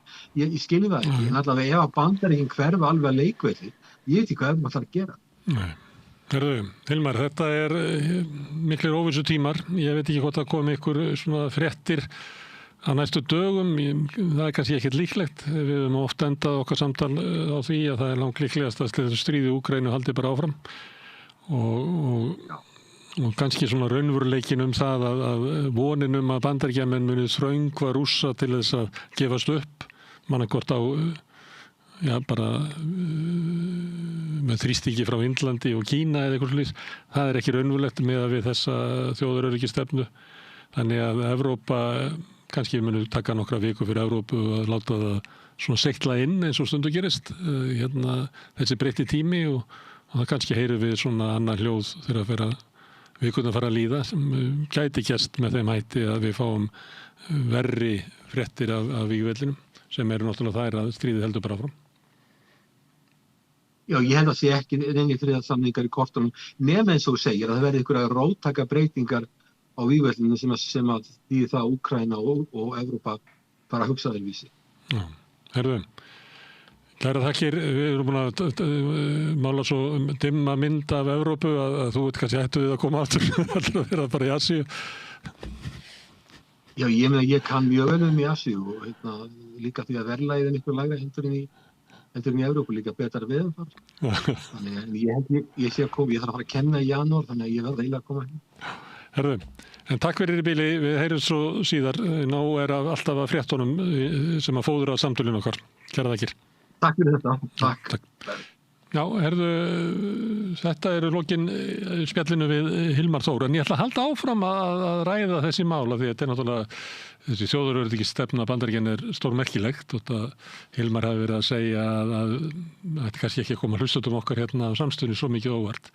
En hérna í gær þá kom góðu gesti til mín, Albert Jónsson sem var nú lengi ráðgjafi forsætisráðherra í utanríkismálum og síðan sendiherra bæði í Washington og Moskvu og Guðlaugur Þór Þórðarson sem var utanríkisráðherra. Þetta eru báðir ákveðnir svona NATO-menn og það er náttúrulega þeir kannski sem að þurfa frekar en flestir aðrir að velta fyrir sér svolítið breyttri stöðu að þetta er önnur staða inn í NATO en var áður og kannski önnur staða fyrir Íslendinga hvort að varnarsamningurinn haldi og fleira. Þannig að mér fannst áhugavert í gær að fá 2 slíka menn til þess að ræða þjóðaröryggisstefnuna og af því að við Hilmar vorum að ræða þetta og ég til þetta að vera merkilegt mál og þá ætlaði að fá að endurspila þetta viðtal hérna í lok þáttarins. Það er sem sagt viðtal mitt við Albert Jónsson, sendiherra og Guðlaugur Þór Þórðarson, þingmann og fyrrverandi utanríkisráðherra þjóðaröryggisstefnu ríkisstjórnar Donald Trump. Heyra það. Hvar skrái ég mig í áskrift? Samstöðin.is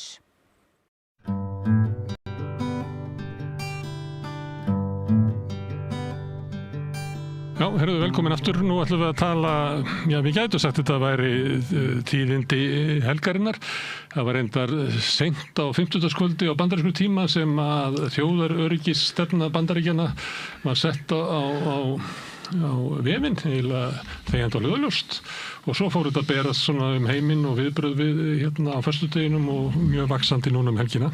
Þetta eru svolítið söguleg stefnubreyting sem er þarna sett á blað og það hefur kannski mátt greina stefnubreytinguna áður í svona orðu og æði ríkisstjórnar Bandaríkjanna. En til að ræða þetta eru hingað komnir 2 heiðursmenn sem eiga að þekkja vel til málana. Guðlaugur Þór Þórðarson, hann var svona eins og utanríkisráðherra og Albert Jónsson sem var lengi ráðgjafi forsætisráðherra í utanríkismálum og sendiherra bæði í Washington og Moskvu, eða ekki? Jú, það er rétt. Herðu, það er hérna, þetta er nokkuð tíðindi, þessi stefna. Já, vissulega, en ég má nú bara byrja annars það, sko, því ég kveikt á tölvunni mín í morgun, snemma, því ég var undirbúið mig fyrir þáttinn. Þá er svo frétt að það er náttúrulega raknað upp úr þessum viðræðum Bandaríkjanna og Úkraínu og leikurinn berst á morgun til London og þannig er náttúrulega mjög stór söguleg tíðindi, sko, ekki bara vegna þess að það raknað upp úr þessi gær og ekki bara vegna þess að það búið að basla í þessu núna í 3 vikur að reyna að fá Úkraínu til að fallast á, ég segi, skilyrði Bandaríkjastjórnar fyrir friði. Heldur er sko Bandaríkin er að segja sig frá öryggismálum Evrópu og búið að bíða eftir því töluvert lengi, sko, eftir að Trump-stjórnin tók við og öll merki það. Og þannig að það er ögurstund, sko, í gangi og morgun þá færist ögurstundin til London sem að Zelenski mun hitta starfir, forsætisráðherra Bretlands, Macron, forseta Frakklands, kanslara Þýskalands og nú kemur fljótlega vonandi í ljós hvort að Evrópuríkin standa við stóru orðin eða hvort þetta er bara þykistuleikur að ætla að styðja við Úkraínu vegna sem Bandaríkin eru farin frá Úkraínu. Þú metur það þannig og sérstaklega vegna þess að $1 lengur og ekki gert það. Sérstaklega vegna þess að við slitnaði út úr þessu viðræðum að þá hefðu geta verið einhver leyti áfram í Evrópu en þetta þýðir eiginlega þeir eru. Já, það er ekki að segja þessi farnir frá Evrópu, þeir farnir frá þessu máli og þar með eru þeir farnir. frá 80 ára sögu. Þeir hafa verið í 80 ár, beinir þáttakendur í öryggismálum Evrópu frá 1941. Hvað gerist 1941? Þeir byrja að styðja Breta með láns- og leigukjörum, með hergögn. Þeir koma til Íslands, herfundarsamningu Íslands, og í þriðja lagi gera Japanar árás í dag fyrir 80 árum, 7. desember, á flotastöð Bandaríkjanna á Hawaii. Og 80 ára saga kannski að fara. Og það það sem ég segi, þannig að það þarf eiginlega ekki að lesa nýju strategíuna til að sjá stór tíðindi, þau eru bara að gerast þessa klukkutímana og það er mjög áhugavert að sjá á morgun hvort það eitthvað, eins og ég segi, hvort það einhver alvara í hlutunum hjá Evrópuríkjunum þegar þau segast alltaf að taka þetta Úkrænumál að sér. Þá ertu vel að segja að ef einhver heldur það að sé að lesa skýrsluna og segja já, þetta eitthvað bara maka texti sem settur á blað til innanlandsnotkunar, að þú ert að segja það að bara viðbrögð Bandaríkjanna núna í dag og í gær og á morgun eru bara í takt við það sem stendur í þessu skýrslu. Já, en hafa verið í undirbúningi í langan tíma, alveg frá því að hann tók við. Ég hafa talað alltaf mjög skýrt og þannig að eins og ég segi, skýrslan að mörgu leyti ágæt og hún endurspeglar stefnu Trump-stjórnarinnar eins og við byrjaðum að tala en hún endurspeglar líka þróun alþjóðamála og þróun alþjóðakerfisins og fleira en þetta finnst mér standa upp úr núna. Hvað gerist í Evrópu, hvað gerist í NATO, hvernig ætla Bandaríkjamenn að ganga frá þessu máli. Guðlaugur Þór, ég þurfa alltaf að spyrja svona ráðherra fyrir til ráðherra því hvort þú hefur lesið skýrsluna. Það eldfimt í dag. Nei, já, ég reyni að hafa það bara sem almenna reglu að við erum ekki að skrökva. Ég skauta aðeins yfir þetta í morgun, ég náttúrulega búin að vera svolítið í öðru núna og myndi nú ekki missa tækifærin til að ræða þessi mál. Það er mjög stór samantekt, svo ég segi það nú hjá Varðberg sem NATO-félagið á Íslandi og það er ekki bjartsýnn tónn í því hjá þeim. Nei, en bara svona almennt að nú áhugaverðar fréttir sem að Albert hér að vísa til og ég vona nú að þetta verður nú ekki niðurstaðan en bara svona, það samt svona áhugaverð svona sögulega sem ekki mikið í umræðinu svona fyrsta, getur sagt verkefni eða þáttaka Bandaríkjamenn í seinni heimsstyrjöldinni var þegar þeir tóku við að Bretum hér og það var áður en að þeir réðust inn í Pearl Harbor 6 mánuðum eitthvað slíkt en það nú bara sögulegir hlutir, það sem eins og hefur einkennt Trump og það ekki nýtt að það rauninni bara gildi það sem hann segir síðast og það bara hann allt öðruvísi og ég var nú utanríkisráðherra þegar hann var í fyrra forsetatímabilinu og það gekk við svo mjög vel samstarfi við Bandaríkjunum á þeim tíma en það lá alveg fyrir að þegar þú varst í þessu miklu samskiptum ég var bæði í samskiptum við Pompeo og Matisse og fleira það lá alveg fyrir þegar hún var að kynnast þeim og öðrum þarna að menn voru bara að bíða til þá var það tvíti menn vöknum upp á morgnana með tvíti hvað kom í dag og hann hikar ekkit við það og það allt öðruvísi heldur en í rauninni bæði stjórnmálamenn forystumenn í republikanum og svo sem demokratunum bara almennt stjórnmálamenn að hann hikar ekkit við að skipta skoðun og það truflar hann ekki neitt það þýðir ekkit að segja, heyrðu þú sagði þetta í gæri að fyrir 2 mánuðum eða 6 mánuðum en það breytir því ekki að það sem maður er búin að skoða þessari skýrslu og náttúrulega líka búin að skauta á varðandi umfjölluna þá þetta eins og Albert nefnir að þetta bara þessar áherslur sem að hafa komið fram ég veist að vísu áhugavert bæði hvernig hann nálgast getur satt nýja Monroe-kenningu mér finnst áhugavert sömuleiðis nálgun hjá Kína sem svolítið öðru sér tónn Indland sömuleiðis Við Austurlandi bara sleppa eftir Já, en hann satt Ástralinu voru nú eitthvað að fjallum þetta þeir eru hann samt sem maður allstaðar að segja og það ekkert nýtt, það kom ekkert með Trump að Bandaríkjamenn segja, þið verið vinir okkar austanhafs og vestan austan og vestan við okkur, þið verðið að bera meiri ábyrgð okkar eigin vörnum og reyndar náttúrulega þannig að ef Evrópa hefði ef þau bara haldir sér við 2% þegar það var markmiðið að þá væri þetta Evrópa alveg í fullum gæti alveg verið staðið þetta ekki ágjör Rússlandi Evrópa myndi bara sjá það En núna eru menn komni bara einhvern veginn allt annars stað. Ég held að George Bush eldri hafi nú byrjað á því að fara fram á við NATO-þjóðurnar að þær myndu sko gera meira þegar komu öryggis- og varnarmálum og allir forsetar síðan. Nú erum við allt í að tala einhver 5% sko, ekki 2%, og að því að virðist allir búin að skuldbinda sig til þess að gera það nema þá Spánverjar. En í öryggisstefnunni er talað eiginlega að það sé þetta meinum Evrópu ósætti við Rússa.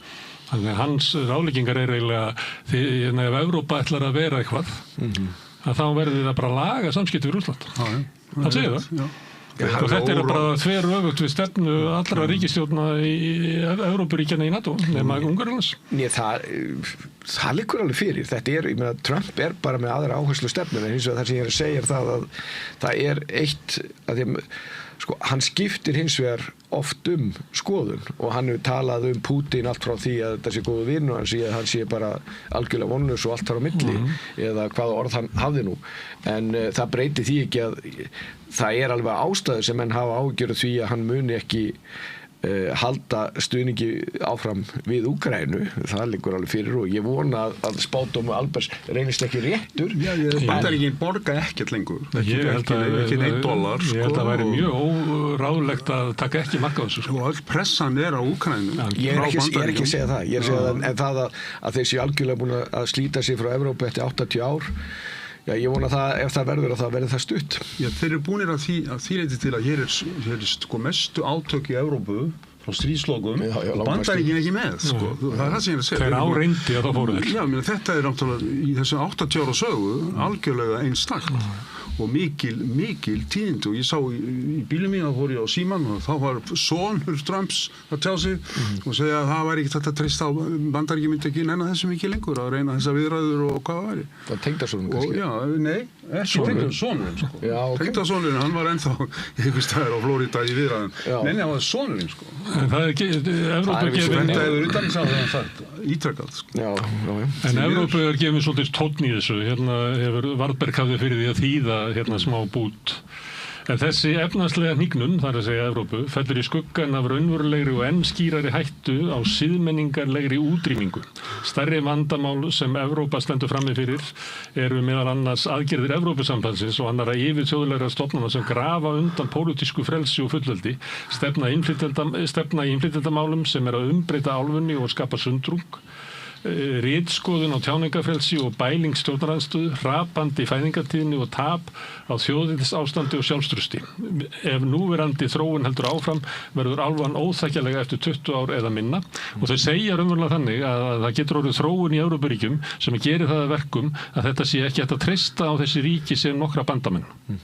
Hafið þið séð svona kveðju frá Bandaríkjunum? Nei. Svo kemur líka fram í skýrslunni sko að Evrópa skiptir miklu máli og svo framvegis þegar maður lesa þess að þá kemur hvergi fram sko nein öryggissjónarmið í því, það bara allt business og þessa pólitík sem þú ert að tala þetta mjög undarlegt og svo skulum líka bara horfa á það að sko Evrópuríkin þetta hafa bara verið út á kanti í öllu þessu Úkraínumáli núna í marga vikur. Það er ekki talað við Putin sko. Nei, ekki talað við Putin vill ekki hafa Putin vill bara hafa Ameríkana hjá sig. Það gefur honum status sem hann annars hefði ekki því að Rússland náttúrulega ekki stórveldi lengur. Þannig að hann vill ræða þetta bara við Ameríkana og tala við þá sem mest sko. Þannig að þetta allt mjög sérstakt og kannski eins og við náttúrulega búast. En það sem í skýrslunum með Evrópu það sagði varaforsetinn í ræðu í febrúar sem var mjög frægt og móðgaði Evrópumenn skiljanlega, stórlega. Við segja hafa Evrópumenn sagt suma þessar hluti og það kannski ekki farið hátt eins og bara Draghi skýrslan þar sem þú ert með Evrópusambandsinna harða federalista sem fer mjög hörðum orðum það hvernig þróun er í álfunni og hvernig þeir eru búin að vera að missa samkeppnishæfni og reglugerðarfarganir. En hann segir það sé ekki Evrópusambandinu að kenna og það verði að auka þjóðir sinnaða flokka í hverju landi fyrir sig að það sé leiðin. Draghi lagði það ekki til. Nei, hann lagði þetta móti til að Evrópusambandinu nota til þess að auka nýsköpun í álfunni. Nei, það sem að Draghi sagði mjög skýrt að Evrópusambandið hafi gengið allt og langt í reglugerðarfarganinu. Það er ekkert þetta það er mjög skýrt í því og við erum allir að sjá í Evrópu og það hefur breyst, ég satt nú bara í gærmorgun með vinum mínum sem að býr í Þýskalandi sem að segja frá þess að breytingu bæði í pólitíkinu og umræðinu hjá fólki og þannig að það er alveg rétt að svona sendingar hafa ekki komið frá Bandaríkjunum og mannlegt að sjá þetta svona í hispurslaust í svona texta en það breytir því ekki að við vitum að það er náttúrulega margt af þessu sem þarna við rættum er rætt í stjórnmálum í Evrópu en stóra málin náttúrulega er þetta hvernig mun hann haga sér þar sem Trump, gagnvart Putin og Xi það er rauninni bara þegar á hólminni komið ég er nú einhvern veginn metið að þannig að þessi áhersla á Ameríku sem er náttúrulega svona nýja Monroe-kenningu að það sé nú líka skilaboð til Kínverja að láta þau svæði í friði því að það er viðbrögð við það er eiginlega flest af þessum löndum eru með meiri viðskipti við Kína en Bandaríkin í dag svo hefur farið svolítið undir radar eins og BRICS sem er unni bara það sem út með Rússland og Kína, Brasilíu, Indland sem eru skipulega graf undan dollarnum. Þannig að við tekið hérna upp af skýrslunar tekið fram að vilja viðhalda dollarnum eins og hann er. Því að það er ekkert sjálfgefið að það verði. Og, en það sem að þó svo þeir sem að studdu Trump á sín tíma og hafa stutt og styðjarinn að þeir eru ekki sammálunum til dæmis í nálgunum varðandi í Rússland og annars slíkt, menn er alltaf að vonast til þess að hann skipti skoðun einhvers staðar á leiðinni og sem hann gerir stundum hann gerir það stundum en samt er þessi svona lína búin að vera hans megin lína eiginlega frá því hann tók við aftur já, svo er þarna hluti þarna sem er náttúrulega sem að allavega ég var ágjur af að hann náttúrulega trúir á tolla og hann er bara á móti þessu alþjóða viðskiptakerfi eins og þekkjum og vill nota tollana sem pólitískt verkværi. Það eru Bandaríkjamenn sem hafa alltaf verið þeir sem hafa kannski Bretar en aðalega Bandaríkjamenn sem hafa keyrt í rauninni alþjóða viðskiptakerfi og gert alveg frá lokun seinni heimsstyrjöld með Bretton Woods stofnunum og öðru slíku og ef að menn og það sem ég var ágjör að því hann verður ekki endalaust en ég held að þetta sé hins vegar stefna sem að virðist vera búin að grafa svolítið sig og hann er algjörlega búin að breyta republikanaflokknum hvað þetta varðar. Þetta kom inn í þjóðaröryggisstefnu Bandaríkjanna eiginlega að allar alþjóðlegar stofnanir og alþjóðakerfið sem að Bandaríkjamenn byggðu upp eftir þetta stríð að það sé óvinnur. Það er áhugavert. Þetta er eiginlega stríðsyfirlýsing gegn alþjóðlega kerfinu bara eins og það leggur sig. Ég get ekki lesið betur. Ég hitti eins og Henry Kissinger á þeim tíma þegar að Pat Buchanan var að vinna fyrstu forkostingarnar og hann var ekkert með svona ósvipaða línu og ég spurði hann hvort að það er líkur á því að Pat Buchanan gæti orðið forsetafni Bandaríkjanna eða republikanaflokks og hann sagði það er ekki séns. Í báðum flokkum, republikanaflokkum og demokrataflokkum eru element sem sjá til þess að svona einogrunar sinnar þeir komast ekki dálega. Svo er ekki lengur sko, því að það var munað nokkið miklu að Bernie Sanders skildi nú vera forsetafni demokrata í fyrri dæminu. Þetta er bara mikið breyting og ég er ekki að draga úr áhyggjum ykkar, það er ekki þannig og ég er ekki að segja að ég hafi ekki áhyggjur og svolítið vonað þessu linni þegar Trump hættir. Ég held að Trump muni hafa djúpstæðara áhrifin svo að þetta færi bara allt með honum sko. Þá komum við líka öðru sko. Sumt að þessu er náttúrulega bara þróun sem hefur verið í gangi og mun halda áfram til dæmis grundvallar breyting á alþjóðakerfinu sem er náttúrulega reis Kína. Kína er lang öflugasti segjum við keppinautur en það tala keppinautur ekki anstæðing sem að Bandaríkjamenn hafa nokkuð tíman hort saman. Sovétríkin voru bara dvergur í efnahagslegu og tæknilegu tilliti, dvergur. Kína er ekki bara að verða mikið herveldi heldur er þeir náttúrulega stórveldi á tæknisviði og viðskiptasviði og svo framvegis og beita sér í krafti fjármuna allan heim og þannig að þetta er allt annað en við höfum hort framan í áður. En hins vegar, skulum líka muna það, 1880 stóðu Bandaríkin undir 25% af heimsframleiðslunni og þeir gera ennþá 5% af mannkyninu. Jú, en það fór að herra á millitíðinni. Já, þetta er búið þetta er aðeins upp og aðeins niður, skilur þið. En þetta er náttúrulega mjög merkilegt og öðru lagi þá náttúrulega eru Bandaríkin langöflugasta herveldið í heiminum. Þannig að sumt af þessu er náttúrulega bara partur af þróun, sumt af þessu er óbreytt, en það breytir ekki því að í Evrópu eru miklar áhyggjur af því hvar þetta endar, þessi stefna Trump-stjórnarinn endar, eins og ég sagði áðan, vísbendingarnar eru ekki bara vísbendingar, þeir eru farnir frá Úkraínumálum. þeir eru farnir frá.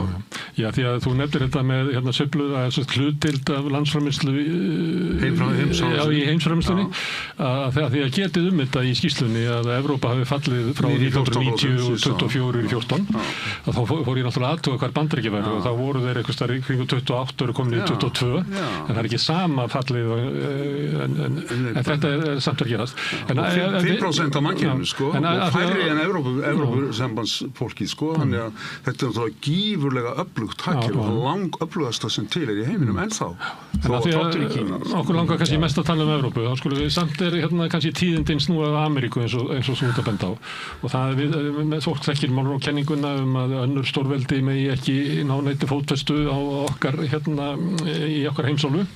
Og Roosevelt kemur svo með viðbótar að það sé réttlætanlegt að hafa afskipti, að stjórna því hverjir stýra þessum löndum og þó þannig að það sé lýðræði, ég veit ekki alveg hvernig það náði saman, en við þekkjum afleiðingin náttúrulega gríðarlega afskipti Bandaríkjanna. Það er ekki utanakomandi afskipti að vesturhveli. Og núna kemur Trump með það og sem horfir fram á það að í flestum af þessum löndum eru meiri viðskipti við Kína heldur en Bandaríkjanna. Og hann byrjaði náttúrulega á því að reka Kínverja frá Panama-skurðinum, þar sem að Panama-stjórn hafi gert samninga við kínverskt fyrirtæki til þess að reka skurðin. Og núna ætlar hann augljóslega að fara einbeita sér að því að draga úr vægi Kína í Vesturálfu. Það kemur fram. Á Vesturhveli, menn. Á Vesturhveli. Og hann ætlar að blanda saman pólitík og business og ykkur fleiri sem hljóma nú eins og svona þessir samningar sem hann að gera, maður alveg eftir að greina munin á pólitík og business í honum. Þannig það er eiginlega stóra stefna sem hann setur. Þetta er bara partur af langri sögu, sko, og sem þetta er interessant að horfa á þetta í sögulegu samhengi. Bandaríkin hafa, sko, skiptu sér af málefnum Evrópu, af hverju? Vegna þess að sáu fram á að það væri að rísa stórveldi í Evrópa og Þýskaland og síðan var það Sovétríkin sem gætu ógnað Vesturhveli sem við erum að tala um. Þess vegna fóru þeir af stað og þess vegna hófu þeir þessa þáttöku í 80 ár sem ég var að tala um áðan í evrópskum öryggismál. Og þannig að sagan er að endurtaka sig að mörgu leyti, við ekki gleyma því, sko, hún er þarna. Vegna en það er bara núna Kínverjar á þessu sterkir, að núna eru Bandaríkin komin í vörn á Vesturhveli sem hafa ekki verið í áður. Þeir hafa verið dóminerandi stórveldi og eru þannig ennþá á Vesturhveli og ætla ekki að láta Kínverja en annan, áður var það Mexíkó, sko, svo Þýskaland og ætla ekki að láta Sovétríkin gegnum Kúbu, Níkaragva og allt þetta. Það var bara ekki að gera. Þetta er önnur staða heldur en að hindra það að Þýskaland geti orðið svo mikið stórveldi á sinni álfu að það geti ógnað okkur hér. Rússland er ekki arftaki Kínverjarnir eru komnir lengra heldur en það var áður. Rússland er ekki arftaki Sovétríkjanna. Rússland er náttúrulega ekki neitt miðað við Sovétríkin eða Kína. En síðan, sko, þeir rítast þannig á það vissu. Já, þannig er þetta bara. Og núna er það nú að koma í veg fyrir að Kína ná þessu ítökum á Vesturhveli og Bandaríkin ætla að koma í veg fyrir það líka að Kína verði dominerandi í Austur-Asíu. Það er verið að færa alla áherslu Bandaríkjahers yfir á Kyrrahaf. Asía-Kyrrahaf er eins og kemur fram í skýrslunni langstærstu parturinn af heimsframleiðslunni er þar og svo framvegis. Þannig að þessar stóru breytur er að eiga sér stað og stefnan endurspeglar það sem er mjög áhugavert, sko. En síðan kemur þessi sérstök áherslu Trump-stjórnar. En það er náttúrulega líka, sko, ef að þú horfir bara á þetta og það sé eitthvað markmið að ég geti sagt vestræn lýðræðisríki að þeim sé ekki ógnað að þá Kína er miklu meira ógn heldur en Rússland en ef að Evrópa og Bandaríkin sem hafa náttúrulega verið að vinna þétt saman og verið í mjög langan tíma að þá gætur alveg sagt það er bara mjög eðlilegt að Evrópa haldi aftur Rússunum til þess að Bandaríkjamenn geti einbeitt sér að Kínverjunum og Kínverjar eru því að þeir eru með næsta herafla í heimi, ég held ég að vera að sjá eitthvað núna að þeir væru konið fram úr Bandaríkjunum þegar þeir kemur að flotanum og þeir eru með mjög skýra stefnu, kínverski draumurinn gengur út af það að þeir séu númer 1 eða 2 í heiminum og þeir eru búin að vinna mjög skipulega þessu með belt og braut sem fyrir nú minna fyrir núna og bara með skýri stefnumörkum hvað þetta varðar. Svo geta menn haft skoðun á því hvort það gangi eða ekki en svona ég held að það sé ekkit enga deilur það að þetta sé svona staðan sem að uppi og þannig að en það sem hins vegar sko Trump og munur á Trump og þessum forystumönnum leiðtogum sem eru svona úr svona einhverju hugmyndafræði að hann lítur bara á þetta sem business bara þarna sko eins og bara viðskiptamaður bara ok, ég með styrkleika hér ég og ég meina þegar kemur að tollunum þá hann rétt fyrir sig að því leitin til það vinnur engin viðskiptastríð við Bandaríkjum vegna þess að þeir eru svo lítlir útflytjendur þeir flytja svo mikið inn. Ég held að hann hafi brentið svolítið á því að þú ferð heldur ekki í viðskiptastríð við Kína, sko.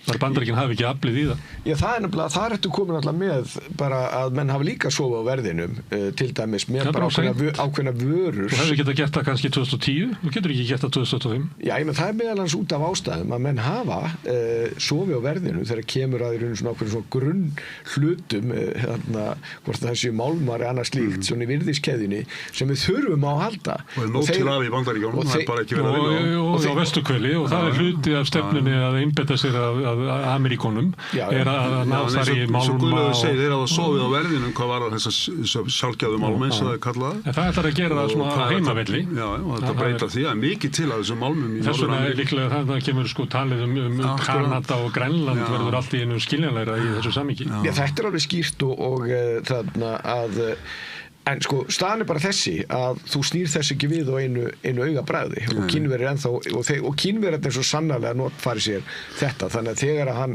hjólaði Kínverjum fyrir nokkrum mánuði síðan þá beittur þessu og bæði gagnvart Bandaríkjamönnum og Evrópu þeir Kínverjar líka orðnir gríðarlega sterkir innan Evrópusambandsins og þetta er allt tilkomið vegna þess að þeir eru búið að vinna þessu skipulega mjög lengi og þeim finnst þetta ekkert skrítið sko þeir myndu segja við sko undanfarið 3000 ár höfum við eiginlega verið öflugasta ríkið fyrir utan niðurlegginga tímabilið stutta. Já, það er ekkert skrítið sko. Það er þeirra sjónarmið en eins og það sem að það er allt í fína lagi að þjóðir séu með metna og annað slíkt. Það sem að vandinn eins og sá að þeir eru með aðra hugmyndur skjórnkerfi heldur en aðrir. Allavega heldur en við. Og þeir líta öðru í svo mannréttindi, lýðræði og svo framvegis og þeir líta svo á að þeirra módel sé valkostur við módelu okkar. Í því er náttúrulega meginmunur og það er verið að takast á þetta í grunn.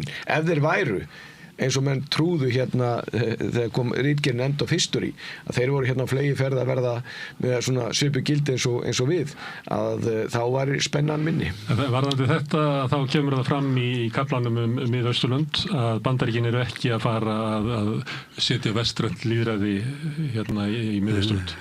Þessa þjóðu verður bara að hafa eins og vilja það stendur í skilsinu. Sama með Afríku.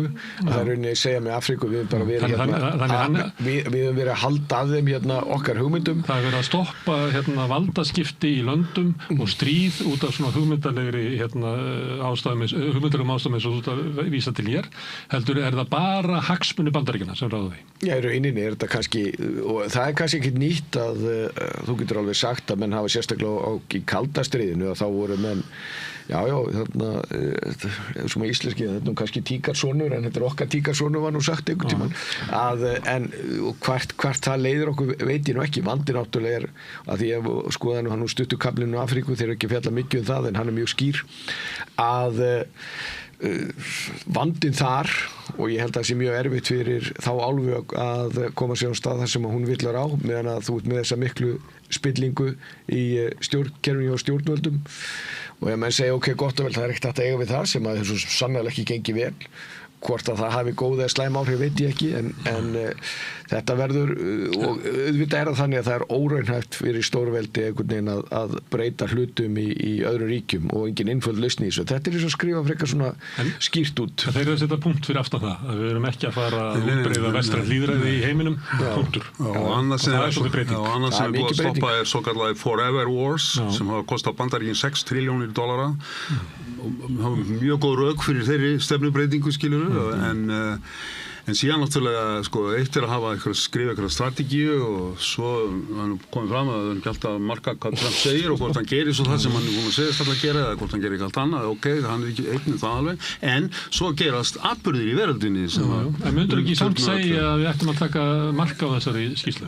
Þetta er stefna Ég var að segja það hún hún er ágætt að mörgu leyti, hún segir ákveðna sögu þróun alþjóðamála, þróun alþjóðakerfisins og hvar Bandaríkin standa og hvar þau standa veikt og hvar þau standa sterkt, bara mjög fínt pappír að mörgu leyti. En þurfum þið til dæmis í Sjálfstæðisflokknum ekki svona aðeins að velta fyrir ykkur utanríkisstefnuna þar sem að samskipti við Bandaríkin hefur verið grundvallar atriði í ykkar utanríkisstefnu bara frá stríðslokum? Ég meina, þetta eru þau tíðindi að það verður að fara að skoða, það er ekki að halda áfram bara sömu stefnu. Við langar einmitt að koma að þessu, það er sko, alltaf þegar ég segi svona pappíra, sérstaklega frá Bandaríkjamanum, þá lítið Arctic, Ísland og svona, það er ekki minnst á þetta, skiljanlega, ég áttur ekki vona að það er minnst á Ísland, en norðurslóðir átti ég vona á. Það voru fyrirferðarmiklar í samskonar skýrslu á Biden til dæmis. Það var vegna þess að Biden letaði Rússa sem ógn, en þegar þú gerir það ekki, þá skiptir norðurslóðir ekki. Norðurslóðir skipta Trump-stjórnina gífurlega miklu máli. Út af auðlindum. Út af auðlindum og sko, þeir eru eitt sem að Trump-stjórnin hefur gerð, náttúrulega ásælis Grænland sem segir sína sögu áhuga þeirra á norðurslóðum. Þeir eru búinir eftir margra ára vakl og tafir hefur búið að ákveða að kaupa 10 ísbrjóta, það er keyptir á Finnum sko.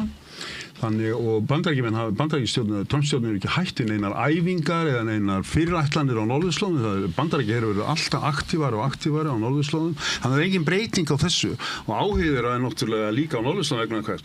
Alaska er á norðurslóðum sem er nú ríki í Bandaríkjunum og ansi stórt og myndalegt. Þannig að þó að þessi ekki minnst á norðurslóðir í skýrslunni þá skipta það feikilega miklu máli. Og þú talaði um Ísland. Ég hef sagt það það er engin ástæða til að ætla annað en að Bandaríkjamenn vilji hafa þá viðveru sem þeir hafa hérna núna áfram. Það er engin ástæða. Við erum á öryggissvæði Bandaríkjanna. Við erum á áhrifasvæði Bandaríkjanna. En ef ég má kannski aðeins koma inn á þetta, sko, ef við út að hugsa hagsmuni Íslands, þá verða mann að hugsa til langstíma. Þú getur ekki verið að breyta utanríkisstefnunni eða hagsmunamatinu eftir hver er kosin á hverjum tíma. Sumuleyti er þetta breytingar eins og Albertur bent á sem hafi verið lengi á leiðinni. Já, heyrðu, það breytir engu með það að sko Churchill hafði alveg rétt fyrir sér. Þið þurfa ekki að breyta stefnunni. Þá spyr ég bara um NATO. Nú hefur þetta mikil áhrif á NATO. Bandaríkin hafa verið hryggjastykkið í NATO og NATO ákafa Bandaríkjana til þess að vera þar. Er náttúrulega bara eitthvað allt annað fyrirbrigði. Sko það náttúrulega lengi var það náttúrulega hugmyndin að Evrópumenn, og hefur alltaf verið, Evrópumenn myndu bera ábyrgð á sínum eigin vörnum, en síðan voru menn að vinna saman í þessu, eins og ég nefndi áðan, ef að menn hefðu gert það, ef að þjóðir Evrópu hefðu gert það, að þá væri, hugsanlega Úkraínustríðið ekki komið sko. Maður veit það ekki. Og það að þessi nýja ógn sem er með Kína og í Kyrrahafinu, það var náttúrulega auðveldar að eiga við það, eða Evrópa væri sjálfur sér nóg þegar kæmi að varnarmálum. En bara með Ísland er í norður Atlantshafi. Menn hafa tilhneigingu til að gleyma því. Við erum ekki í miðri Evrópu. Hvað er þetta að gleyma því? Nei, þegar menn til dæmis að ganga inn í Evrópusambandið og einhverja alltaf áherslur. Það er bara þannig að hann vitnaði hérna í Albert Jónsson í þingræðu að það sem hann sagði, gamall nemandar kom og sagði að ég man það alltaf, Albert Jónsson kennari minn sagði það að utanríkisstefna hverja þjóða byggði á þeirra hagsmunum. Það væri það sem og í grunninn er það auðvitað þannig. Ástæðan fyrir því að Bandaríkjamenn komu hér og ástæðan fyrir því að þeir hafa lit til okkar eru líka þeirra eigin hagsmunir. Og það skiptir þess að máli að við séum meðvituð um það hvaða þjóðir eru með sameiginlega hagsmuni okkur og það eru Bandaríkjamenn, það eru Kanadamenn, það eru Norðmenn, Danir og Bretar. Þannig er það og þá áttu auðvitað að rækta tengsli með þessa þjóðir og bæði út á öryggis- og varnarhagsmunum með mörgu öðru og þú menn hafa líka tilhneigingu til að gleyma því sem er staðreynd og ég fann þá á eigin skinni sem utanríkisráðherra að stofnanaminnið meira segja svo stórum þjóðum er ótrúlega lítið. Og til dæmis þegar ég kom inn í utanríkisráðuneytið þá voru nær engin samtölu eða samstarf á pólitíska sviðinu milli Íslands og Bandaríkjanna og Íslands og Bretlands vegna þess að menn voru alltaf uppteknir af því að menn langaði innan kerfis að ganga inn í Evrópusambandið sem að því miður er ekkert sem bendir svo það er ekkert að gera með þessa skýrslu en það er ekkert sem bendir til þess að þeir sé að ná þeim markmiðum sem þeir lögðu upp með. En þessi sameiginlegu hagsmunir Bandaríkjanna og þú nefndir Danmörku Danmörku, Grænlands, Færeyja Bandaríkjanna og Kanada það aftur að fara að setja spurningum ekki við það. Já, ég held nú samt sem áður að þegar það náttúrulega mjög óvanlegt og þó ýmsu að gengi á ef við förum í söguna í samskiptum Bandaríkjanna og Kanada að það aldrei verið kaldara. Allavega ekki held ég okkar manns ævi þar og alltaf verið mjög hlýtt á milli þeirra en ég held nú að ég nú ekki trúa því að þó að við höfum verið að menn muni nú fórna öryggishagsmuni beggja vegna þess að þeir hafa náttúrulega sömu öryggishagsmuna Bandaríkjanna og Kanada hagsmunir Bandaríkjanna og Íslands tengdust vegna ógnarinnar frá meginlandinu sem ég var nefndi á og þess vegna kemur Bandaríkjaher hingað í júlí fyrir 80 ára. Og hann fór vegna þess að það var svo okkur farin. Svo fór hann, hún var horfin og hún ekki komin tilbaka vegna þess að Rússland ekki átarki Sovétríkjanna en strategískir hagsmunir Bandaríkjanna á norðurslóðum eru náttúrulega alveg skýrir og feikilega miklir og við höfum líka hagsmunir á norðurslóðum sameiginlega með Bandaríkjanna sem vegna þess að norðurslóðir og hernaðarlega staðan þar, hún tengist stöðuleika og öryggi í Evrópu. Stór faktor í umsvifum Bandaríkjanna og NATO hefur verið lengi á norðurslóðum er að sýna Rússum núna, þess að áður var að Sovétríkjunum fram á það að komi til átaka milli NATO og Rússlands, Sovétríkjanna á meginlandi Evrópu þá verði ráðist á djásnið í krúnunni sem heitir Norðurfloti Rússlands og hann upp í Barentshafi og í Múrmansk og það alltaf verið að efla möguleikana til þess að gera þetta. Þannig að þetta hangir allt saman og við eigum þessa hagsmuni ennþá með Ameríkonunum og með öðru NATO-ríkjum og þau með Ameríkonunum. En Bandaríkjamenn eru svolítið pirruð yfir stöðunni sem í hvernig ákvarðanir teknar norðurslóðir þar sem þeir eiga bara 15% í gegnum Alaska af svæðinu sem að snýra af þessu svæði. Kanada sem þeir líta á sem Trump lítur á sem einhverja algjöran vesaling og þetta bara að vera fylki í Bandaríkjunum. Svo Danir með Grænland og Noregur. Ég heyri ekki með svona tónnin frá Trump-stjórninni það að við ættum náttúrulega að sitja með helminginn á móti helmingnum sem Rússarnir eru með. Það samstarf ekki með þeim hætti. Samstarf byggir. Þeir vilja það. Já, ég ekki séð slíkar þetta bara aðeins út af norðurslóðum.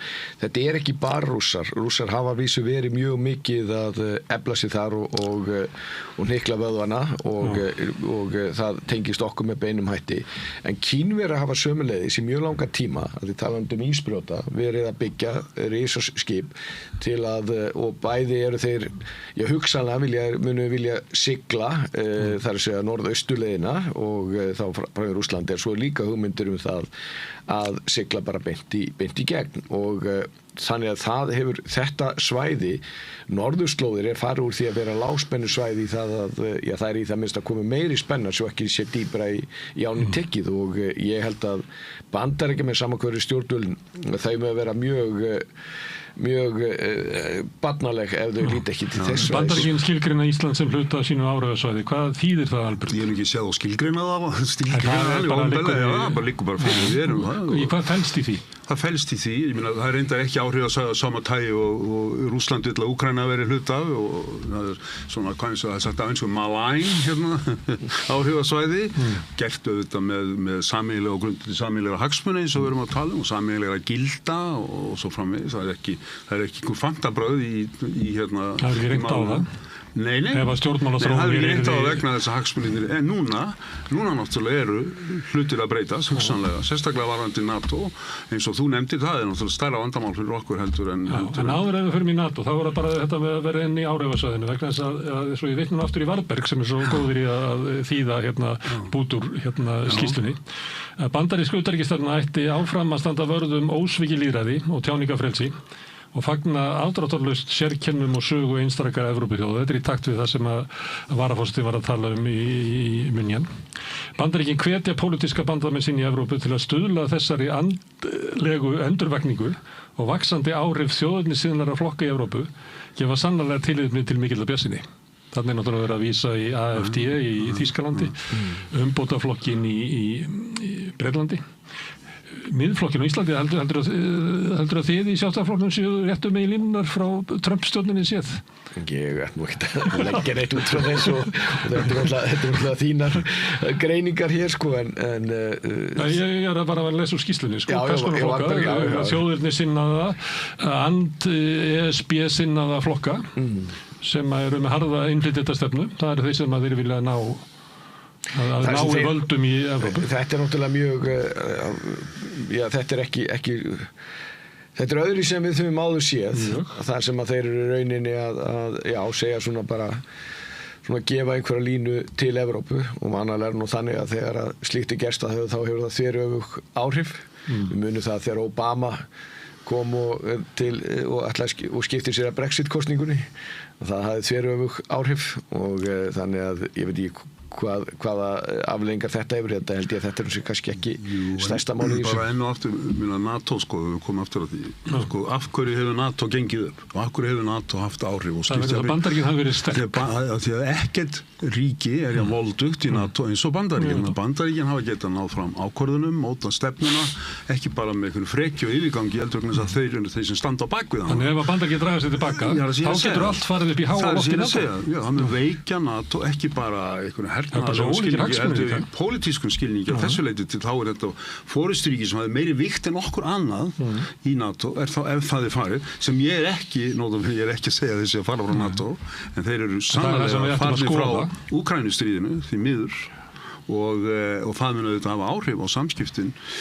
milli Bandaríkjanna og Evrópuríkjanna í NATO þannig að við möttum að sjá hvernig vinst úr því en Bandaríkin eru að fara frá Úkrænumálinu og sem er langtíma þróun eru að snúa sér sífellt meira að Asíu Kyrrahafi þar sem þeirra hagsmunir eru miklu augljósari heldur enn í Evrópu. En eigum við að taka mark á þessari línu sem kemur frá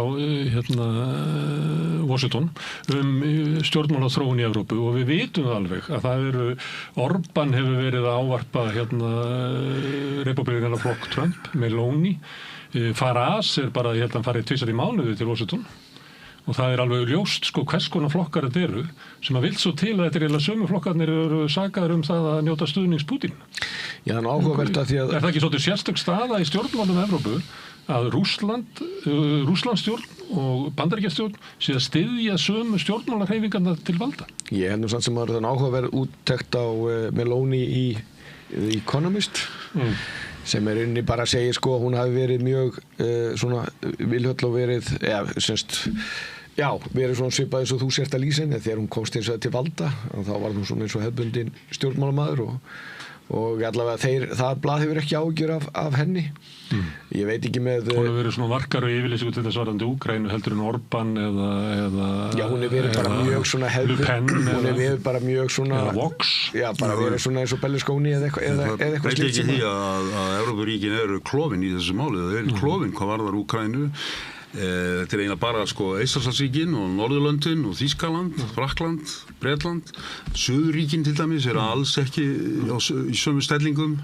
af sömu skiljanlegum ástæðum en hvað er eining bandalagsins nú síðan er Orbán nefndur og Slóvakar eru líka og einhverju út í skurði næstu því í þessum málum þannig að þetta eru auðvitað miklu veikleikar í Úkrænustríðinu, það er ekki bara Trump sem er að valda vandræðum í hvað það varðar, það eru Evrópuríkin sjálf, þau eru klofin í þessu máli. Það er náttúrulega speglast í rauninni klofningu sem er inn í Evrópusambands sem lítið verið í umræðinni og það er alveg rétt eins og Albert nefnir að þegar kemur á NATO að ef að Bandaríkjamenn hefði ekki verið í NATO ég veit ekki alveg hvernig þau mál hefðu þróast en ég hugsa samt sem aðra því að hvort að Bandaríkjamenn ætla að kippa sig út úr NATO þeir hafa nú líka hagsmunum sem vilja halda í ég er ekki að spá því en það er svolítið munur á því hvort að Bandaríkjamenn séu eins og voru kannski fyrir 10 árum og þar á undan eða hvort að þau séu svona með hálfhangandi hendiðan inni Já, í rauninni getur sagt þá er forustu kreppa í NATO og hver tekur forustu? Eins og kemur fram í þessari skýrslu þá segir rauninni bara 2027 þá verður þið vera bara búin að taka við þarna vörnum Evrópu það er bara á morguninn já og Evrópuríki segja halló þetta er allt of snemma og rauninni er þetta svona trömplegt að segja bara ég nenni ekki að býta þessu lengur takk ég bara yfir þetta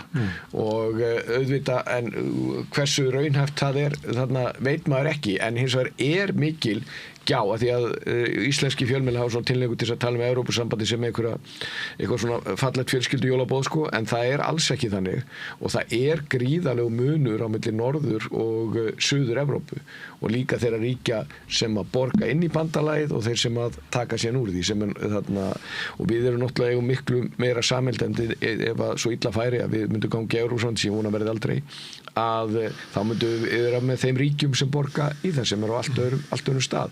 Þannig að Úkraínu stríð er ein birtingamyndin en þetta er ekki eina birtingamyndin klofning innan Evrópusambandsins en þegar að þú er komin líka með þessa spennu og við vitum það öll að útlendingamálin hafa valdið spennu ekki bara hér á Íslandi heldur allstaðar í Evrópu og meira þar að þá fara svona fyrir að hrikta í stóðun. Ertu sammála þessari þjóðaröryggisstefnu að Evrópa sé hættu á siðmenningalegri útrýmingu? Ég kannski hef nú ekki lítið þannig á það en hins vegar liggur alveg fyrir að þegar kemur að Evrópu, ef við erum að tala um Evrópu, það eru mjög mismunandi lönd í Evrópu en það er algjörlega ljóst að allar fyrirætlanir að vera samkeppnishæfasta svæði heims og vera hér í forystu öllum sviðum, ekkert það sem við gengi eftir og orkan sem farið í þessa endalösa sértrúarstöfnu að búa til eitt bandalag Evrópu hefur eins bara gríðarlega skaðlegt og það er mjög líka sérstakt að öryggis- og varnarmálin hafi verið algjörlega bara í öðru eða þriðja eða fjóraða eða fimmta sæti, ég veit ekki hvar það hefur verið og þeir hafa ekki sýnt neitt metnað á því sviði. En núna nefndir það bara í fanginu á Evrópu að móta einhverja sjálfstæða öryggisstefnu fyrir Evrópu án Bandaríkjanna eða þú veist án þess að Bandaríkja bara sjá það hingað til við erum bara undir öryggisstefnu Bandaríkjanna. Það er útilokað að Evrópusambandi verði eitthvað öryggis- og varnarmál. En ég meina þú takir bara Evrópulöndin inn í NATO þá er ekkert líklega að það er mjög ólík sjónarmið Norrænulandana og Eystrasaltslandana og Holland og Bretland er líklega í þeim svona klúbbi. Síðan ertu með löndin í suðri sem að hafa svona miklu hafa bara aðra áherslu, líti ekki á sömu ógn og Rússlandi. Svo ertu líka með allt aðra afstöðu við löndunum sem að liggja nær Rússlandi sem að líta svo á þessi meginverkefni þeirra er að fá öryggistryggingu frá Bandaríkjunum hafa engan á að fá öryggistryggingu frá Brussel. Já, sko, það sem náttúrulega búið að gerast ef þú tekur þau lönd sem hafa langmest varið í og lagt mest í varnarmálun að þá eru það löndin sem eru næst Rússlandi. Sem alltaf verið þessi sjálf. Men þau er ekki að treysta á belgíska herinn. Nei, þú veist, sko, ef að það er nú mesta vonin að ná samstöðu í Evrópu er meðal Evrópuríkjanna í NATO og það, eins og ég nefndi náðan, þetta eru búið að skila búið Bandaríkjaforseta frá George Bush eldri að þið verði að axla meiri ábyrgð okkar eigin vörnum og það hefur auðvitað breyst mjög mikið á undanförnum árum. Eystrasaltsríkin, Finnland, Svíþjóð, Pólland. Það er bara gert svo hægt, sko, þeir eru ennþá, takkið nú Þýskaland, sko. Þýski herinn, hann er bara eiginlega ekki til. Ég var ekki að tala um Þýskaland, sko. Ég var að tala um Pólland, ég var að tala um Eystrasaltsríkin, Norðurlöndin og sérstaklega Finnland og Svíþjóð. Þetta er ekki endilega stórir herinn sem að þau Evrópuríkin er búin að vanrækja þessi mál svo lengi. Sko, þú veit að tala að Bush hafi haft áhyggjur, sko, 1955 sagði Eisenhower forseti á fundi í Washington Evrópuríkinu hafa okkur að ginningarfíblum, suckers í varnarmál, sko, þetta er rosalega gammalt mál og núna, sko, nú stendur Evrópa frammi fyrir mjög erfiðum ákvörðunum og það er bara lítið bara næstu vikum og mánuðum og misserum í Úkraínustríðinu. Evrópa er ekki einn aðili, það sem ég er að spyrja hvernig sérðu fyrir þig að átökin innan Evrópuríkja NATO, ég meina ég sé ekki neina sérstakka forustu þar sem ég er alveg sammála því, þess vegna eins og ég sagði á það Evrópa er að nálgast ögur stundu og það komið ljós, er þetta þýkistuleikur sko, eða ætla Evrópuríkin að axla það ábyrgð sem búið er að sem Ameríkanarnir hafa bara varpað á hana á þau í Úkraínumálinu, það er bara málið sem standa fram með fyrir. Síðan auðvitað maður bæta því við, við kannski koma aðeins inn á það að Úkraínustríðið hefur náttúrulega verið afskaplega sérstök atburðarás, sérstaklega hvað varðar það sem menn heldur að Rússarnir myndu gera og nú er enn einu sinni komið í ljós að þeir voru náttúrulega ofmetnir alveg stórlega eins og búið að gera í marga áratugi í kalda stríðinu og það er löng saga en hérna þannig að það er lag, það er borð sko, það er hægt, það er hérna Rússamuni er ekki til neitt og stóra en á næstu árum það er alveg á hreinu En það þarf hins vegar að halda aftur að þeim og stoppa þá í Úkraínu, þarna í Donetsk héraði og koma á vopnahléi. Það er það sem þarf að gera. Og til þess þarf að koma stuðningur og hann getur bara núna komið frá Evrópuríkjunum og þá þarf einhverja í Evrópu að taka upp síman og ringja í Putin. Nei, ég er ekki að tala um það, ég er að tala um að stoppa það á vígvellinum. Já, það verður, ég meinar bara að þú eigi ekki að ringi Putin, heldur ég bara að sigra þetta. Þú serðu fyrir þeirra Evrópuríkin farið núna í þessari stöðu. Það er búið að tala um þetta núna í marga vikur og hann hefur ekki skipt skoðuna í einum. Það er vel þekkt, Gunnar, Smári, að Rússar skilja ekki orð, þeir skilja bara gerðir. Og þú verður að stoppa á vígvellinum eða einhverju samstöðu. Þannig að því að það er ekki að reyna að enda þetta stríð með einhverju vopnahléi og einhverju miðræðum. Heldur það séu bara Evrópuríkin í sameiningu að sigra Rússland og Nei, ég sagði það alls ekki. Ég sagði það þarf að láta Úkraínu hafa það sem þarf til að standa í Rússunum, halda aftur af þeim og þvinga þá til þess að fallast á vopnahléi sem það ekki vilja gera árásir inn í Rússland? Já, stoppa á allavega. Senda evrópska hermenn á vígvöllin? Já, sína þeim fram á. Nei, það er engin vilji fyrir því. Það er bara rugl. Sína Rússum fram á það að þeir muni ekki sigra þetta stríð á En höfum við ekki verið að því í 3 ár? Nei, við höfum ekki verið að því. Þeir hafa bara ekki, þeir hafa sótt fram núna undanförnum, en sko stóra málið það sem ég ætla að koma að er að það hefur komið í ljós að rússneski herinn er svo óburðugur að þetta hefur gengið eftir. En það þarf að klára málið með því að þvinga þá til vopnahlés. Ég segi þessi eitthvað auðvelt, það muni taka stuttan tíma. En það er það sem þarf að gera og það er það sem Evrópuríkin geta hjálpað Úkraínu til að gera. Evrópuríkin eru með meir en 10-falda þjóðarframleiðslu Rússlands, meir en 10-falda. Og fleira fólk þar að ekki.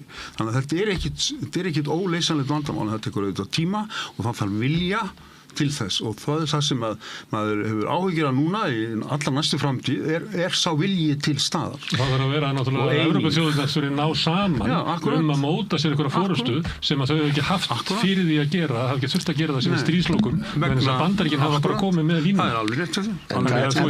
Þess vegna er þetta svo stór tímamót sem við erum að horfa framan í núna. En ég skoði aðeins í morgun þegar ég var að undirbúa að þá voru þættir held ég að vera á Fox News og nýjar skoðanakannanir sem sýndu það að 65% Bandaríkjamanna vilja að Bandaríkjamenn skipti sér meira af málum erlendis sem er mikið breyting og ekki með hervaldi held ég. Já, ég spurði ekki, ég fór ekki þannig að ég var nú bara að horfa á þetta en það sem ég er að segja sem er að talandi hvernig hlutnir verða það þarf oft lítið til að breyta mjög miklu. Þetta komir eins og mjög óvart. Ég held að bara stemmingin í Bandaríkjunum væri þannig að menn væru svona bara látum þá sín mál. En það virðist ekki vera á þegar voru ræðið þetta hérna í settinu út af þessu og skjótt skipast viður í lofti. En alveg sama hvað það er, að þá liggur það fyrir að Evrópa verður að efla sína varnir og það verður ef menn ætla ekki að stiga Úkraínu ef menn ætla að láta Rússana valda yfir Úkraínu þá munir ekki hætta þar og þó svo þeir séu alveg rétt í Alberti að menn bara sá að herinn var alls ekki á þau stað sem allavega Putin hélt að væri á en þeir eru náttúrulega að fá gríðarlega mikið stuðning þeir eru að fá stuðning frá Kína þeir eru að fá stuðning frá Íran teknilega frá Norður-Kóreu í bara svona praktísku hlutum eins og byssukúlum og öðru slíku sem þeir eru nóga. Viðskiptum við alls konar ríki sko. Gefur ljósa efnaðsþvinganir í Vesturveldanna ég menna skadaði ekki eins mikið þessu Vesturveldum töldu. Það er ofmat. Já, það er náttúrulega líka fyrir að Kína náttúrulega hefur notað tækifærið og ég held að Kína hafi hugsað það alveg, sé alveg skýrt að þeir voru að gera Rússa háðar í sér. Já, nú bjóða þeir ódýrt gas. Já, það segir allir bara já takk. Indland segir já takk og Kína segir já takk. Já, Kína og Indland hafa bæði og ég meina talandi þetta Rússarnir Trump setti nú einhverju rinnu sinni gríðarlega mikið tollum á Indland til að sagði því geti bara ef þið ætla að halda áfram að kaupa af Rússum sem svona því að hann bara margbreytilegur í þessu. En Putin var nú bara að gera samninga það sem þeir fengu í staðin í Karlandi það er bara stórkostlega móttökur sem Putin fær af Indlanda því það er náttúrulega búið að móka Indlandina bak og fyrir. Já, svo komum við í þessari skilabóðum aftur eitthvað en Indverjar eru ég er engi sérfræðingur í málum Indlands en spyr alla þá sem að þekkja til að reyna að skilja stjórnmál og Indlandi og það er ekki, þau verðast ekki verið einfaldasta mál í heimi. Bara aftur að þessu Úkraínustríði stríði, sko, það verður ekki útkláð nema á vígvellinum, það bara líka Rússar ætli ekki að gefa neitt eftir. Ætli ekki að gefa neitt eftir. Putin verður að segja það sama. Þetta verður bara útkláð á vígvellinum, sjáumst þar sem hann treystir á er að Amerikanarnir sé að fara frá málinu og líklega rétt fyrir sér því og Evrópuríki mun ekki ná saman, þannig að hann á eftir að bíða núna og sjá hvort að þetta rætist og þannig að það bara á vígvellinum sem hægt að útkláða þetta mál, því miður og líkurnar núna eru þær að þetta haldi bara áfram og með ekki miklum landvinningum Rússa en miklu mannfalli áfram en síðan verður líka hafa í huga sko, þeir pæli í akkur þeir eru svona harðir og staðfastir í þessu að þetta snýst ekki land fyrir þá. Þetta snýst að njörfa Úkraínu niður á orð sem vorum að nota áðan áhrifasvæði Rússlands. Þannig að það komist hvorki lönd niður strönd. Það er markmiðið. Þeir skilgreina það líklega svipað Bandaríkjamenn gera við Mexíkó. Úkraína var náttúrulega djásn í krúnunni í Sovétríkjunum og djásn í þess vegna að missa Úkraínu er stór mál fyrir Rússland. En varðandi svona eitt af því endalega svona föðulegar ábendingar til Evrópu, hljóta að vera fyrir evrópska leit og óþála breysa þessa skýrslu því þetta er ótrúlega hrokkafullt. En eitt af því sem segja er eiginlega svona að þið verðið að hafa eðlileg samskipti við Rússland. Rússland ekki að fara. Þetta eru 140 milljónir manna sem þarna og Rússland ekki að fara. Hvernig ætlaði að hafa þetta til lengri tíma? Verðið ekki bara byggja upp eðlileg samskipti við Rússland? Hvað segir þið við þessi svona? Nei, þetta er bara, sko, það er stríð í gangi Jú, en Bandaríkin að segja þetta. Já, ég veit það, en Evrópuríkin eiga ekki að taka því. Evrópuríkin eiga að taka sér tak og tryggja það að Úkraínumenn á vígvellinum geti þvingað Rússa til þess að fallast á vopnalið. Það er næsta skref. Síðan komum við að öðru máli sem Evrópuríkin hafa talað að mér finnst ofdegi og barkalega sérstaklega Bretar. Það eru öryggistryggingarnar sem Úkraína þarf að fá. Og enn og aftur, sko, hver er reynsla þeirra á því? 94 voru það Rússar, Bandaríkin og Bretland og Frakkland sem ætluðu að ábyrgjast öryggi Úkraínu gegn því að Úkraína léti kjarnorkuvopnin sína hendi. Ekki pappirsins virði. Og síðan var hernám Krímar í kjölfarið að gera sér svokallaða Minsk samkomulag sem Rússar brutu alltaf og fengu ekkert bátt fyrir, sko. Þannig að ég er að segja, eina öryggistryggingin sem Úkraína getur haft er það sem hún býr til sjálf. En hún gerir það ekki ein. Með því að Evrópa fjármagni 800.000 manna her. Vígvæðast það sjálfsögðu og stoppa Rússana endanlega. 28 milljónir manna. Þeir sækja núna 100 metrar dagskilur. En gleymið því ekki að þetta er bara eina öryggistryggingin sem er möguleg. Má ég aðeins skjóta inn hérna. Ef ég væri Úkraína, þá markmið okkar var að ganga inn í NATO því að þar kemur öryggistrygging sem er fyrst og fremst bandarísk. Síðan þegar það var ekki ljóst, þá vildu fá tryggingu frá Bandaríkjunum. Veistu að ef þú ætlar að bjóða okkur belgíska herinn, það bara ekki neitt. Ég segi, þeir eiga að gera þetta sjálfur. Ég trausti þess að Evrópumenn fjármagni. Þeir geti bara treyst og sjálfur. Það er veiki lekkunum. Það er hver fjármagn. Þess vegna held ég að Úkraínumenn séu að horfa fram á að þeir hafi mjög slæma kosti úr að velja. Mjög slæma. Akkurat, ég er búin að segja það, ef að Evrópuríkin ætla ekki að standa með þeim. Þetta var bara smá gaman.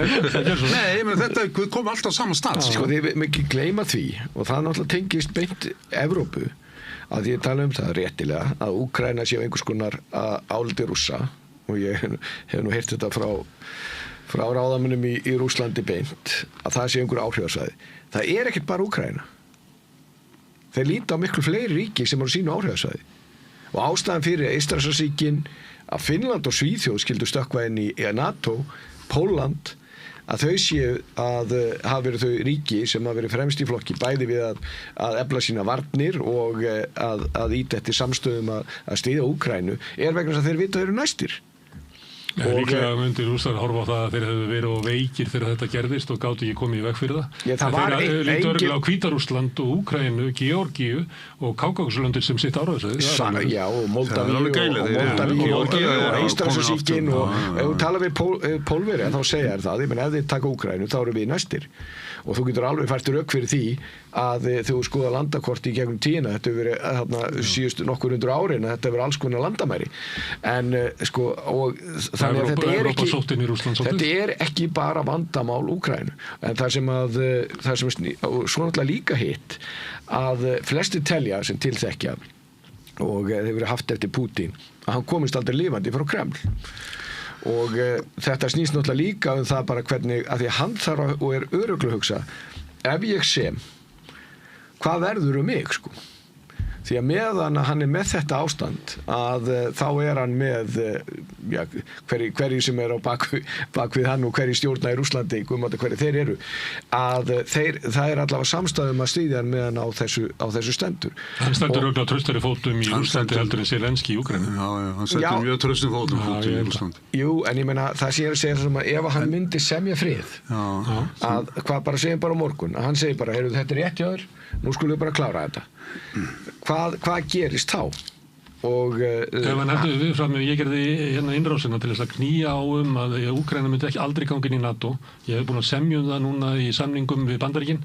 Ég held að honum bara tekið vagnandi. Það fær náttúrulega eftir hvað hann fengi.